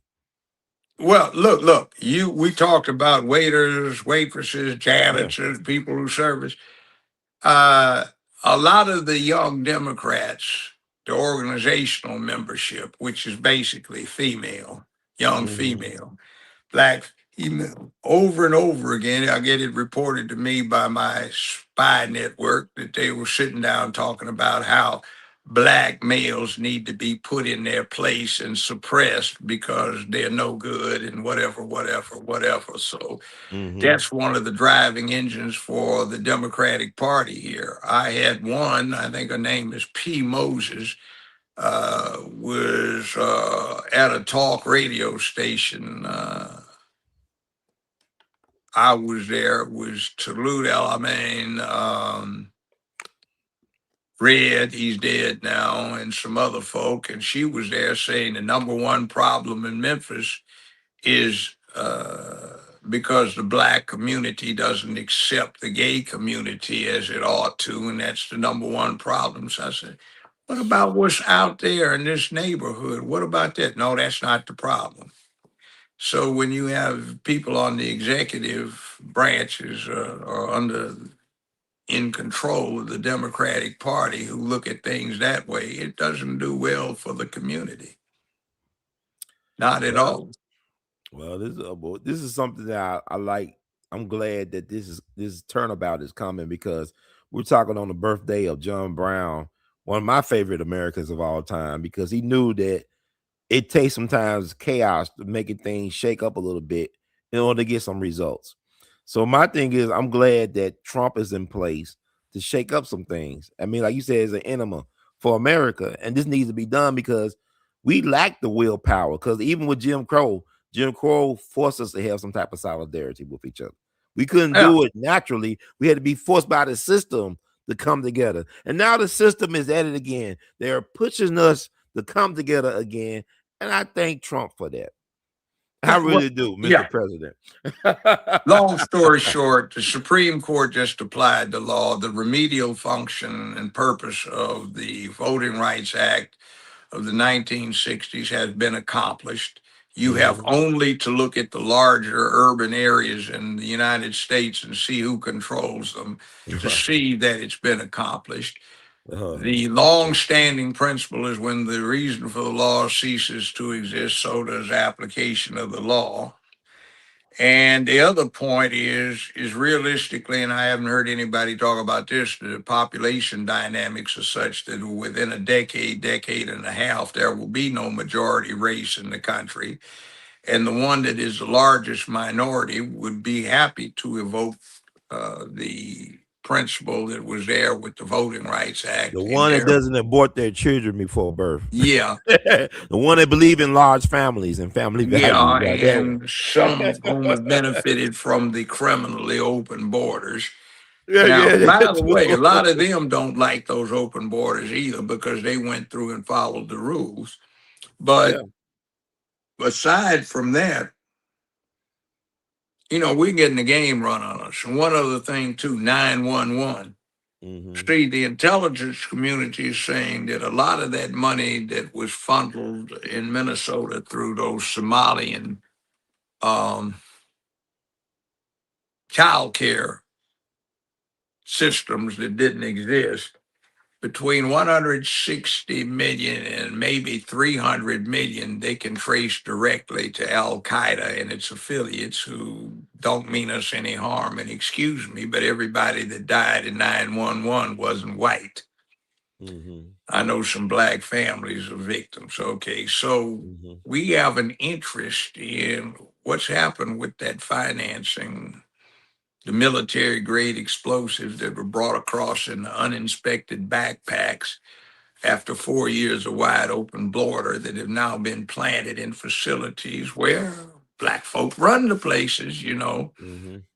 And instead of having to strap on a suicide vest or play kamikaze and crash an airplane into a twin tower, you can just flip the high-tech detonation devices on your transmitter from 2 miles away and watch the fireworks when you get instructed. And by the way, what they did, I suspect, was take out some of the leadership that was in line to give those orders to flip the switches.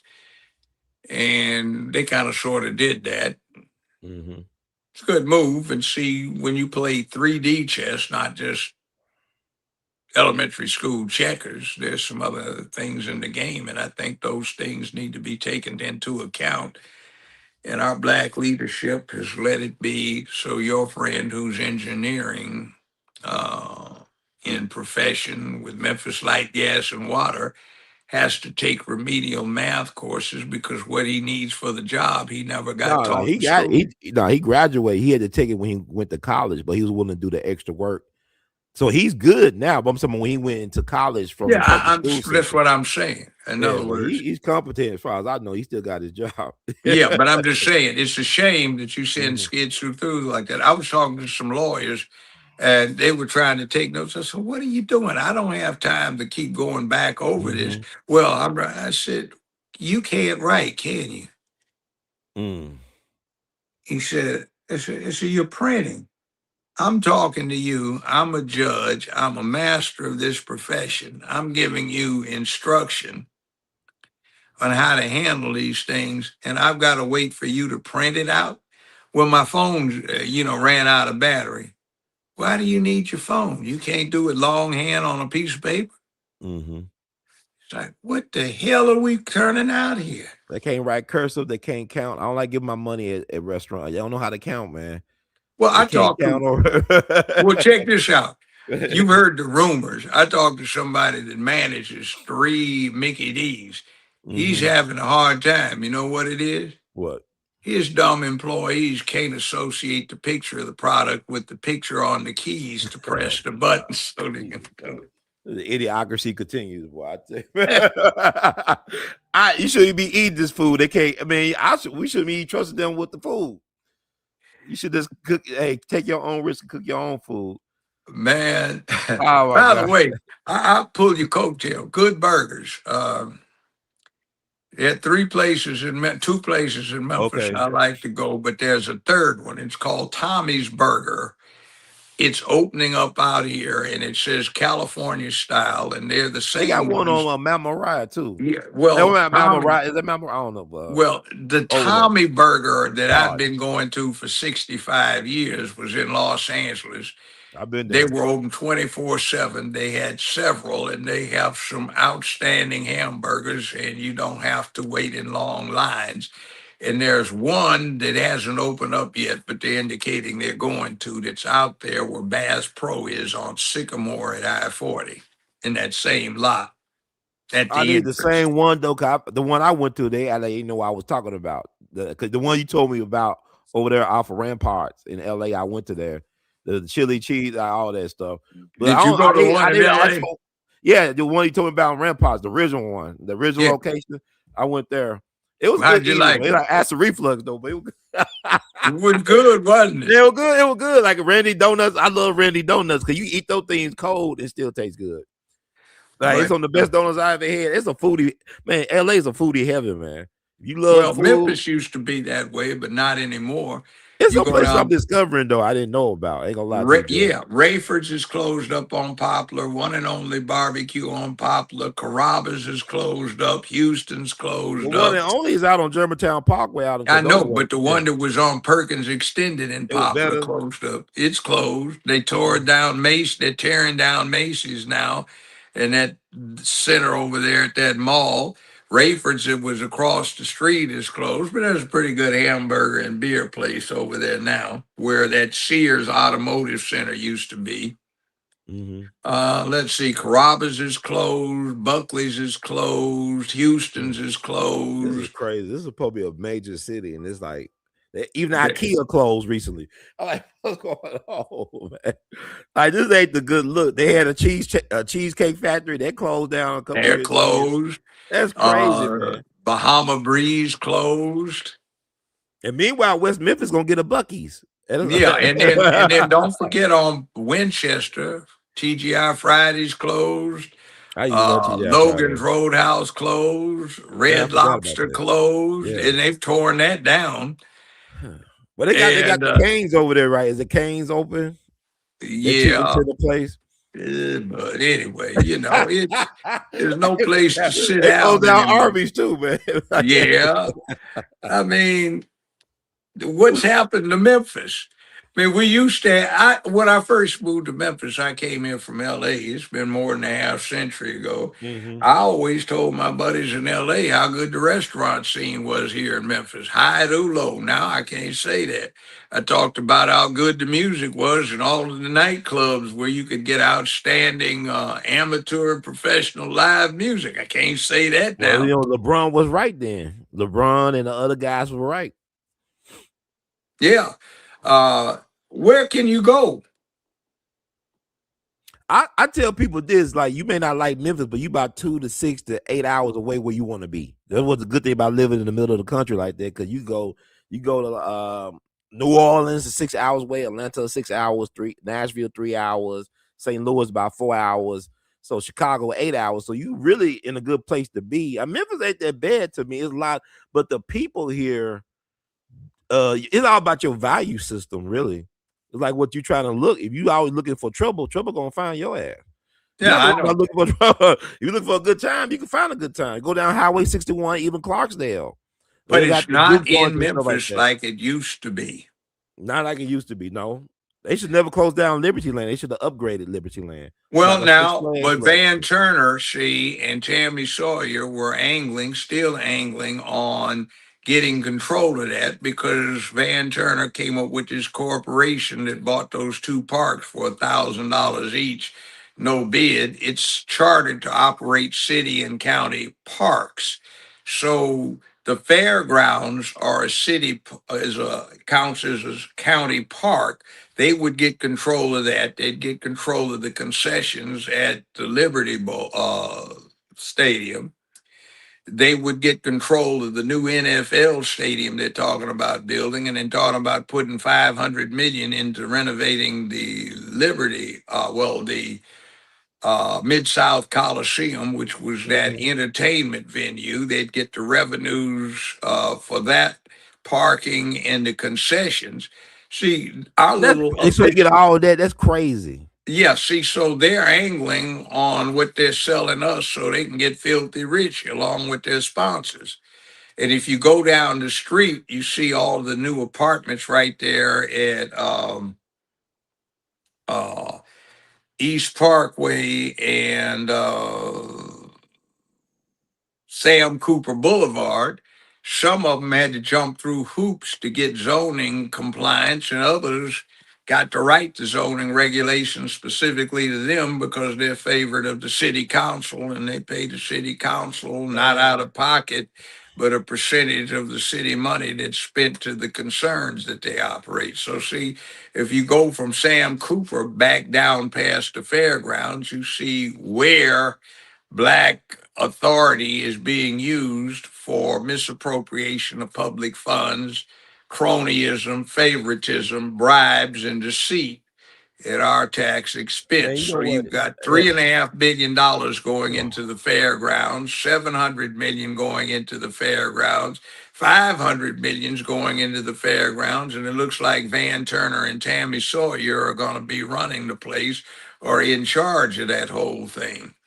My thing So is, oh my you have God. to ask how much else is being screwed around in order to help the folk that are behind them and what they do. See, somebody let me stand to the side of a laptop on a Zoom conference and listen to some people plot on how they're going to take a lot out of the public trough.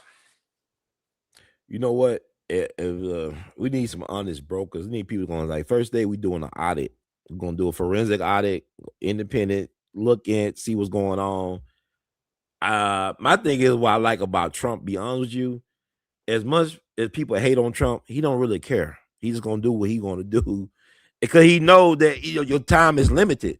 I've never seen so many people, they hope this man dies. Now that you gotta die too, so how does that punishment?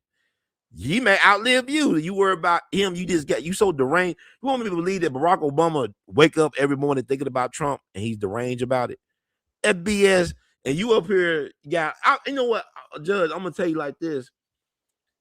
It's interesting. I realized this. A lot of these people I thought that like me don't like me, and I'm okay with it. I'm talking about some of these preachers in this town, some of these so-called leaders, so-called the it people. They don't really care for me. Even some of my family don't care for me. And now I'm getting okay with it because I say, if you're going to change the world, you can't worry about popularity. Because if Young was so obsessed with popularity, he would have met with Trump. Because he said, you know what? That's the president. But yet you say, I got enough time to take LeBron James around Memphis, but you can't meet with the president of the United States to do the people's business. What can LeBron do for you that Trump can't do more of?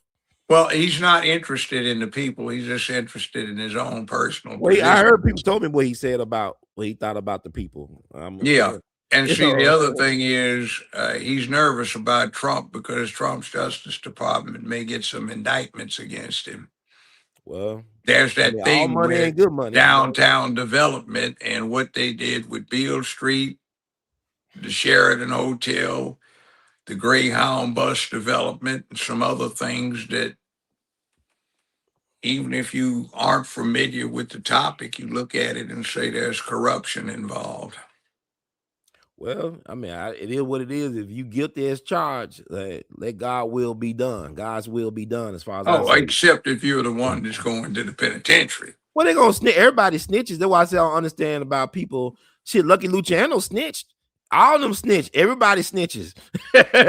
Frank Lucas snitched. If Nicky Barnes, all them guys, they bunch of snitches. So I don't understand why people talk about it's a code. The code is not to do no time.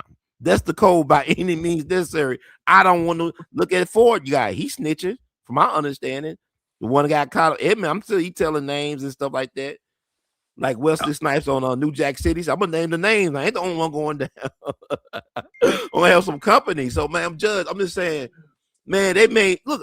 I think about Sears Crosstown when I was growing up. That was an eyesore for years. And now look at it now. That means y'all could change, y'all could perform some alchemy by doing right by the people. Stop robbing us. Stop robbing us. Cut down their profits. And see, we've talked about who the suspects are with that Millington Mafia. Of course. And I'm not talking Memphis about now, right? Memphis, as much as Arlington is Memphis, they all Memphis now. Well, we're not talking about the Italian Mafia. That's just a euphemism. It's the old line buddies around here that don't have to go in their pockets to bribe the county commissioner, city council, and mayors. What they do is they come up with excuses for the city council and the county commission to authorize construction deals. And the money that we pay through those construction deals, this group gives a little kickback to our elected officials. I'm looking at them. If you making over $200,000 a year, you get benefits. Take your legit money and invest in some stocks or start some business or something like that. You don't have to rob people, man, because you can't take the money with you. You can't take this crap with you. And anyway, your kinfolks are stupid too. They're gonna lose it anyway. because they greedy. They greedier. So why are you doing this, man? This is ridiculous, Judge. This is insane. To me, it's about power. Power means I can make anything currency. If I got power, I could take this plastic water bottle. That's the currency. That's what real power is. Power is not selling out people for the lowest rung on the ladder. That's not power. Look at our chief of police. What did I tell you? She makes more than the governor of the state after the pay cut. So did she take a pay cut because she gets a cut of the Tyree Nichols settlement that ain't supposed to be happening anyway because the plaintiff has no standing under Tennessee law and nobody's moved to dismiss? You know, hey. But it's the same court system with Tony Carruthers, though. So it is what it is. That's how they do. It's just very corrupt. Well, they don't care about hiding it. Okay, I'll talk to you about what happened in my courtroom on that. Mm-hmm.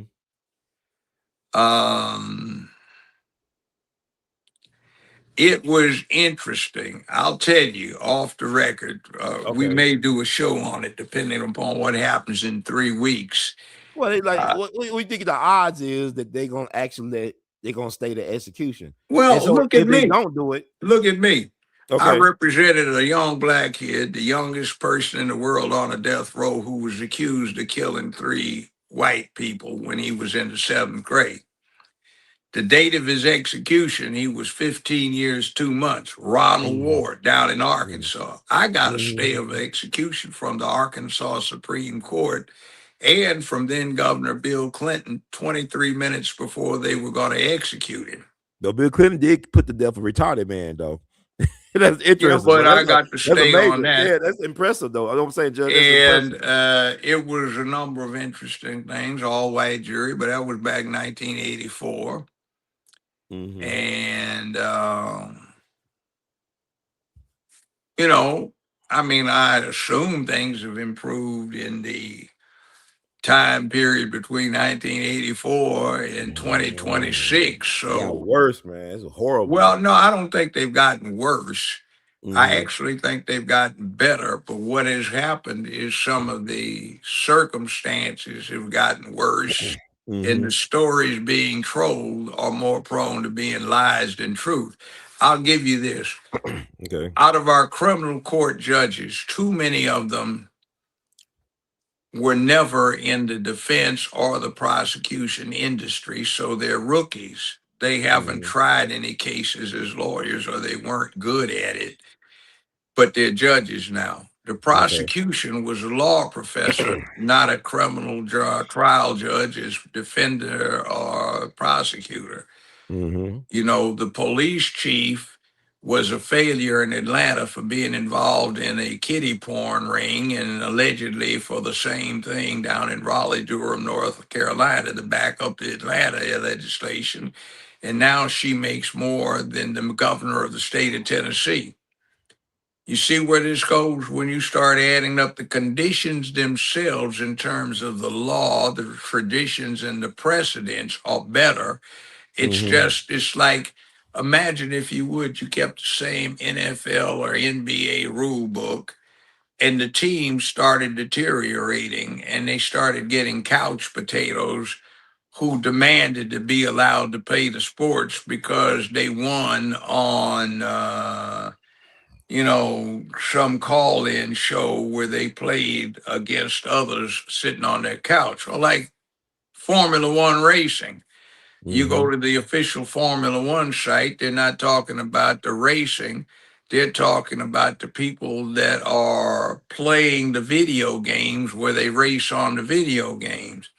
They're talking about women who are advancing in race. Oh, Judge.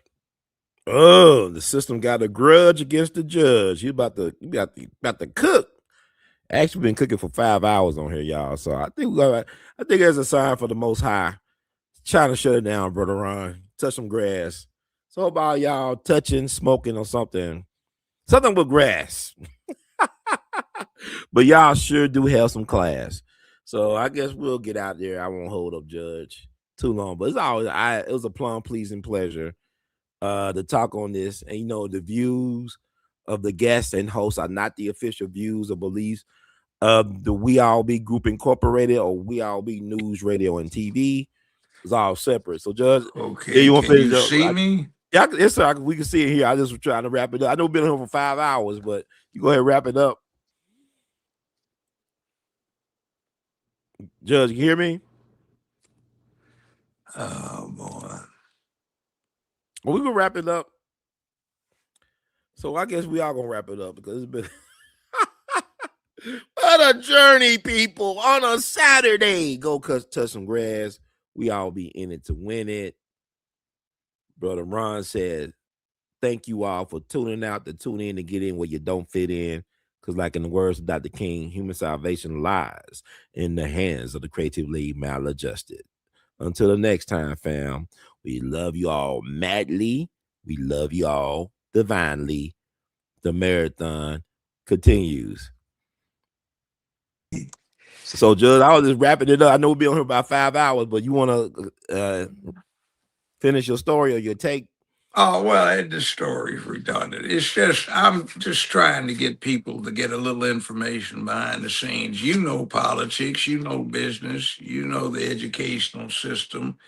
Your mother's an activist. She's been paying a lot of attention to history, especially the Fort Pillow situation. Mm-hmm. These things don't get said, so you know how you break the stuff.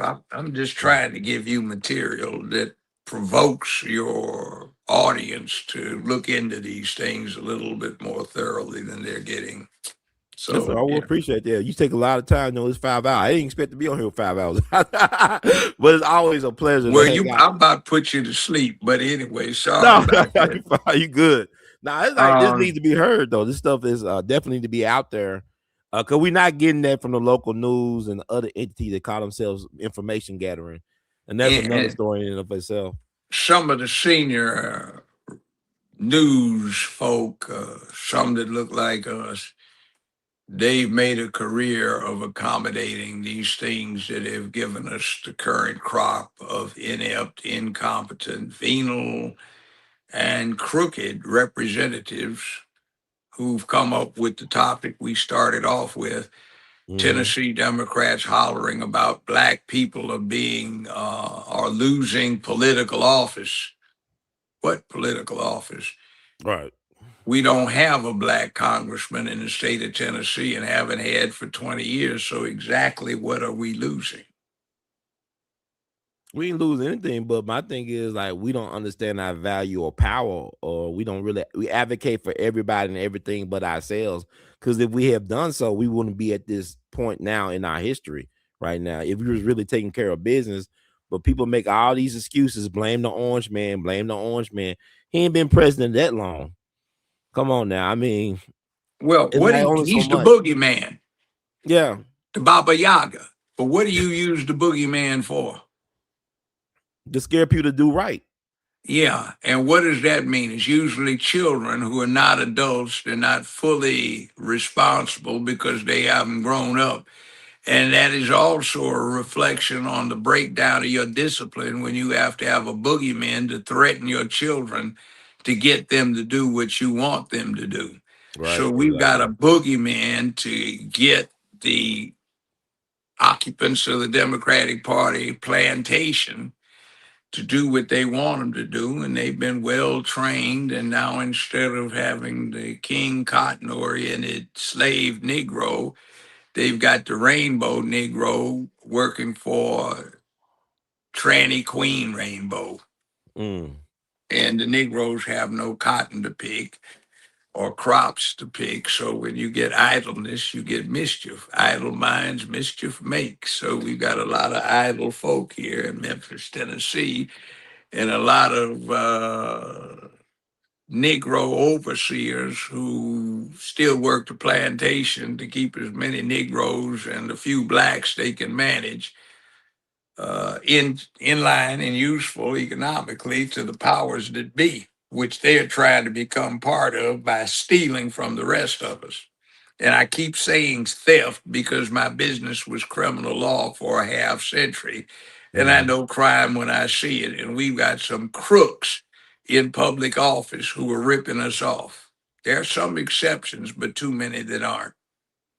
Therein lies the rub. But thank you so much, brother Judge, the honorable one and only Judge Joe Brown, for sharing this Saturday with us, this Saturday morning and early afternoon. We got a lot to learn. Thank you for having class. We appreciate it. All right.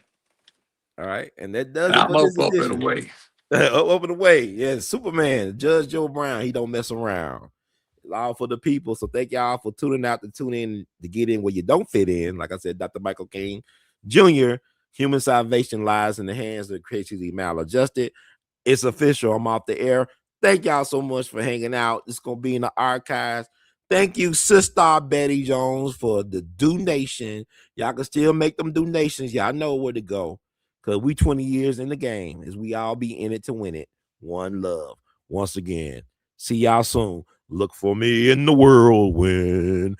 Hey, Wilbur.